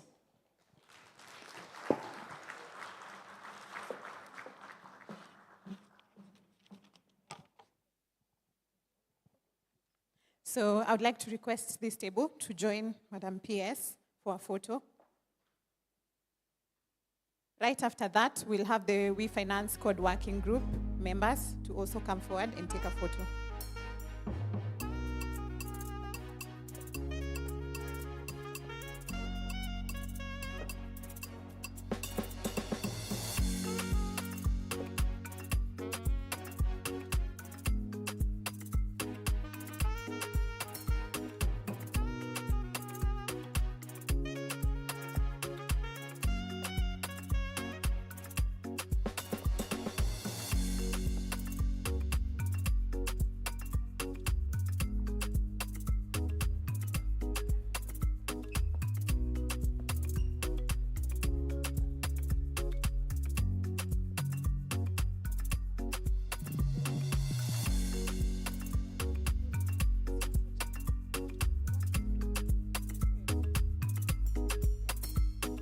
Working group members, We Finance Code Working Group, please come forward.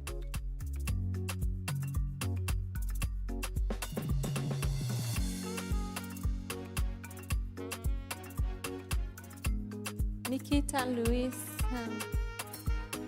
please everyone who has been part of us.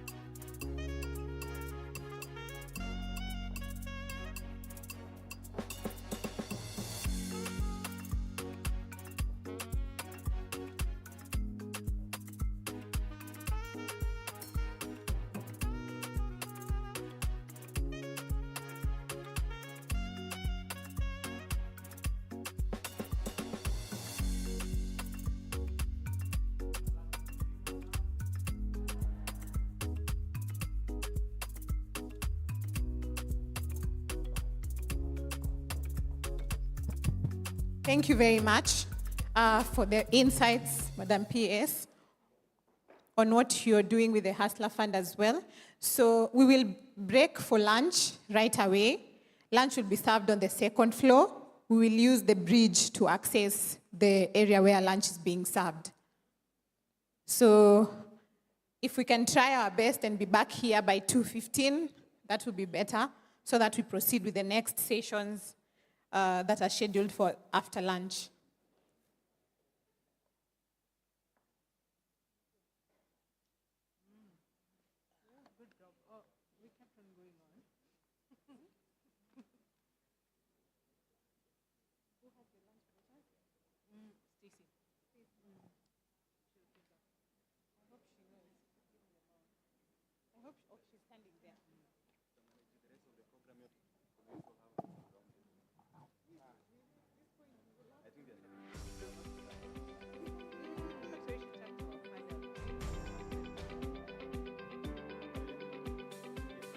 The We Finance Code in Kenya, where FSD is coordinating, It's about collaborating with the people and organizations that truly move the needle for women-led and women-owned MSMEs through the data. At FSD Kenya, our goal is to support the development of a financial system that delivers value for a green, inclusive digital economy while improving the financial health and capability of women-owned MSMEs.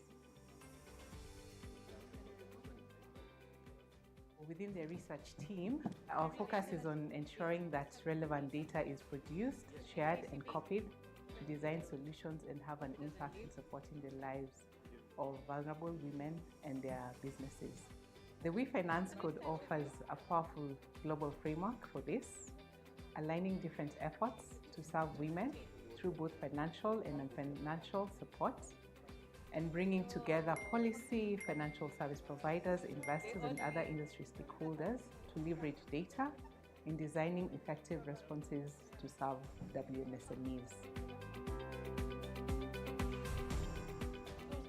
Through the code, we tap into global lessons and adapt them to the Kenyan context.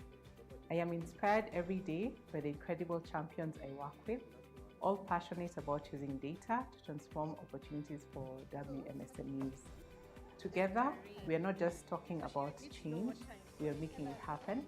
We want all the ecosystem actors serving MSMEs to join the collaboration. We've been hearing a lot about MSMEs being served, but we're knowing the solutions are not reaching the targeted women. So this opportunity of the code will help us bring all the data that gives us a better understanding of the needs of the women MSMEs, and through that we'll have better solutions to serve them so that the businesses can be more resilient because they're using solutions that fit their needs. Women-led businesses are the backbone of our economy in Kenya and in Africa, because data has shown that they are actually better borrowers. Even though they are better borrowers, they continue to face significant setbacks. The We Finance Code Kenya chapter is here to change that. Women MSMEs in Kenya face barriers to finance, even though women produce about 60% to 80% of food in the sub-Saharan Africa. Enhancing women's financial inclusion has a multiplier effect, which is actually leading to improved household welfare and national economic resilience. The We Finance Code provides a structured framework to address these disparities and also promote inclusive growth by providing solutions. So the We Finance Code is an initiative to support women entrepreneurs. This includes women-led businesses and women-owned businesses. It is supposed to help them and facilitate them in terms of financial inclusion. This includes helping to create products that are more sufficient for women businesses. If we look around, financial institutions have always created products that are not in line with women. So the code will bring together all the stakeholders of the ecosystem to see what the problem is and to provide solutions to the problem in order for women to actually thrive. The Association of Microfinance Institutions Kenya is a member-based organization where we currently have over 70 members. Majority of our institutions are really serving women, but that information or that numbers are not being captured, and the capturing is not consistent. The We Finance Code is more than just a framework, and it's a commitment to seeing women thrive.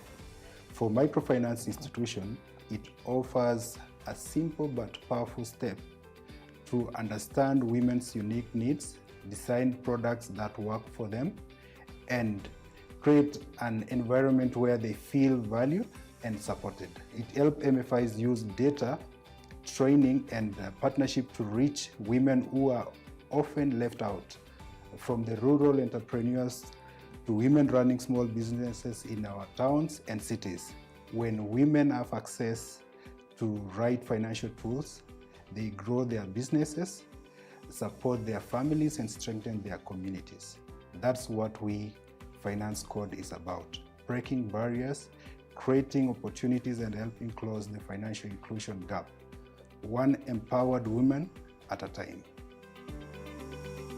The message I have for women-led enterprises is that with the agenda that we are driving through We Finance Code, we will be able to develop and tailor-make products that are uniquely developed to target women and have products that make you valued within the ecosystem, within the microfinance space.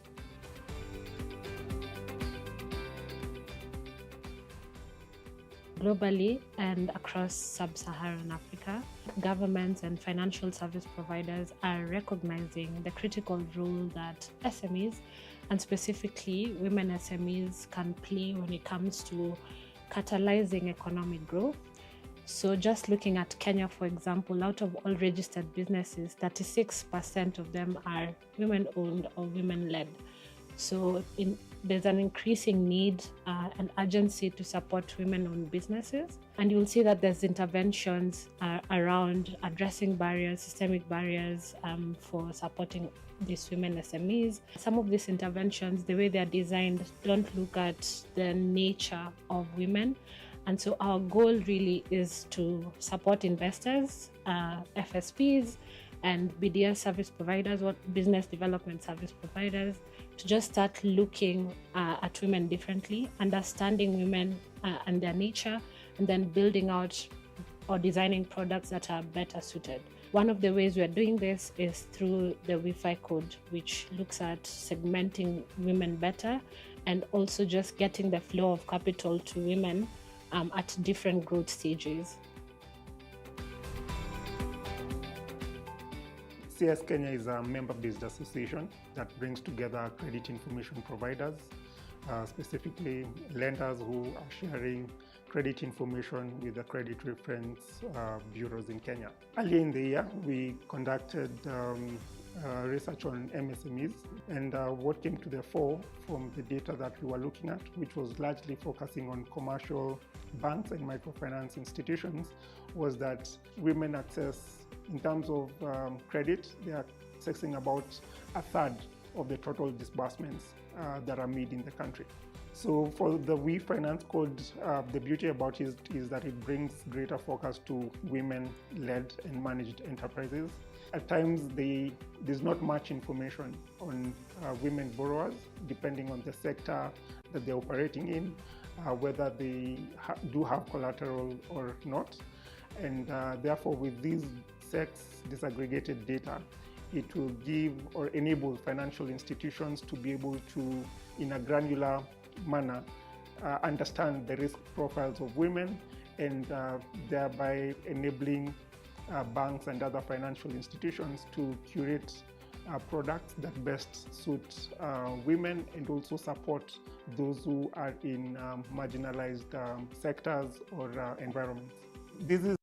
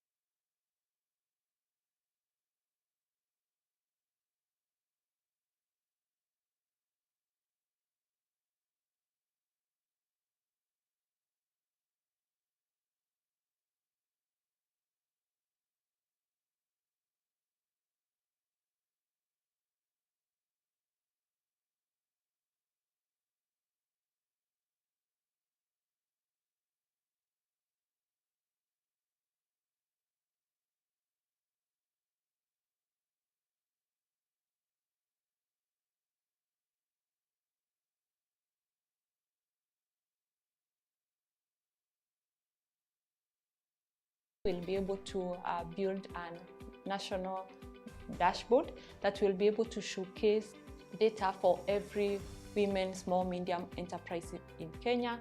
And that with that dashboard, we are able now to be able to target solutions that are needed in different levels, including product and even other solutions like financial solutions.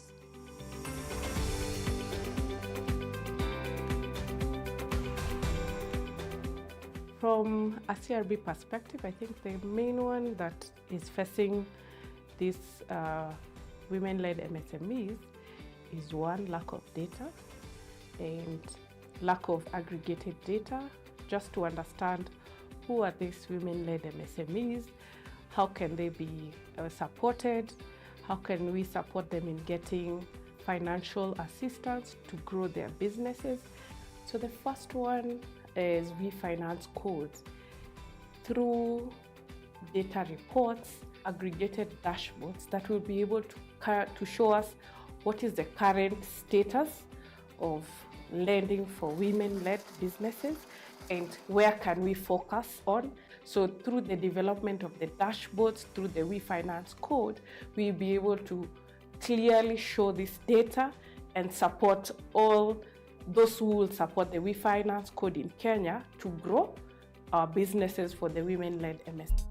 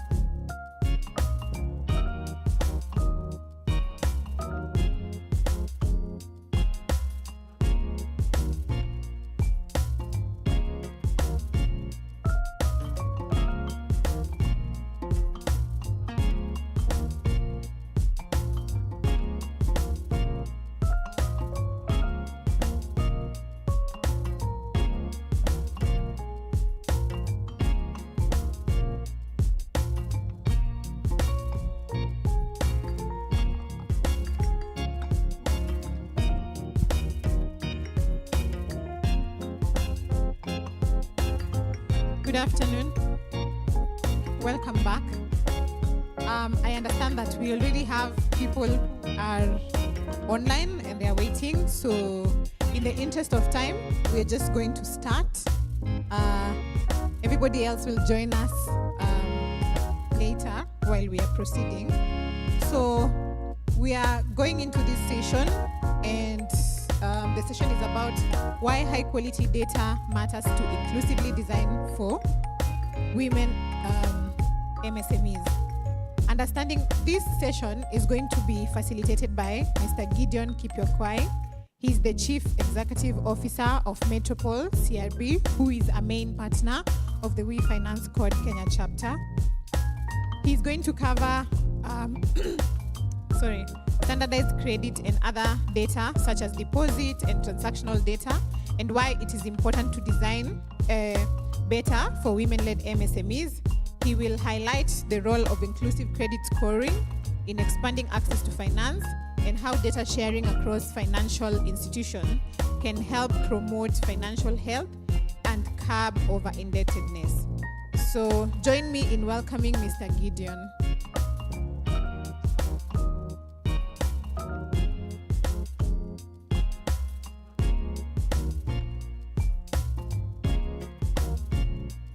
I will ride on protocols already observed.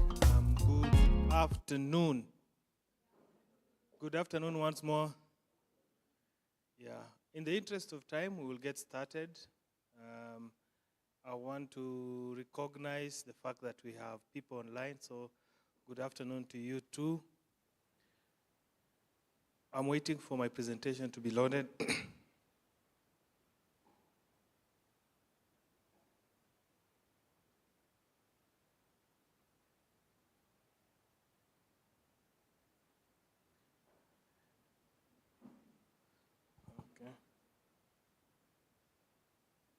Yep.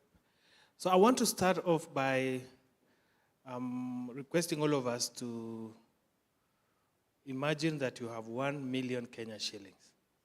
So let's start with that premise first. Your own money you have saved over the years. And I want to ask with that in mind, for us to raise up our hands if we would lend to any of these people. You get an SMS in your phone right now from a businessman called Mr. Kamau, and he tells you he needs 1 million. Okay? How many of us, let's clap once if you think you will give him your 1 million shillings. Nobody's giving. Okay. One person. Okay. 2 people. Depend. Perfect. So there are questions that need to be answered. You have Mr. Omondi, you get a message. It says, my name is Mr. Omondi. I am a teacher. I'm a civil servant. I work with county government. I have 3 loans. Would you give this guy 1 million shillings? No. Another one, you get an SMS from a lady. She tells you she's called Wanjeku. She has a kibanda on the side of the road here in Westlands. She's been doing that business for the last 2 years. She's 22 years. Will you give her the 1 million? Clap, so there's 1 clap. And we have 2 claps. The last person there is Adija. The new junior schools have opened. She's been recruited and she's trying to establish herself. She wants your 1 million. How many of us will give her the 1 million? Give a clap. So only 1 person. Interesting. So this is the challenge we have in the market. So a lot of SMEs want to have money.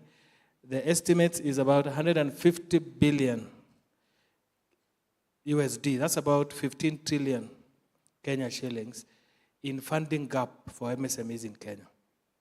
Currently, the total loan books of banks, MFBs, SACCOs is just slightly above 5 trillion. So we still have 2/3 deficit. But the challenge is really in identifying the right person to give the data, to give the loan. And so when we talk about the questions that you, as the owner of the 1 million, you want to ask, is that message, has it come from a guy who is genuine? So you want to do a KYC. You haven't met the person. You don't know them. They've just told you they're a businessman. Are you sure they're the businessman? Are you sure they don't have a loan? For Mr. Kamau, for instance, he's saying he doesn't have a loan. How do you know he doesn't have a loan? Sorry. This thing is going back and forth, sorry.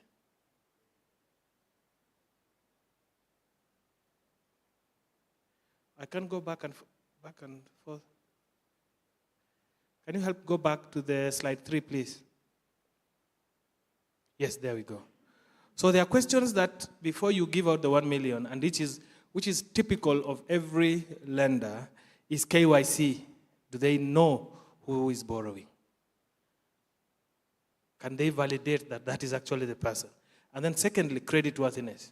If they borrow, will they repay? And then thirdly, do they have capacity? So willingness and then ability. So the questions around ability. Now, all those require data, and they require quality data. Please go back. They require quality data. When we talk about data quality, what do we mean? We mean accuracy. We mean completeness, and we mean timeliness. So those 3 elements are what determines whether the data you have is quality. It could be accurate, but if it is stale in the sense that it relates to business 3 years ago, pre-COVID, you have balance sheets, but they are balance sheets of 6 years ago.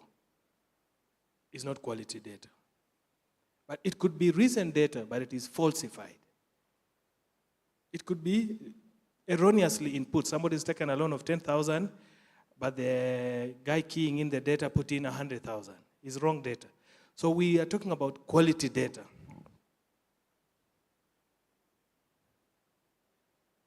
Next slide, please. Yeah. So in terms of quality data, what has happened in Kenya? So number one is, over the years, there have been improvements in policy towards getting as much data as possible to be available for lenders. As credit reference bureaus, there was regulations that started way back in 2003 through a working policy paper. There was amendments to the Act, and there was a task force that was formed in 2004 to try and get institutions to share data. Because one of the things about not having quality data is that businesses, MSMEs, they keep 3 sets of data, for instance. One for the bank, one for KRA, for the tax, and the correct one. So if you are getting the one that is embellished and you use that to lend, there is trouble. So you need to have accurate data coming into an ecosystem that is managed independently. And that is what was triggered in 2004. 2007, the regulations were gazetted, establishing credit reference bureaus as repertoires of credit information. But the problem there was we were only getting negative data. So in terms of completeness, we are not understanding the customer fully. We are only getting blacklists. Now we lobby, in 2013, there is amendment. We get full file data sharing. So at least now we have credit history to say when you borrow, you are paying, that data is coming to the bureau. Those who are not paying, again, the data is coming to the bureau. So lenders can have some sort of completeness in terms of data. Some players in the market misbehaved and they were kicked out of the mechanism in 2020. I think that was a very strong action by central bank, but they were brought back now through the DCP regulations in 2022. But what is in the horizon to improve data quality? Number one, there is a national credit policy that is being discussed now that is likely going to lead to a 4th generation credit information sharing, or what we are calling information for credit sharing regulations. Number two, CBK rolled out a project to validate CRB credit scores. And that report is coming out, I think, next week. The project has taken 2 years, but it's just about to come out, talking about the credit scores in the market and its use, its ability to predict default. Thirdly, we have open finance diagnostic study. Now, this is very important for We Finance, for women entrepreneur finance. Why? Because for customers who don't have mainstream credit, we are calling them thin file customers, their strength is in transaction data. They have a lot of value in the bank statement data, in their M-Pesa statement data, in other forms of data that is not necessarily credit. Now, CBK is undertaking an open finance study so that then we are able to incorporate the findings in what solutions are required to enable sharing of non-credit information. And that will be great value in answering the third question I was talking about of capacity, ability to pay. Another component, and I know Jared will probably talk about it, is that because we have 3 bureaus, banks share data to 3 bureaus. Through CIS and funded by FSD, now banks will be sharing data through one portal. So they don't have to duplicate to get 3 processes for 3 bureaus. So this is a very important thing in terms of data quality, where you are sharing data, same data, and it goes to 3 bureaus. We have the revised risk-based pricing formula. This is very important in changing the ownership of data from being a bank data, bureau data, to being the data subject's data. And the data subject is the business and the individual. What does that mean? Once you are told that you are paying 20% more because of your risk, you will ask which risk. And once the bank tells you it is based on your credit reference, score, rating, based on the data you have, you will ask which data. Then now you will start questioning the data that sits in your profile. This is very important in driving data quality from the data subject's perspective. And of course, we celebrate this project, the We Finance, as a very important project in terms of cleaning up data. And one of the things that is helping us is the issues that has been discussed here. What kind of templates are we using? Does the templates, for instance, capture the right industry? Does it capture the owners of the business properly? Can we validate? Because we will not be able to do disaggregated data without the data sources, who are the lenders, giving us the right data in terms of who owns the business. Is it a female-owned business? So this is going to help us in terms of driving data quality. Next. Now, we've talked about financial inclusion, and really questions around data is what has driven financial inclusion. In the question that I had asked, would you give the 1 million loan to Kamau, to Omondi? The answer lies in whether or not you have the data. When we talk about financial inclusion in Kenya being at 84%, the reason for that is because of existence of the full file credit information, existence of our integration with IPRS, which we can validate IDs, and now what we are saying, to grow that financial inclusion from account perspective, we need more data. But more importantly, to deal with credit rationing. And all of us understand this because a lot of our MSMEs, if you go to their shops, the most common product they sell is Hakuna. You ask for something, Hakuna. The reason it is Hakuna, they don't have access to finance, to credit. But the reason they don't have that access primarily is because lenders don't have visibility of that capacity, of that potential, of that demand in terms of the product that needs to be financed. So we have a strong conviction as Metropole that open finance, ability for us to access alternative data and to bring it into the CRB ecosystem, will transform our financial access and, more importantly, increase lending, credit flow, limits, enhanced limits for MSMEs. Next. So what do we have so far? So far we have at Metropole 2,516 data providers, and out of that we have about 23 million individual profiles and 900 business profiles. Now, I was talking to Rose earlier, and we have a challenge. A lot of the individual customers, individual profiles, are actually MSMEs. But they are borrowing with their ID, not with the business registration number. What do we need to do as an industry to get all businesses who are borrowing as businesses to borrow as business, using the business profile rather than the business owner's profile? Now, from identification of the data for WeFinance, we'll try and clean up some of the business products and label them as MSMEs. But is that really correct? Maybe not. How can we champion that proper profiling of MSME by putting them in the right category of data? So it's a data issue. It's a data issue that all of us must pursue.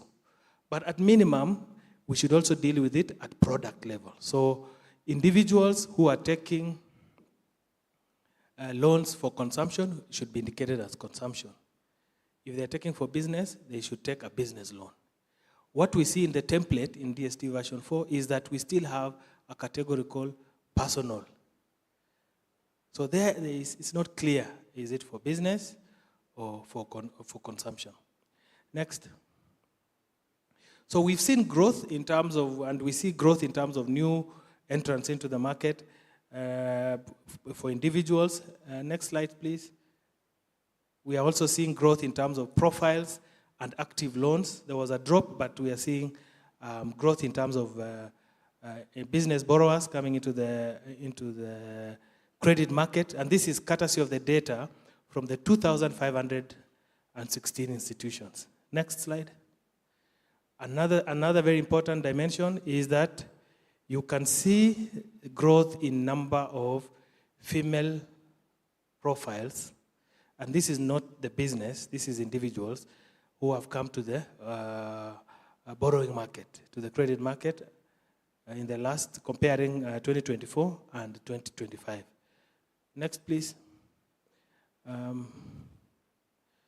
Again, NPLs. NPLs, this is repeating the story. This is where the WeFinance needs to leverage the creditworthiness of the female borrower against the male borrower. This is aggregate across the loan books. Female do better than male. And we saw that also in the Mongolian analytic, the dashboard is also similar to Kenya. And this is what we need to tap on. Next.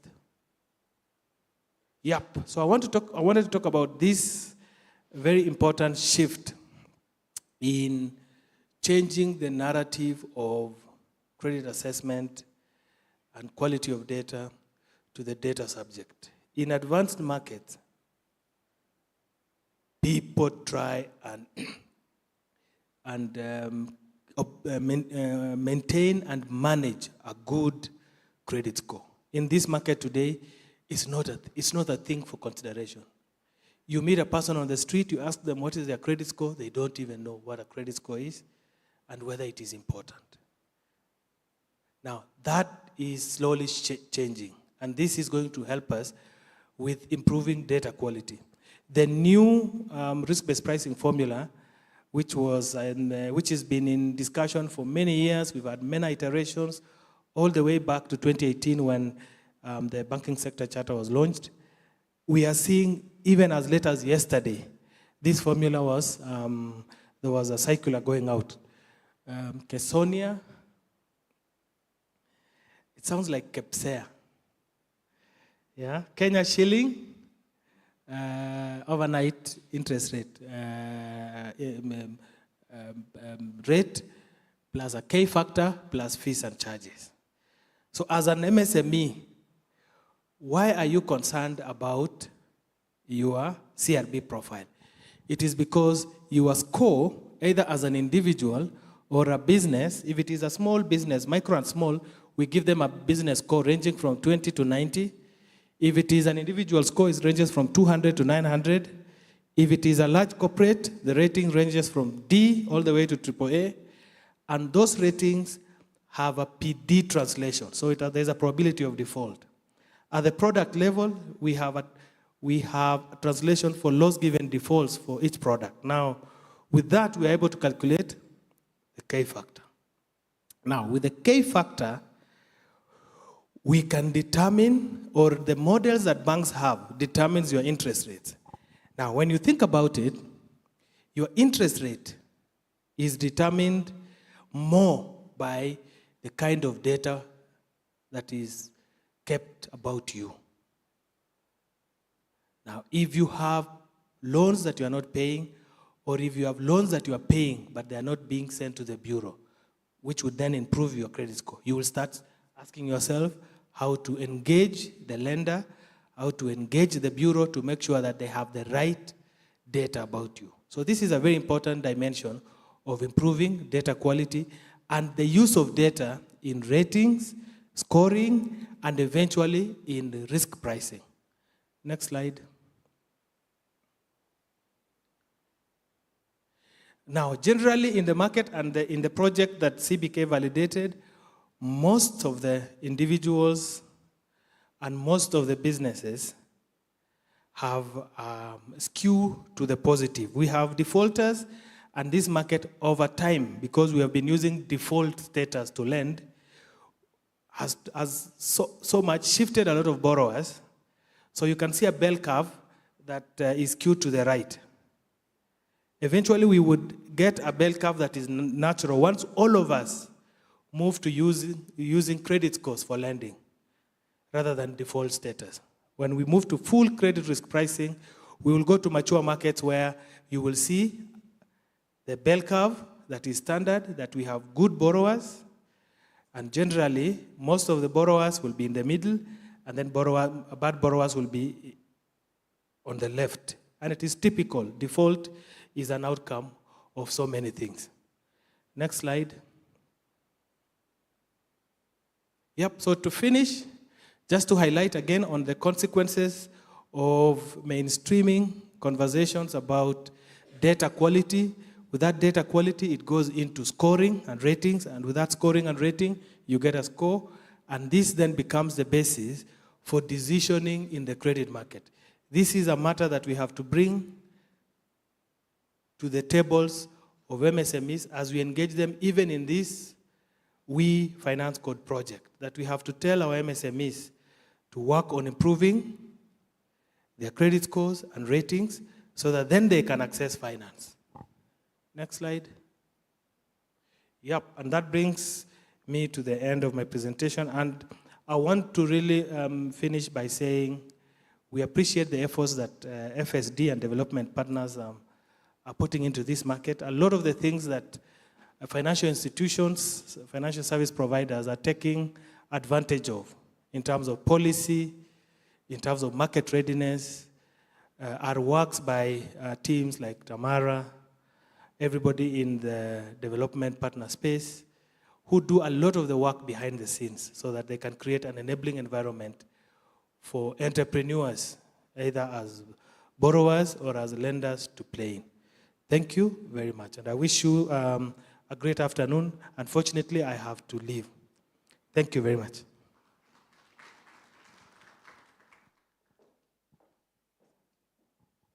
Thank you very much for the insights on data. Just before Gideon came on stage, he said there was no one here. I think there are only 4 people in the room. And he said, we are recording this conversation. So I will speak, it will be recorded. So in case you were not here when he started, there's a recording, there's a YouTube link, it's going on. You can still just move back and watch whatever he had to say at the beginning. Thank you very much for those insights. And we cannot keep a CEO here for too long. Thank you. So we are moving to the next session.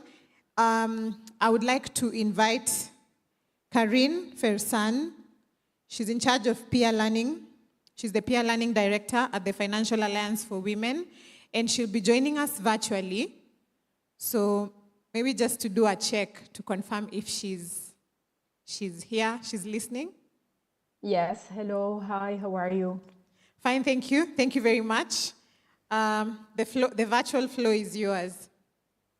Thank you so much, and good afternoon, everyone. What an exciting day, what an important day, and a lot of key information, a lot of notes that I've been taking since this morning, and I'm sure you're walking away today with a lot of thoughts. So I only hope I will be adding just a few to the amazing work you've been doing today.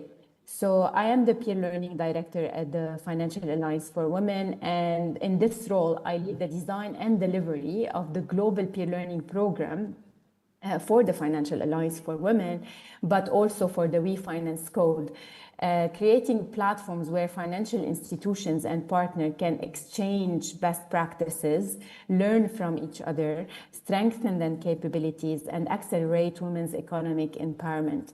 So the Financial Alliance for Women, just before getting started, was mentioned a couple of times today. We are a global consortium of financial institutions and stakeholders. We like to call them championing the female economy. And we have a proud member from Kenya, KCB, who's been a member at the Alliance championing the female economy for a couple of years now. We are more than 100 financial institutions who are ventured into this and proving day after day the business case for serving women customers and women MSMEs at large by the financial sector. They are proving all the nice things you've been doing in terms of women being the right borrowers, women being the nice target, women being a good customers for the financial institution and a profitable business to target. So today I will be walking you through the Women Entrepreneurs Finance Code, or simply the We Finance Code. This is the global initiative we've been talking about since this morning. So yes, the We Finance Code has been built and created to expand the amount of financing available to women-led MSMEs across the globe.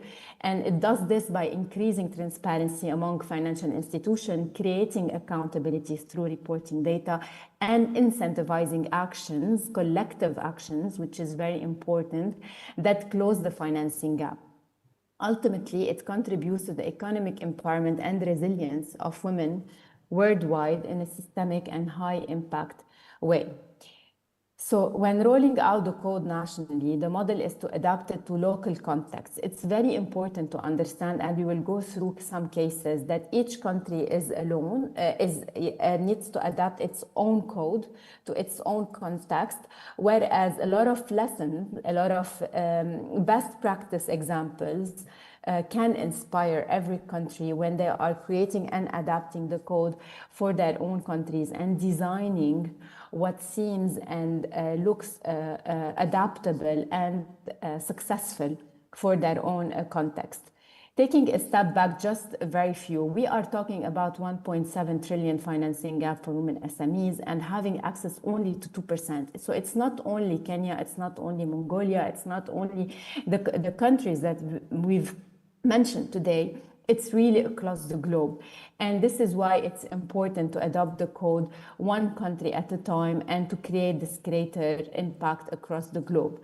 So unlocking women entrepreneurial potential, as we also heard today, is not a matter of fairness. It's a massive economic opportunity left on the table for the financial sector. If women participated really equally as entrepreneurs, the global GDP would increase to $5-6 trillion. For financial service providers, this represents 1.7 trillion revenue opportunity. So globally, there are over 400 million women entrepreneurs with tremendous potential to grow their business. Capturing their opportunity requires a systematic action. So why Kenya, and what's the benefits for Kenya? So for Kenya, implementing the code means several benefits.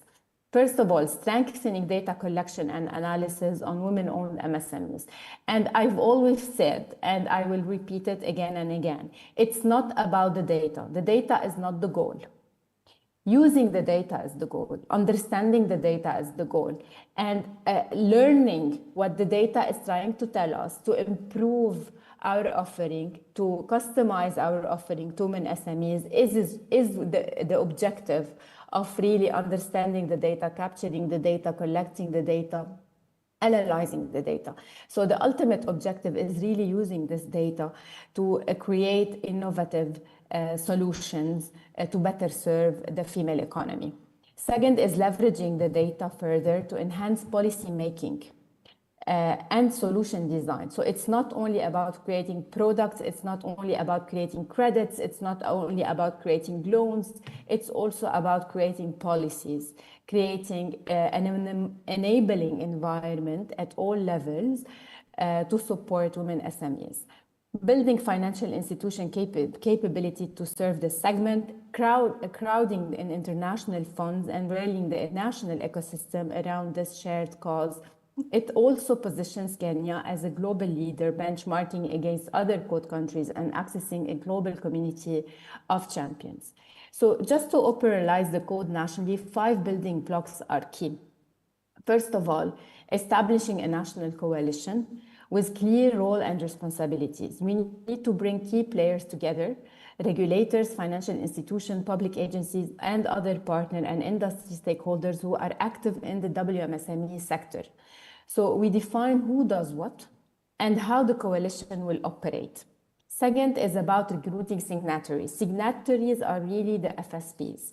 We need to sign up stakeholders. These could be the banks, private sector institutions, non-bank financial institutions, venture capitals, etc. Stakeholders from the private sectors who will commit to the code. And by committing to the code, they commit that they will expand financing to women entrepreneurs and they will report data on serving women MSMEs.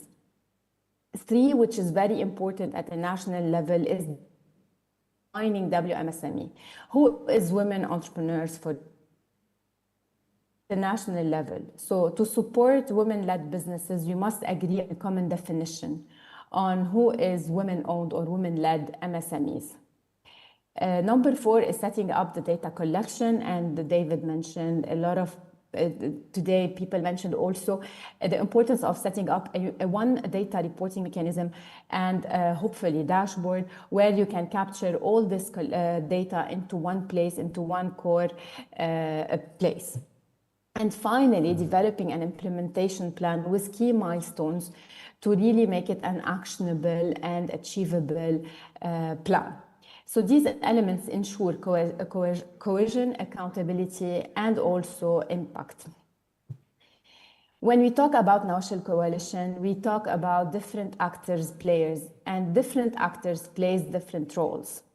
So national champion, usually it is the regulator, the central bank, or the national bank, etc., leads advocacy and supports financial inclusion policies. This role can also be held by ministries, public agencies, and other financial regulators. The central bank also plays the role in a lot of the countries, and we will go through some examples of the data aggregator, because in a lot of countries, the central banks actually collects the data from the financial institutions, which position them as the main data collector or aggregator.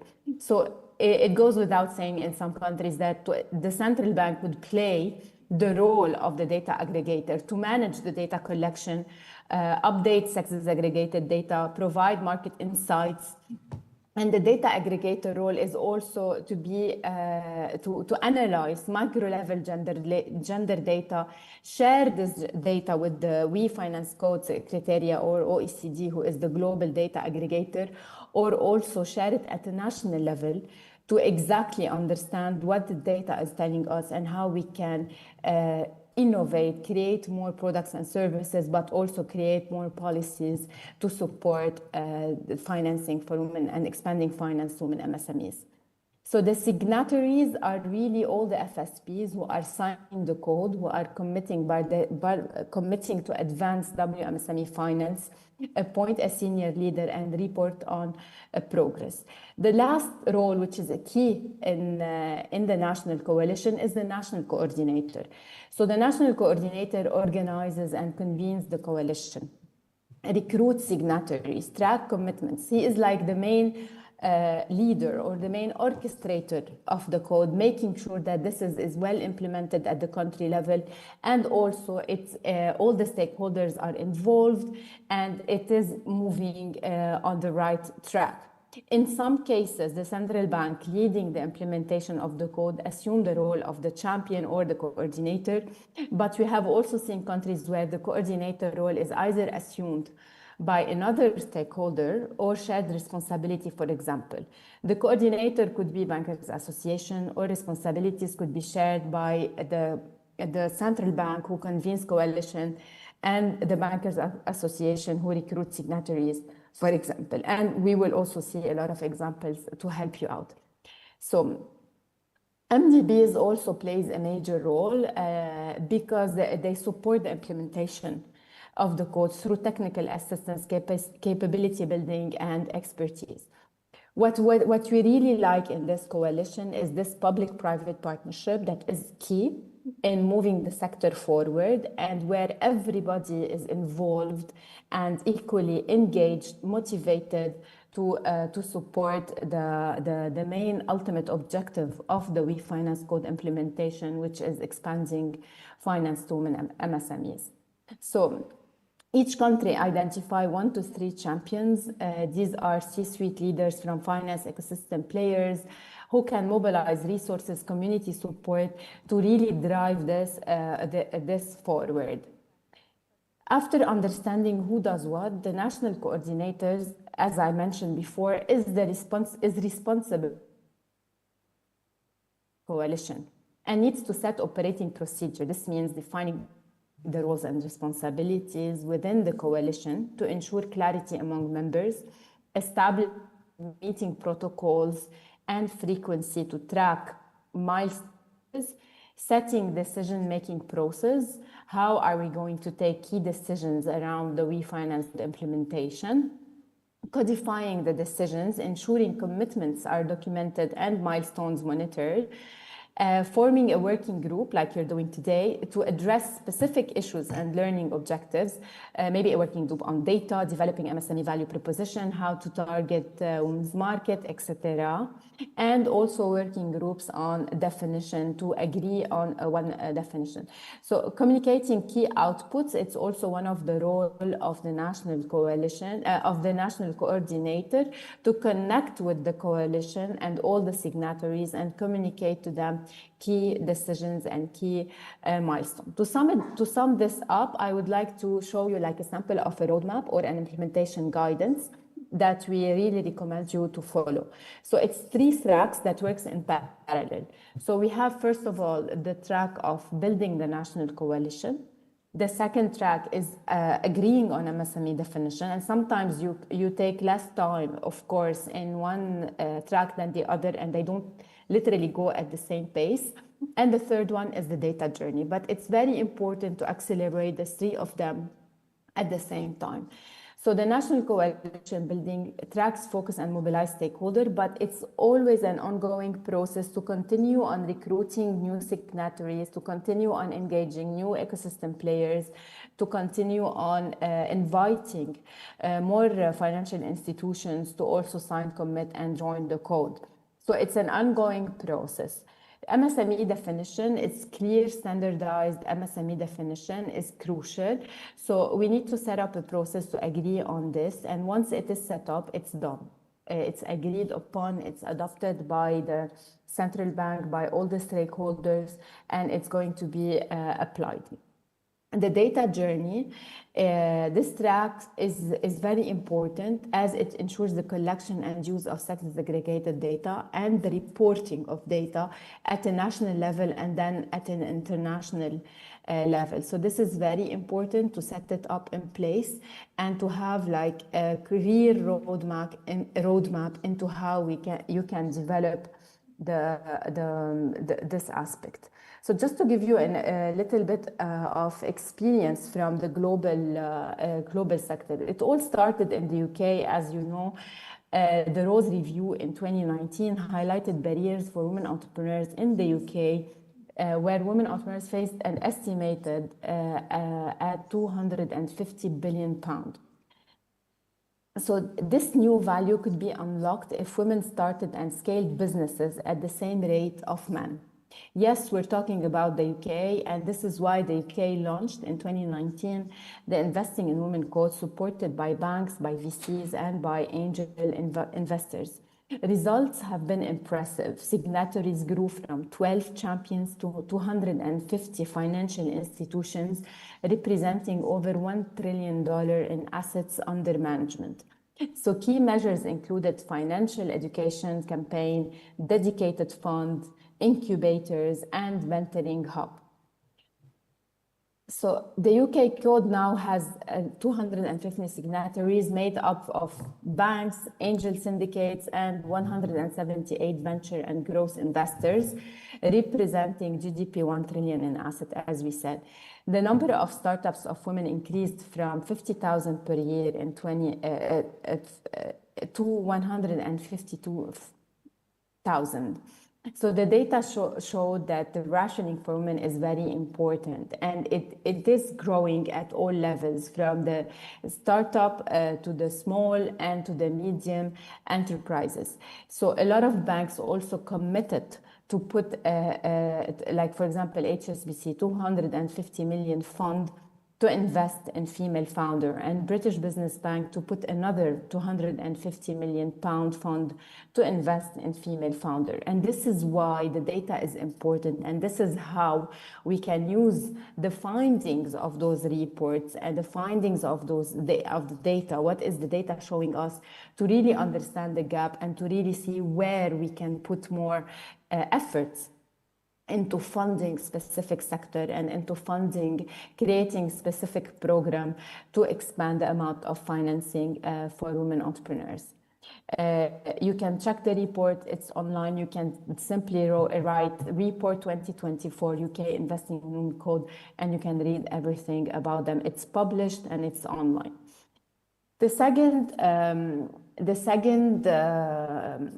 model is quite different, and it's the Netherlands. So the model of the Netherlands is a hybrid model, whereas it's driven by Code V Foundation. So what they figured out in the Netherlands is that for the code to be sustainable and to continue on growing year after year, the code coordinator needs to be a separate entity and a non-for-profit. So this is why they created the Code V Foundation as an independent non-profit organization that is managing the code and coordinating all the code efforts at all levels with all the different stakeholders. The data aggregator in the case of Netherlands is also commissioned to a Deloitte, which is an independent private institution, who is requested to aggregate the data from all the financial sector and also to report and issue and publish on a yearly basis a report to show the real findings of the data and the real situation of the financing to women entrepreneurs. And this way, the data will be aggregated by sex on a yearly level, on an annual level, and also reported and published annually. So the signatories are really from all the financial sector, and they are still growing, and they are still expanding, and they are still recruiting more signatories to join the code. The national champion at this level are all the public sector institutions who are committed, part of championing the code, part of the coalition, actively engaged, and they represent the central bank, the ministries, and all the other key stakeholders supporting this initiative. The Dominican Republic example, so the data aggregator and the national coordinator are the same, and they are both the Association of Banks, who is a private sector-driven initiative, in close cooperation with the central bank. So they aggregate the data, but in relationship with the central banks, but they also drive the code in the Dominican Republic. In a way, they recruit signatories, they organize the working groups, they support the code implementation, and they are responsible for the action plan and the roadmap to implement the code. And they did also developed and launched a national level data dashboard that is now live, and it is the first dashboard that was created for the code and because of the WeFinance code. So all this effort was driven by ABA, the Association of Banks, in very close cooperation with multiple banks in the organization, but also with the Ministry of SMEs, the Ministry of Women, and the Central Bank in the Dominican Republic.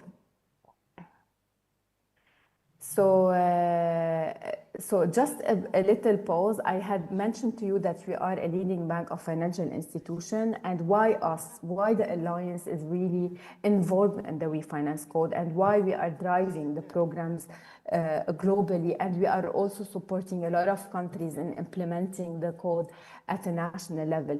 Because we have the global network of financial institutions who are really understanding how to do it and doing it on a day by day and driving this forward. So this is our network of 100 global financial members. And trust me, I'm sharing this with you just to let you know that our members are the first signatories and the first people to join the code and to drive the code in a lot of the countries. Like, for example, we are very proud of NatWest Bank, who is led the code in the UK. So they are behind, Alison Rose was the CEO of NatWest at the time, and she was behind the UK Investing in Women code that inspired the whole WeFinance code globally. We are also very proud of our member bank in BHD, who drove the code in the Dominican Republic. Bank Al-Ittihad in Jordan and Access Bank were the first Nigerian signatories to join the WeFinance code in Nigeria, but Nigeria was CBN driven. So the Central Bank of Nigeria driven. So all the first to sign the code are all the leading banks for women. And please note, if you are the leading bank for women, you will be leading the bank overall. And this is the advantage of being the first mover. And I believe that Kenya has the chance to lead by example, really in Africa, and adopting the benefits from visibility to recognition and influence in shaping the future of women's economic empowerment, especially after hearing all the good feedback that we heard today. So joining this global community of champions, Kenya can also have access to a lot of knowledge, to a lot of opportunities, and a lot of collaboration. So if there is FSPs in the room, please reach out to me to join the network of the Financial Alliance for Women and to learn more how you can develop a full-fledged CVP to target women and to actually succeed in your strategy focusing on women. So how we do it and how we can support. So we support the financial institution in building their own strategies through different programs, but we are also supporting the WeFinance code and developing the WeFinance codes at different levels.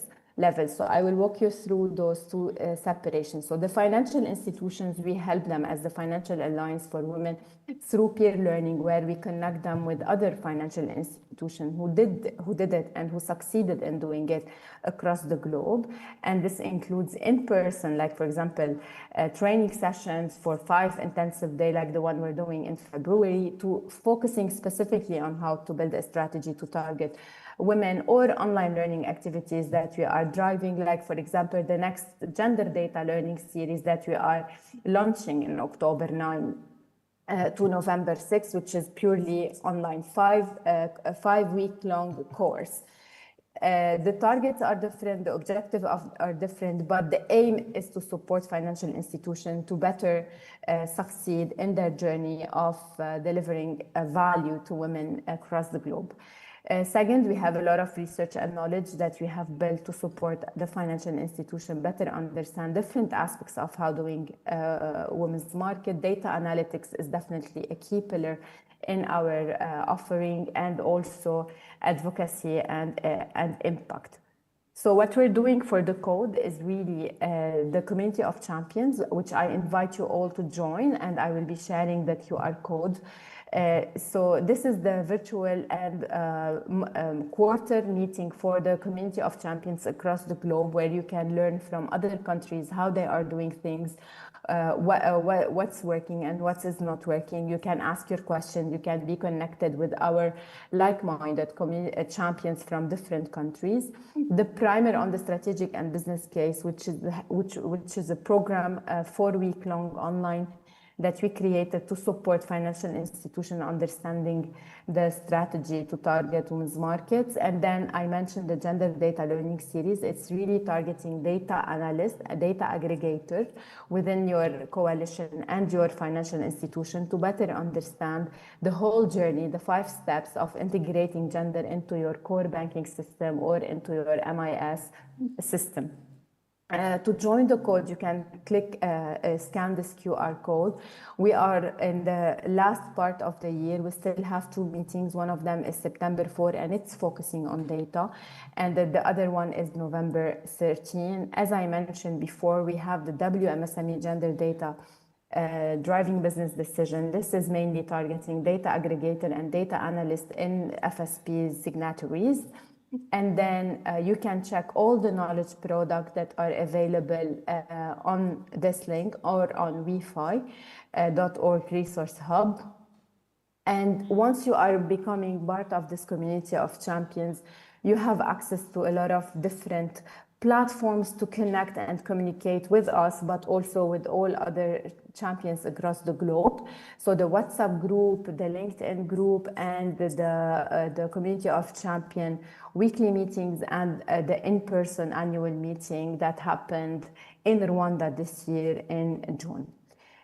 That's it for me, and I'm happy to answer all your questions if you have and if we have time. Thank you very much, Karin, for that. Part of what we are also doing is creating awareness for the We Finance Code. And so we will be sure to share every detail that you've presented as well for those people who want to join, for those people who want to participate. Thank you very much.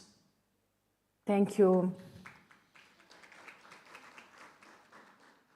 So in the interest of time, we'll quickly transition to another session where we would just want to unpack real-world examples on how gender disaggregated data is being used to serve MSMEs. So we are going to hear from a few institutions that are also within this room.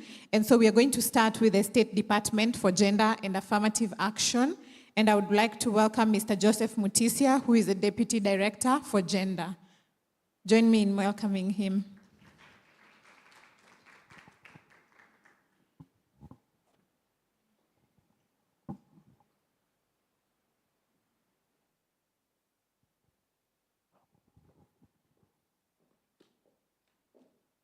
Good afternoon. CEOs present, other distinguished guests, ladies and gentlemen, good afternoon once more. You've been told my name is Mutisia Muindi from State Department for Gender Affairs and Affirmative Action. I'm a Deputy Director. So, this discourse on data. Scientists talk about data and they say data never lies. So I want to make a small speech like a talk about our business today on moving from data to action, driving inclusivity for Kenyan women entrepreneurs through data. In Kenya today, in the morning or in the part of the late or the early afternoon, the PS for the Principal Secretary for SMEs was here and she was talking about SMEs. So in Kenya, that number is nearly a half of all the micro, small, and medium enterprises, around 3.1 million businesses in Kenya. They make almost half of that. So when you look at the statistic 3.1, it means that's a big business clientele. So this business contribute to around 20% of our GDP, gross domestic product, and they employ millions of people in Kenya. Yet, despite what they do and what they contribute, they are not so much recognized. And I'm now narrowing myself to the women entrepreneurs. The women entrepreneurs remain excluded mainly from financial activities. So at this point, this is not, as you have heard from earlier presenters, this is not a Kenyan issue, it is a global issue, where women face a financing gap of around 1.7 trillion US dollars. That is in sub-Saharan African only, 30% of women-owned businesses access formal financial services compared to 50% of men. So this Women Entrepreneurs Finance Code, or what we call the WE Finance Code, will offer a structured solution. And this has already been adopted in Rwanda, Mozambique, and Sri Lanka. And it will commit financial institutions to three things. One, leadership, then action, and then data in advancing women's access to finance. Why is this important to us as a country? In Kenya, only 7% of women-owned enterprises access formal credit, compared to 11% of our counterpart men. Why is this? More than 80% of women lack land or title deeds, locking them out of the collateral-based lending.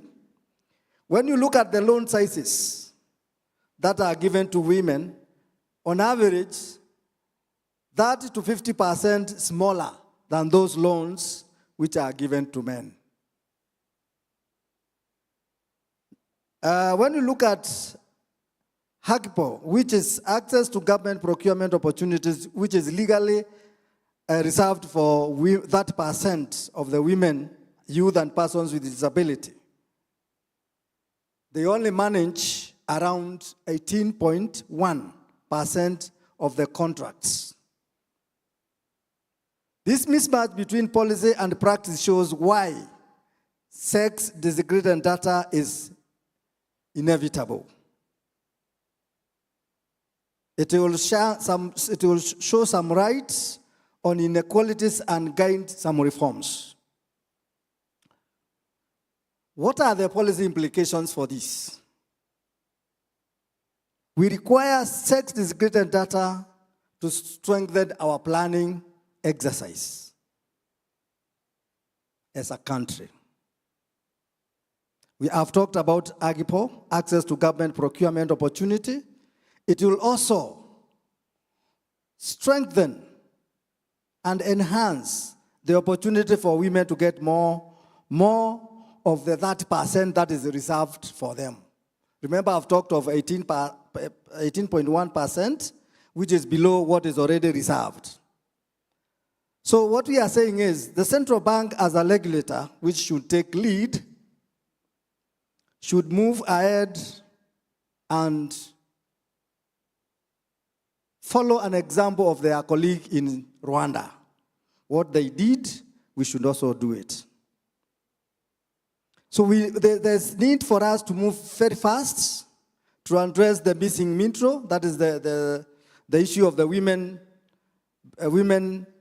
dominating microloans below 50,000 shillings. So what we are saying, women are only given, where you find more women is where we are giving them loans of less than 50,000. Anything beyond there, it is male-dominated. So we are saying the policy, there is need for us to move with speed and bring a policy on board to address that missing mintrow. So what is the role of State Department for Gender Affairs and Affirmative Action? So we have a central role as a State Department. One is to champion the data-driven gender policy across Treasury, Central Bank of Kenya, National Bureau of Statistics, and the private sector. We have a role there. You can see the central role of championing. Then we also need to coordinate. If the partners come on board, remember, after my meeting presenter was talking of a national coordination. We need to coordinate the partners, the partnership between the banks, SACCOs, FinTech, and DFSIs, so that there's ease of communication. So we want to take that role of just coordination the partners. And finally, we have also a role to advocate for flagship funds like the ASLA Fund and the Women Enterprise Fund, which is part of our organization, to fully integrate sex-segregated reporting. Why?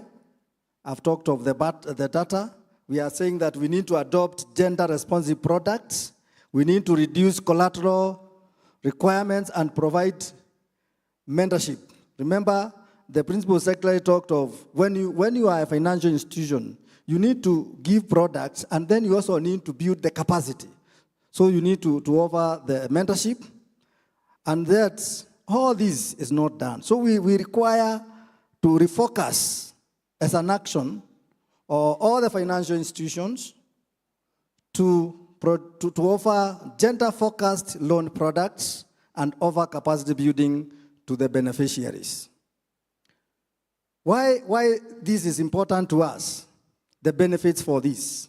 The payoff for this, for the data-driven, is enormous. One, it will close the gap, the financial gap between men and women, and this would actually unlock between $5 to $6 trillion in gross domestic every year.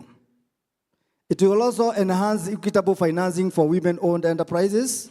That could add between 300 to 400 billion shillings annually to the GDP. It will also attract those investors who now demand gender-length reporting.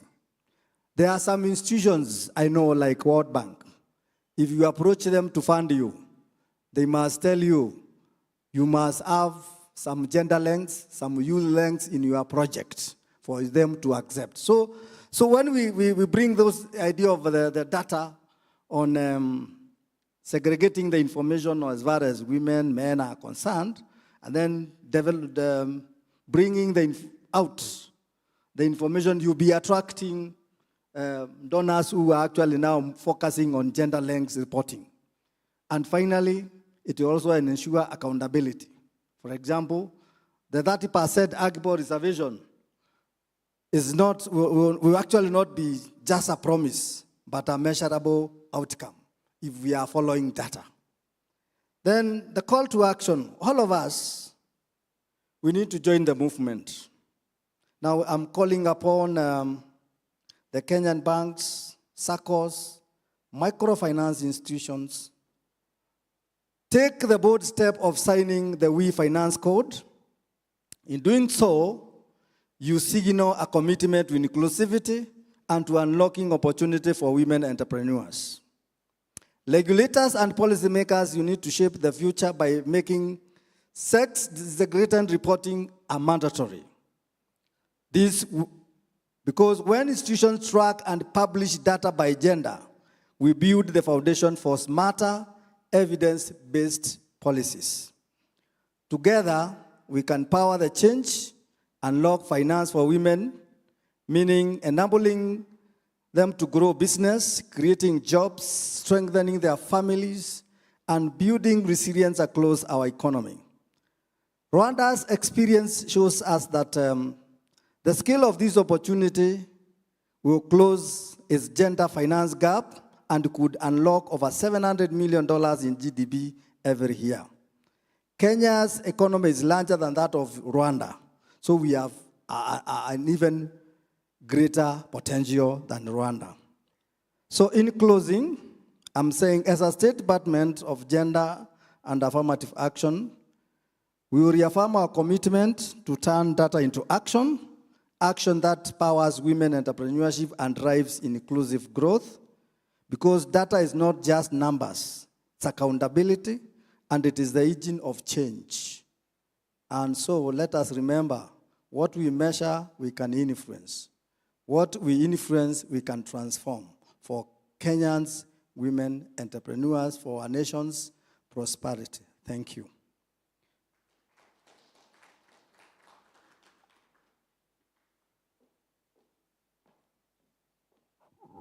Thank you very much for those insights.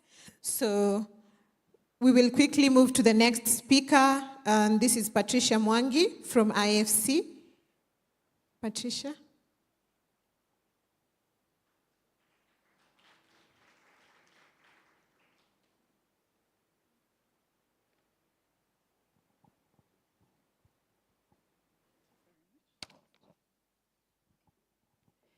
Good afternoon. I have 15 minutes and only 3 slides. I'm hoping I can do it in less than those 15. As I understand, we are under time pressure.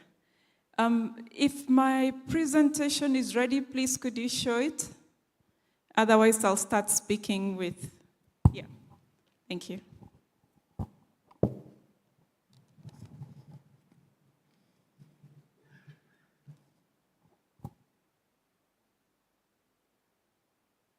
So I'm speaking about the experience of investors, like from the point of view of investors. How do we use gender data? Now, by introduction, my role in IFC is in advisory services. The main part of IFC business is investing. So I'm in a support role, and the role that advisory services does is it's coupled with investment, because we find we achieve better impact when investing is supported by technical assistance. On its own, each one is valuable, but they're much better impactful when they're offered together. So the experience I'm speaking over strides both investment and advisory experience. Let me start by saying that IFC has had a focus on financing women, especially women in business, for more than 12 years now, since 2012. And since then, cumulatively, IFC has invested $11.6 billion, rather $11.1 billion in women businesses. This has been done in 84 countries, involving 324 financial institutions. Of these, 371 projects have been investment projects and 145 advisory. So not all investment projects go with advisory, but sometimes also you can have an investment that is a repeat investment with the same client who's consuming the same advisory. In the map below, you can see the geo map of the bubbles where most of that investment has gone. Latin America is shining, most of it has gone there. Particularly investments. Africa is somewhat busy in parts of Africa. There are some that have not had any experience, but the bubbles are smaller, in large part because our focus is primarily with MSMEs, and they tend to be larger in Latin America than they are in Africa. I also want to say that by number of projects, by project count, Africa has quite a bit of projects. They might be smaller, but there are quite many and growing. Most of the financing that we do goes as loans, primarily, about 86%, and about 1% is equity, 12% is guarantees. There's also an element of capital markets work, mostly gender. It's not showing here, it's not big enough to show on the ticker. But for example, our neighbors, Tanzania, were the first to issue a gender bond in Africa. That's NMB Bank. And as of now, there have been 3 or 4 gender bonds issued in Africa. Kenya has yet to issue a gender bond, but there are other countries that have taken that step.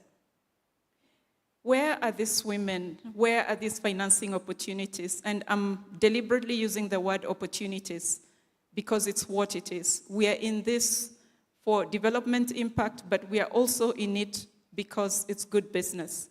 Our partners are financial institutions. Financial institutions must see the bottom line contribution first before they sign up. So these women are in various sectors, in various business areas. There are women in business, MSMEs, and there are great stories of women who've created, for example, a ride share that's trusted mostly by parents dropping kids to school. So on the impact side, there's no shortage of stories, but the bulk of where the financing has gone has mostly been in MSMEs. There are women in agriculture, and that's directly through financing agricultural activities, whether it's production, processing, trading, logistics, but it's also cutting across the effects of climate on women. So building resilience, climate resilience among populations. There's also women in other value chains in countries that have big investments, for example, in mining. We try and plug in women. Those are not traditional women sectors, but we try and look for opportunities to plug women into those value chains. There's also women in retail. These are the individual consumer accounts, but also including housing, including education for self and for others. The box on the right is a picture of what happened last year, where the split of the financing went. You can see that 412 million went into women SMEs and very small enterprises. That's what VSC stands for. It's just a space between micro and, the space between micro and small. 242 million went to housing finance for women, and there's a clear definition of what is a woman housing finance loan. So there's the regular mortgage anybody can get, but traditionally in most cultures, the man owns the house. In most of our cultures, let me say, the man owns the house. But when it's, for it to qualify as a women loan, the woman has to be a co-borrower, or at least her name has to be on the deed. She has to be legally on the deed for that property. So of course that limits it somewhat to properties that are titled or formally titled. Climate and gender, the nexus between climate and gender, where women who are building climate resilience, 117 million went there. And then women in the silver economy, 76 million. I looked up Google what the silver economy means, and apparently it's women 50 plus.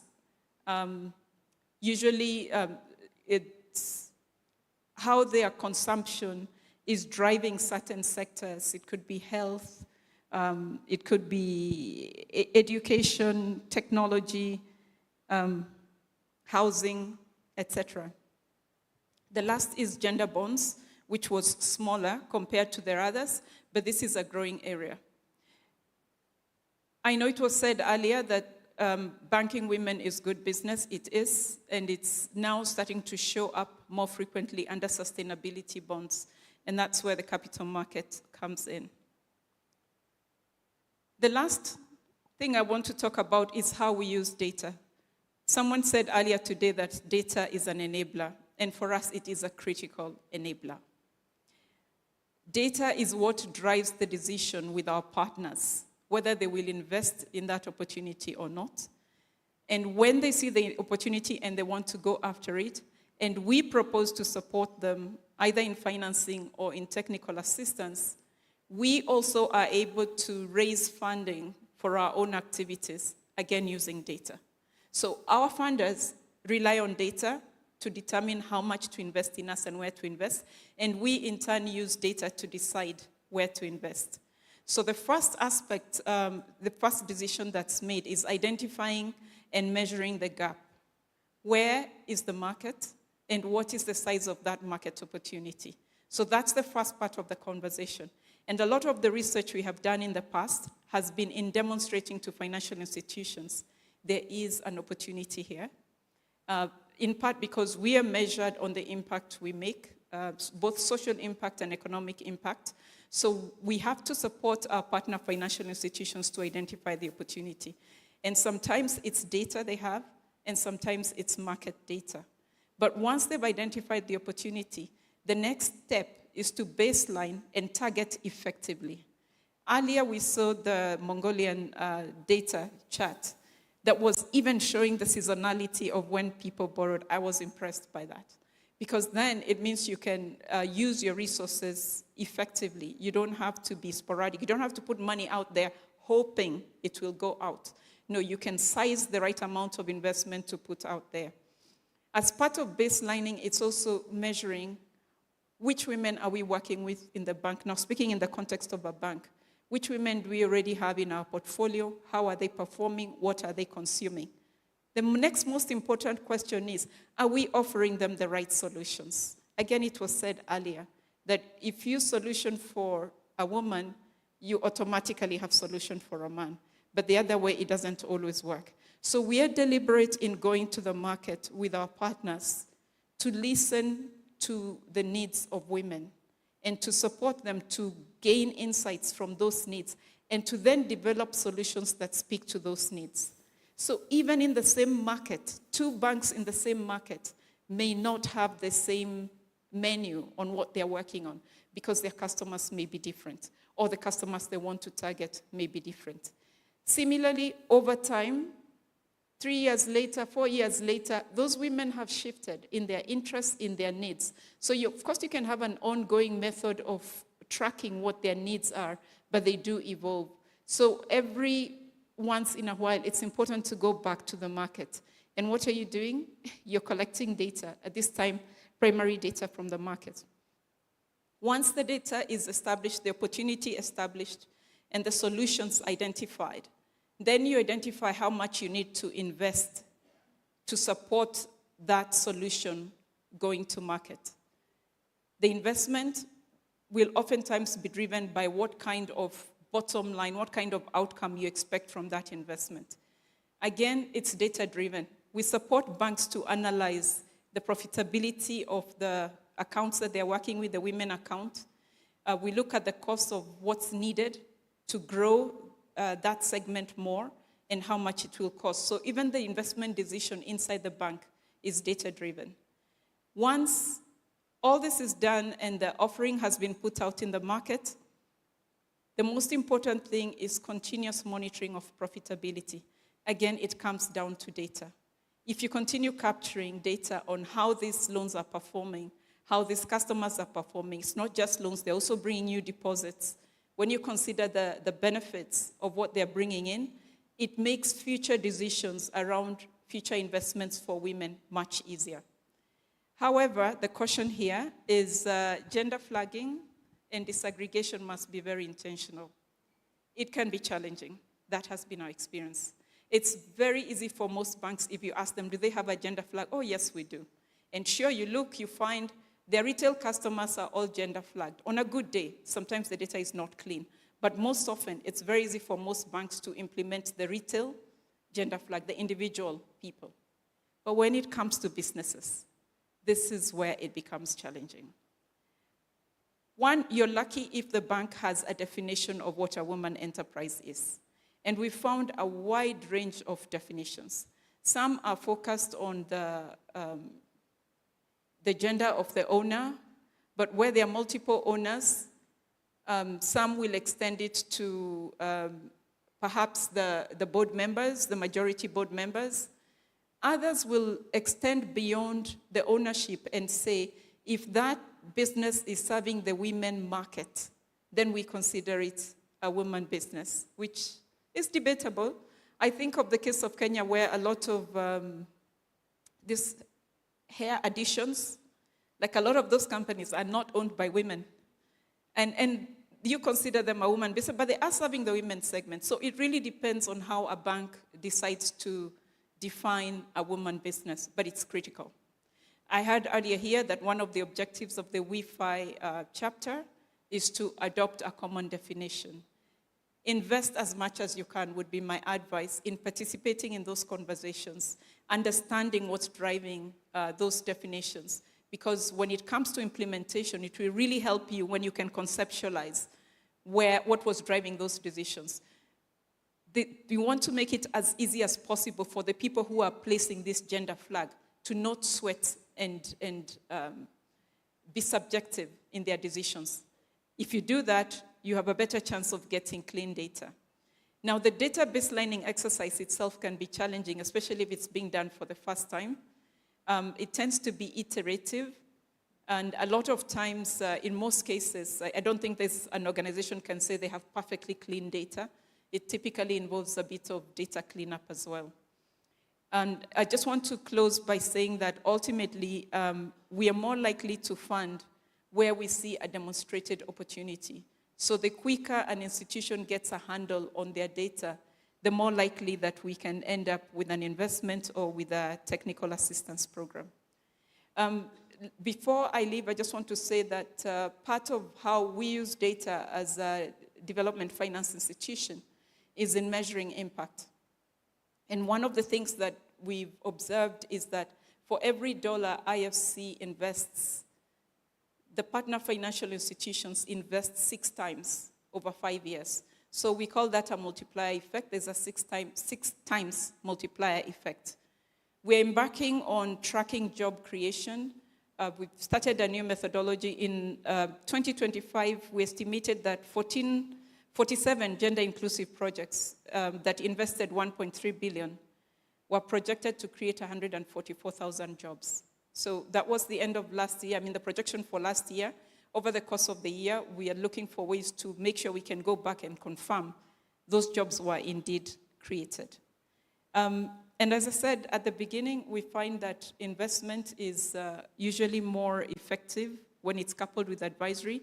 And part of what we do in advisory is, as I said, supporting research, but also supporting financial institutions to develop solutions that speak to the needs of women. I'll stop there. Thank you very much.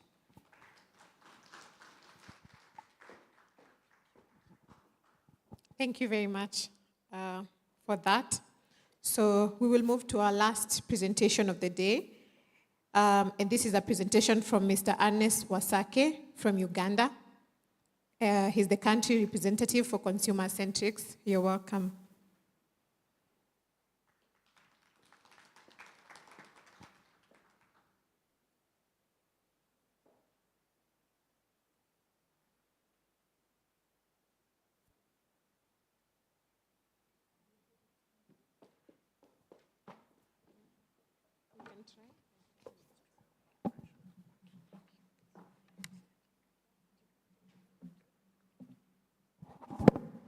All right, thank you very much. Greetings and good afternoon. I have exactly 10 minutes. I'll kindly ask the technical team to help me move to my slides immediately. So thank you very much. So this research is what enables her business to grow. It's a new segmentation framework to unlock the opportunity of serving women-owned and women-led businesses in emerging markets. Throughout the day, we've had several people speaking about how it's not about one size fits all.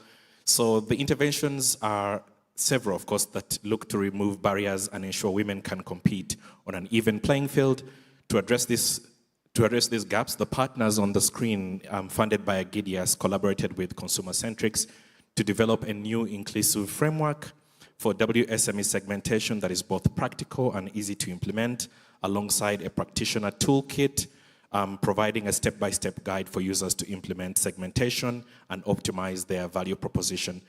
What we hope for is actually, because we don't have so much time here today, is that FSD Kenya will make an announcement on when Consumer Centrics will come back into the country and provide a hand-holding experience where we can go through the tools, the main report and everything, and also at the end of my presentation, I'll have a QR code. Next slide, please.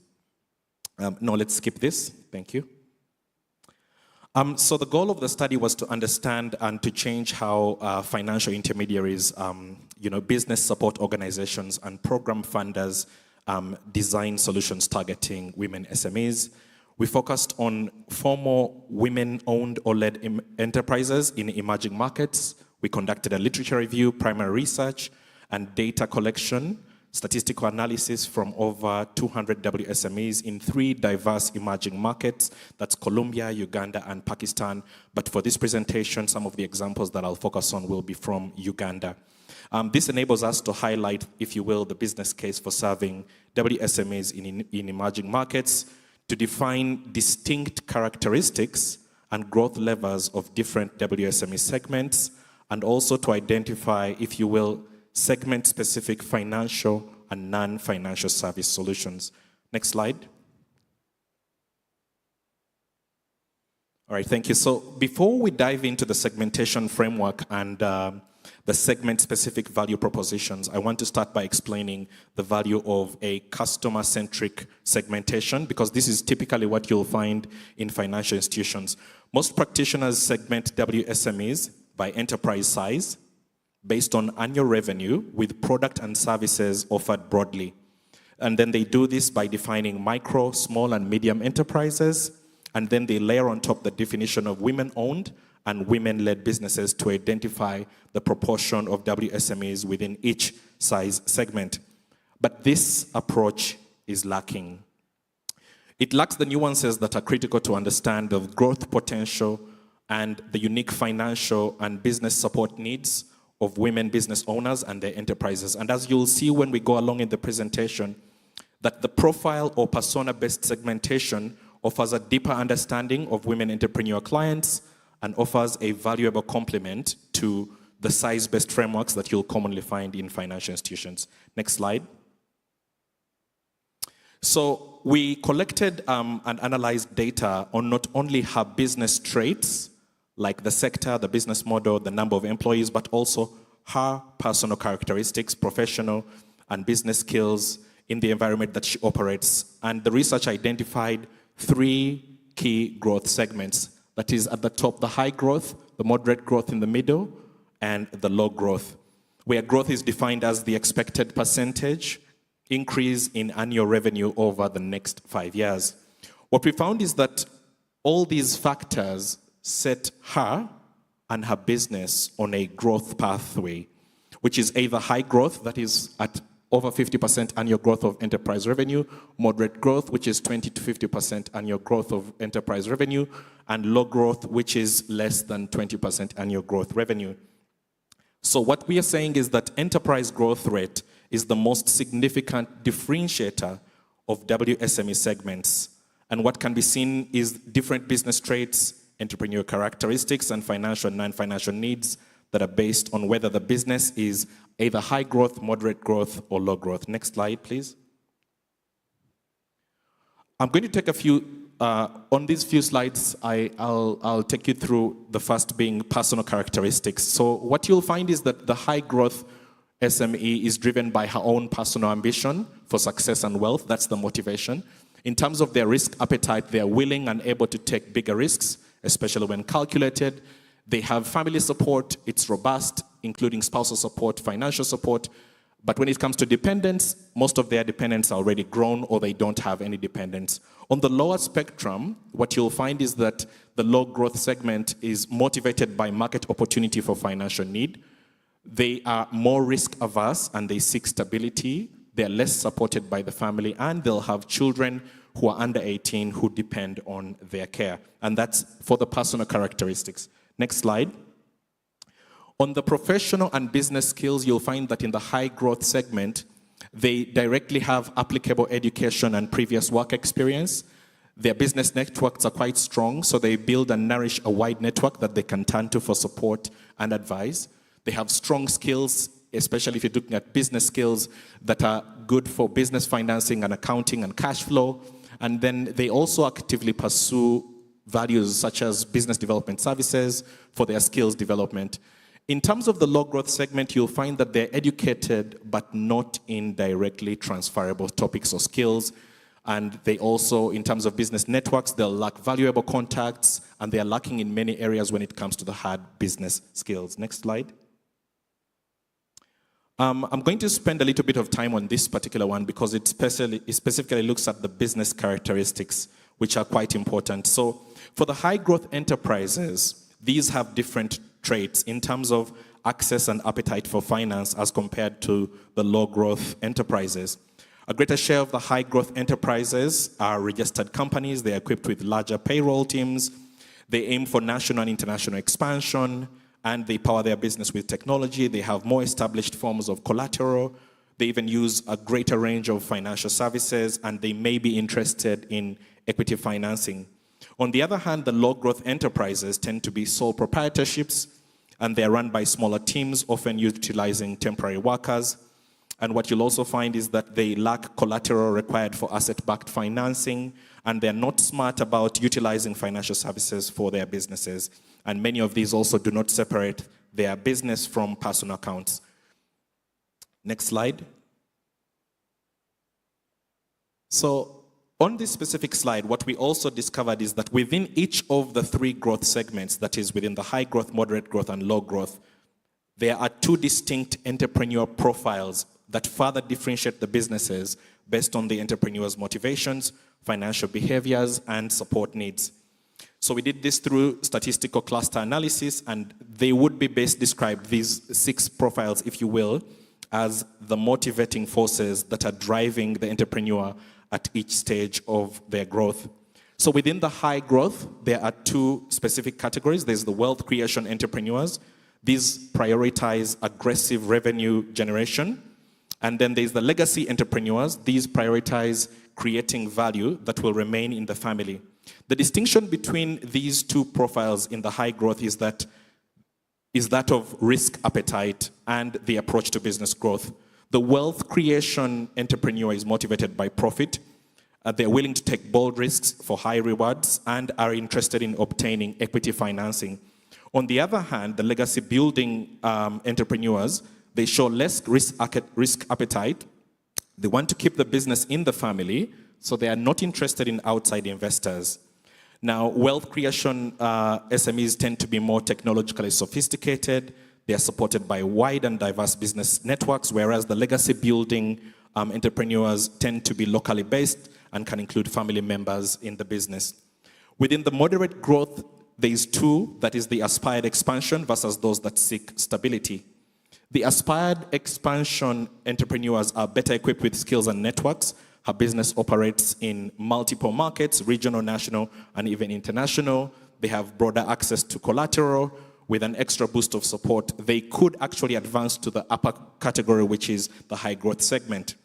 On the aspired expansion entrepreneur, they also, however, on contrast, the stability entrepreneur is less comfortable taking risks, primarily focusing on local markets, with their idea of stability over expansion as the priority. Within the low growth segment, we then have the livelihood entrepreneur who seeks a stable income to support her household, accumulating assets and building a financial cushion over time. And in contrast, the survival entrepreneur started her business due to a lack of employment opportunities, often with no collateral and minimal assets. Neither of these 2 is inclined to take risks, but the livelihood entrepreneur may be more likely to innovate to make business work better for them. Both of these in the lower category operate small, registered sole proprietorships with minimal formalization and limited use of technology. Next slide. So let's meet some of these entrepreneurs. This is from our research in Uganda. This is Fatuma, who's in the high growth segment, but is specifically a legacy building entrepreneur. And she has over $10 million in annual revenue, 100 plus full-time staff. What's important is also how does she cope at the moment. She has a growth-driven enterprise. She is banking with over 4 local international banks. She has a mix of assets, financing, and long-term loans. But in terms of what does she need? She needs strategic support for expansion, new facilities for product lines. She's looking for a mentor with expertise in manufacturing and mid-size enterprise growth, cost-effective financing options for expansion. But this last point is also quite critical. She's also concerned about risks of collateral-backed loans, which speaks to the risk appetite. Next slide.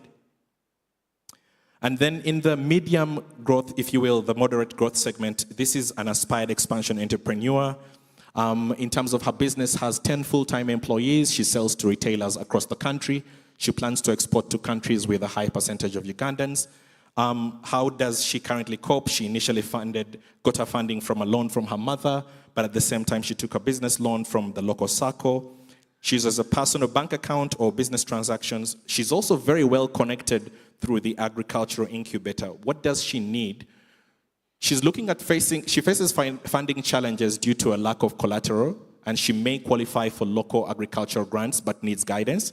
She's open to long-term investment, loan or credit products, line of credit, overdraft, to support expansion into new markets and setting up her own manufacturing plant. She's eager to participate in agro-based accelerator programs. And then the last category, next slide,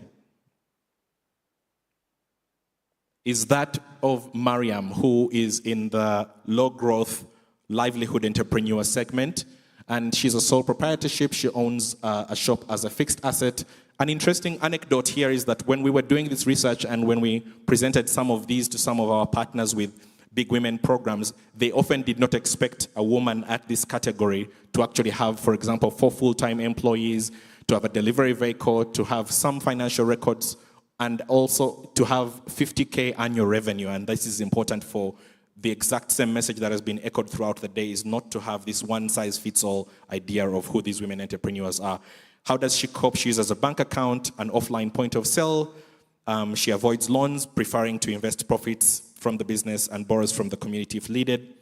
She has low business networks.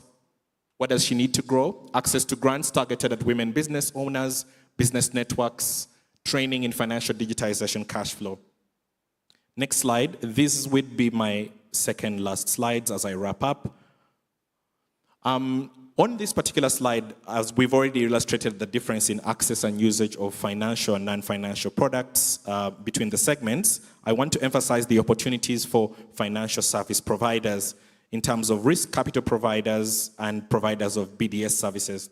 So for the FSPs, if you will, the legacy building and wealth creation, both in the high growth, these both need better relationship management to optimize the use of sophisticated financial services and financing of working capital and long-term investments. Risk capital providers should focus on wealth creation entrepreneurs as they seek strategic equity partnerships and guidance as they achieve national or international expansion. The risk capital providers should also target the aspired expansion entrepreneurs who are in the moderate growth because they are poised for growth, they have great risk appetites, and they should be connected, if you will, to angel investors and alternative funding sources. For the aspired expansion and stability entrepreneurs in moderate growth, these need to be transferred to business banking if they are not already there, to have more consistent relationship management. They would benefit from affordable financing, but only the aspired expansion would look for long-term financing, if you will, and more sophisticated banking tools.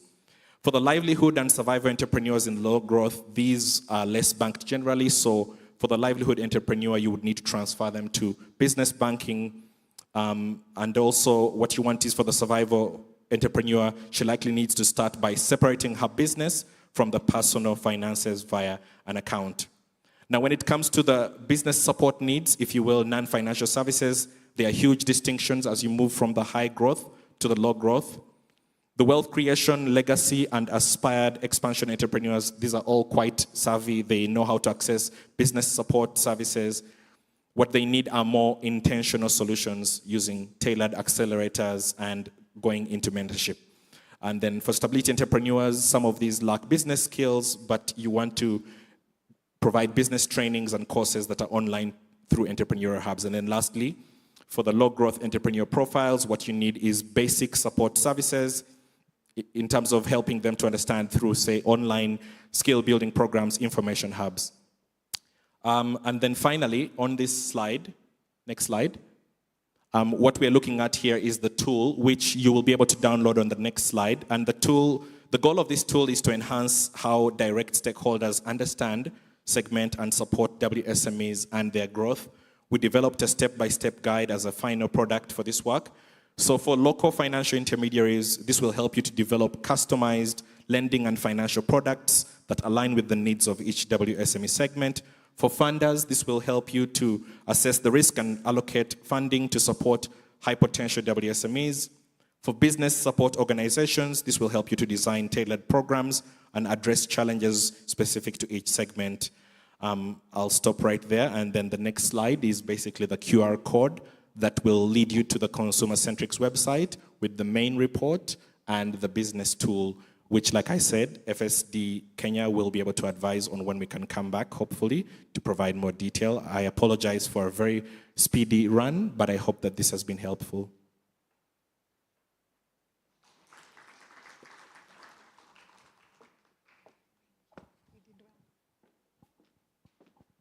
Thank you very much. Thank you for also coming to Kenya all the way from Uganda to take us through that. And we also apologize for rushing you through. We are running out of time. So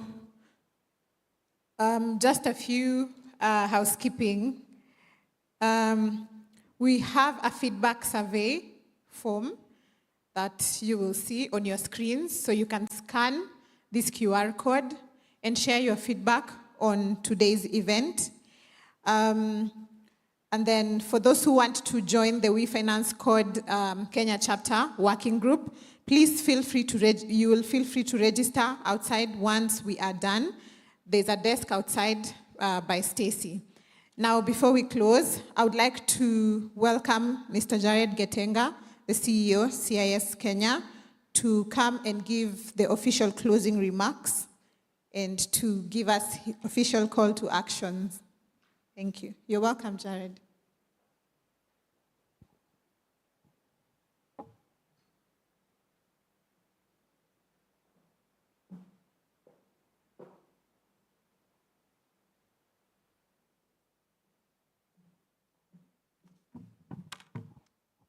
Very well. Good evening, everyone. I think it's really time for us to wind up. It is when you start talking good evening, then I think it is definitely late. So I will not take longer. I will just say thank you all for coming. For me, it was a great eye-opener. I am persuaded that this is a meaningful initiative.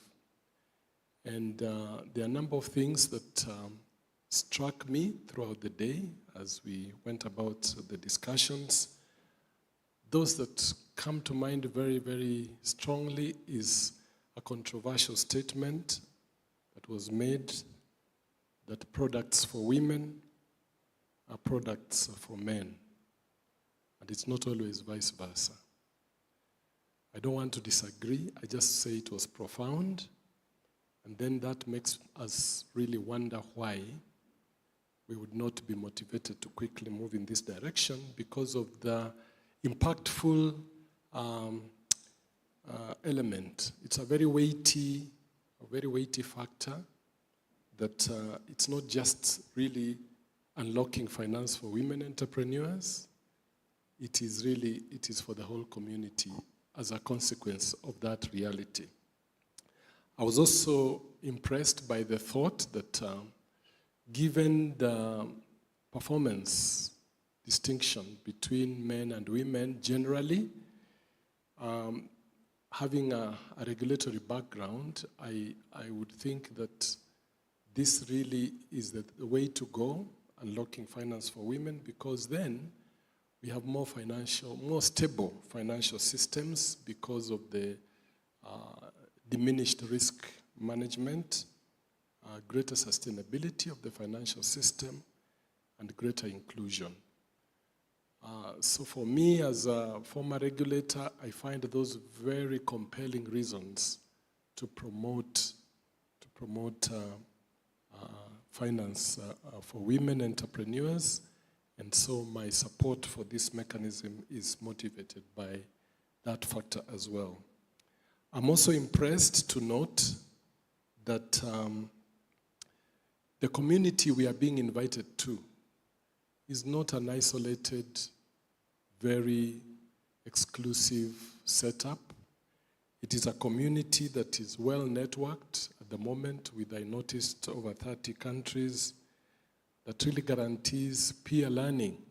So we are not coming into a space of isolation and trying and testing things that have no opportunity to learn from. I think there is so much peer learning that is available. I have also been impressed by the fact that this is going to be a strongly data-driven mechanism, and that's why there is a lot of investment now being considered under the KBA framework.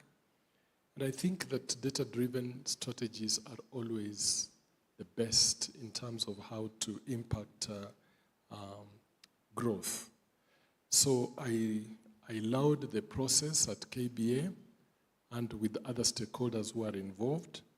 I was particularly, excited to know that the credit information sharing framework is going to contribute significantly to how these data-driven methodologies are going to grow. And the commendation that was given, I think that was David, who spoke about Kenya's, trajectory that is bound to be very, very dynamic because of the data that is available and the decision that was made to leverage on credit bureau data. I think that was exciting to me, and it gave me the kind of comfort that the efforts we have made to develop a credit information sharing framework in this country is going to bear a lot more fruit than we ever thought.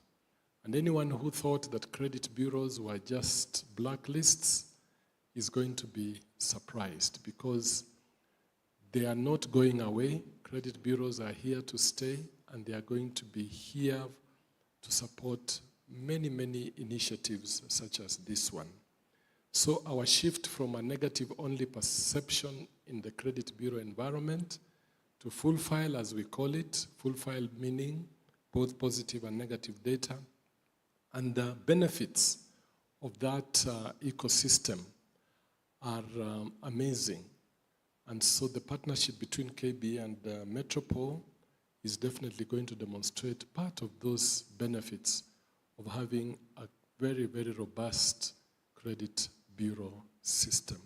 Because then, as an aggregator of such data, and we are assured that the majority of the information lying in the credit bureaus is positive. And so this narrative about a blacklist is completely misplaced. We have a lot of good quality and very useful, low-risk data that sits in the bureaus that needs to be tapped into.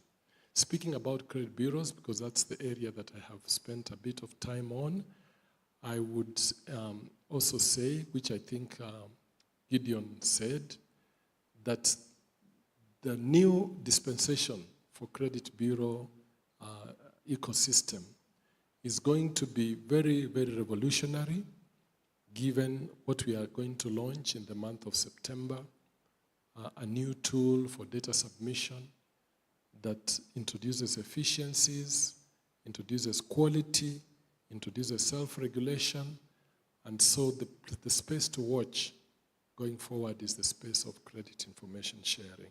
Any lenders here who have not planned to join the credit bureau system, we would challenge you that you are actually lagging behind on a very, very useful reform.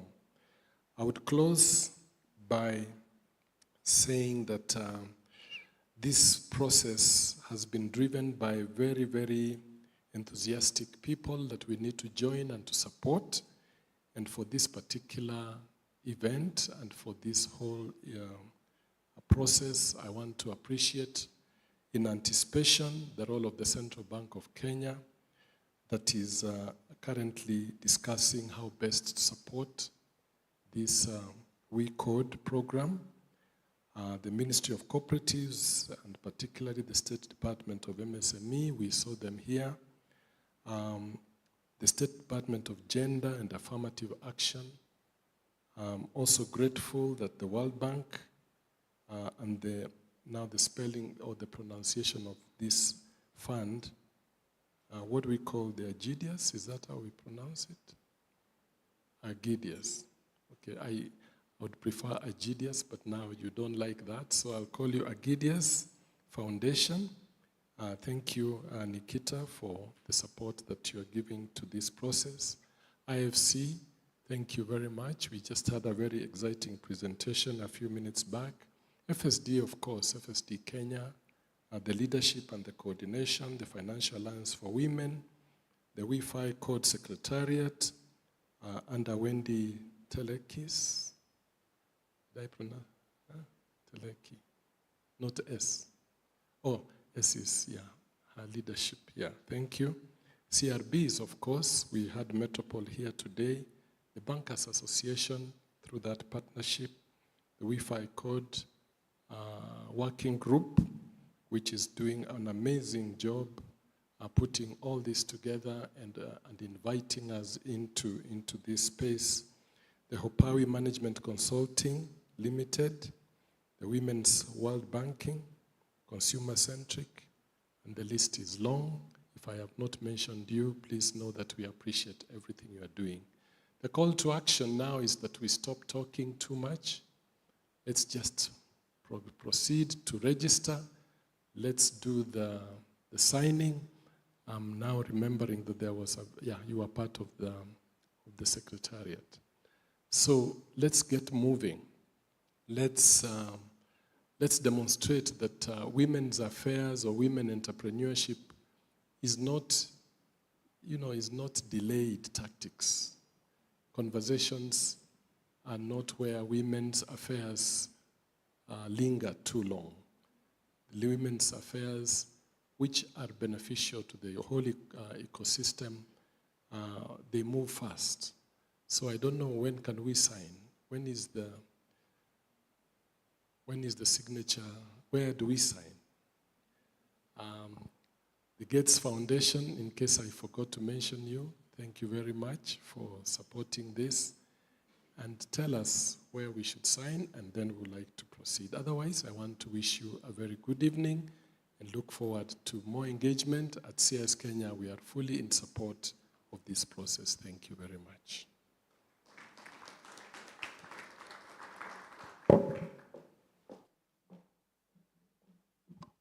Thank you very much, Jared, and thank you very much to everyone who is still seated here. I think it takes a lot for somebody to actually show up here at exactly 8 and stay till now. It is, I would just request that you clap for yourselves. My sincere gratitude to everybody, to our partners, for each one of you for your active participation. Let's carry this energy forward and let's turn today's data into tomorrow's action. When we were in Rwanda, somebody said, we look forward to a day when we would not need a conference or a workshop to discuss women affairs. Everything will be working out. We will not need anything to talk about, okay? Thank you very much and have a wonderful evening. Tea is served outside. We still have our photographers here. If you want to take any photos, the floor is yours. Thank you very much and enjoy the rest of the evening. Oh, and I forgot to thank me.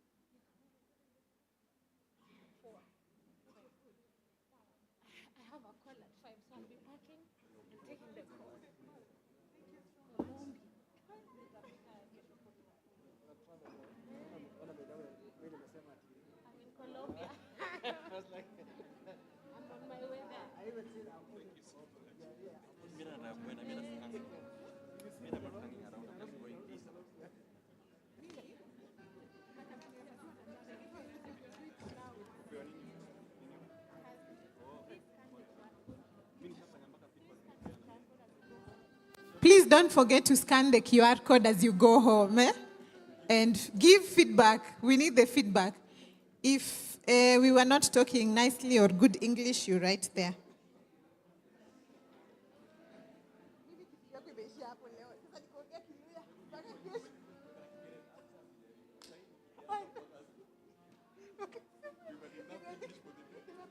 nimepost uko nini Instagram. Nimeandika examples my English battles for the day. Ukikutana na mimi nikiluya kama hujui kiluya shauri yako. Bado inakuwa hivyo. Sasa nyumbani usiweke na kitu yote.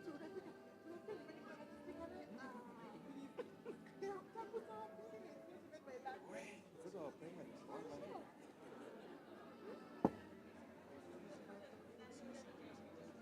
Eva, sasa mimi nakimbia.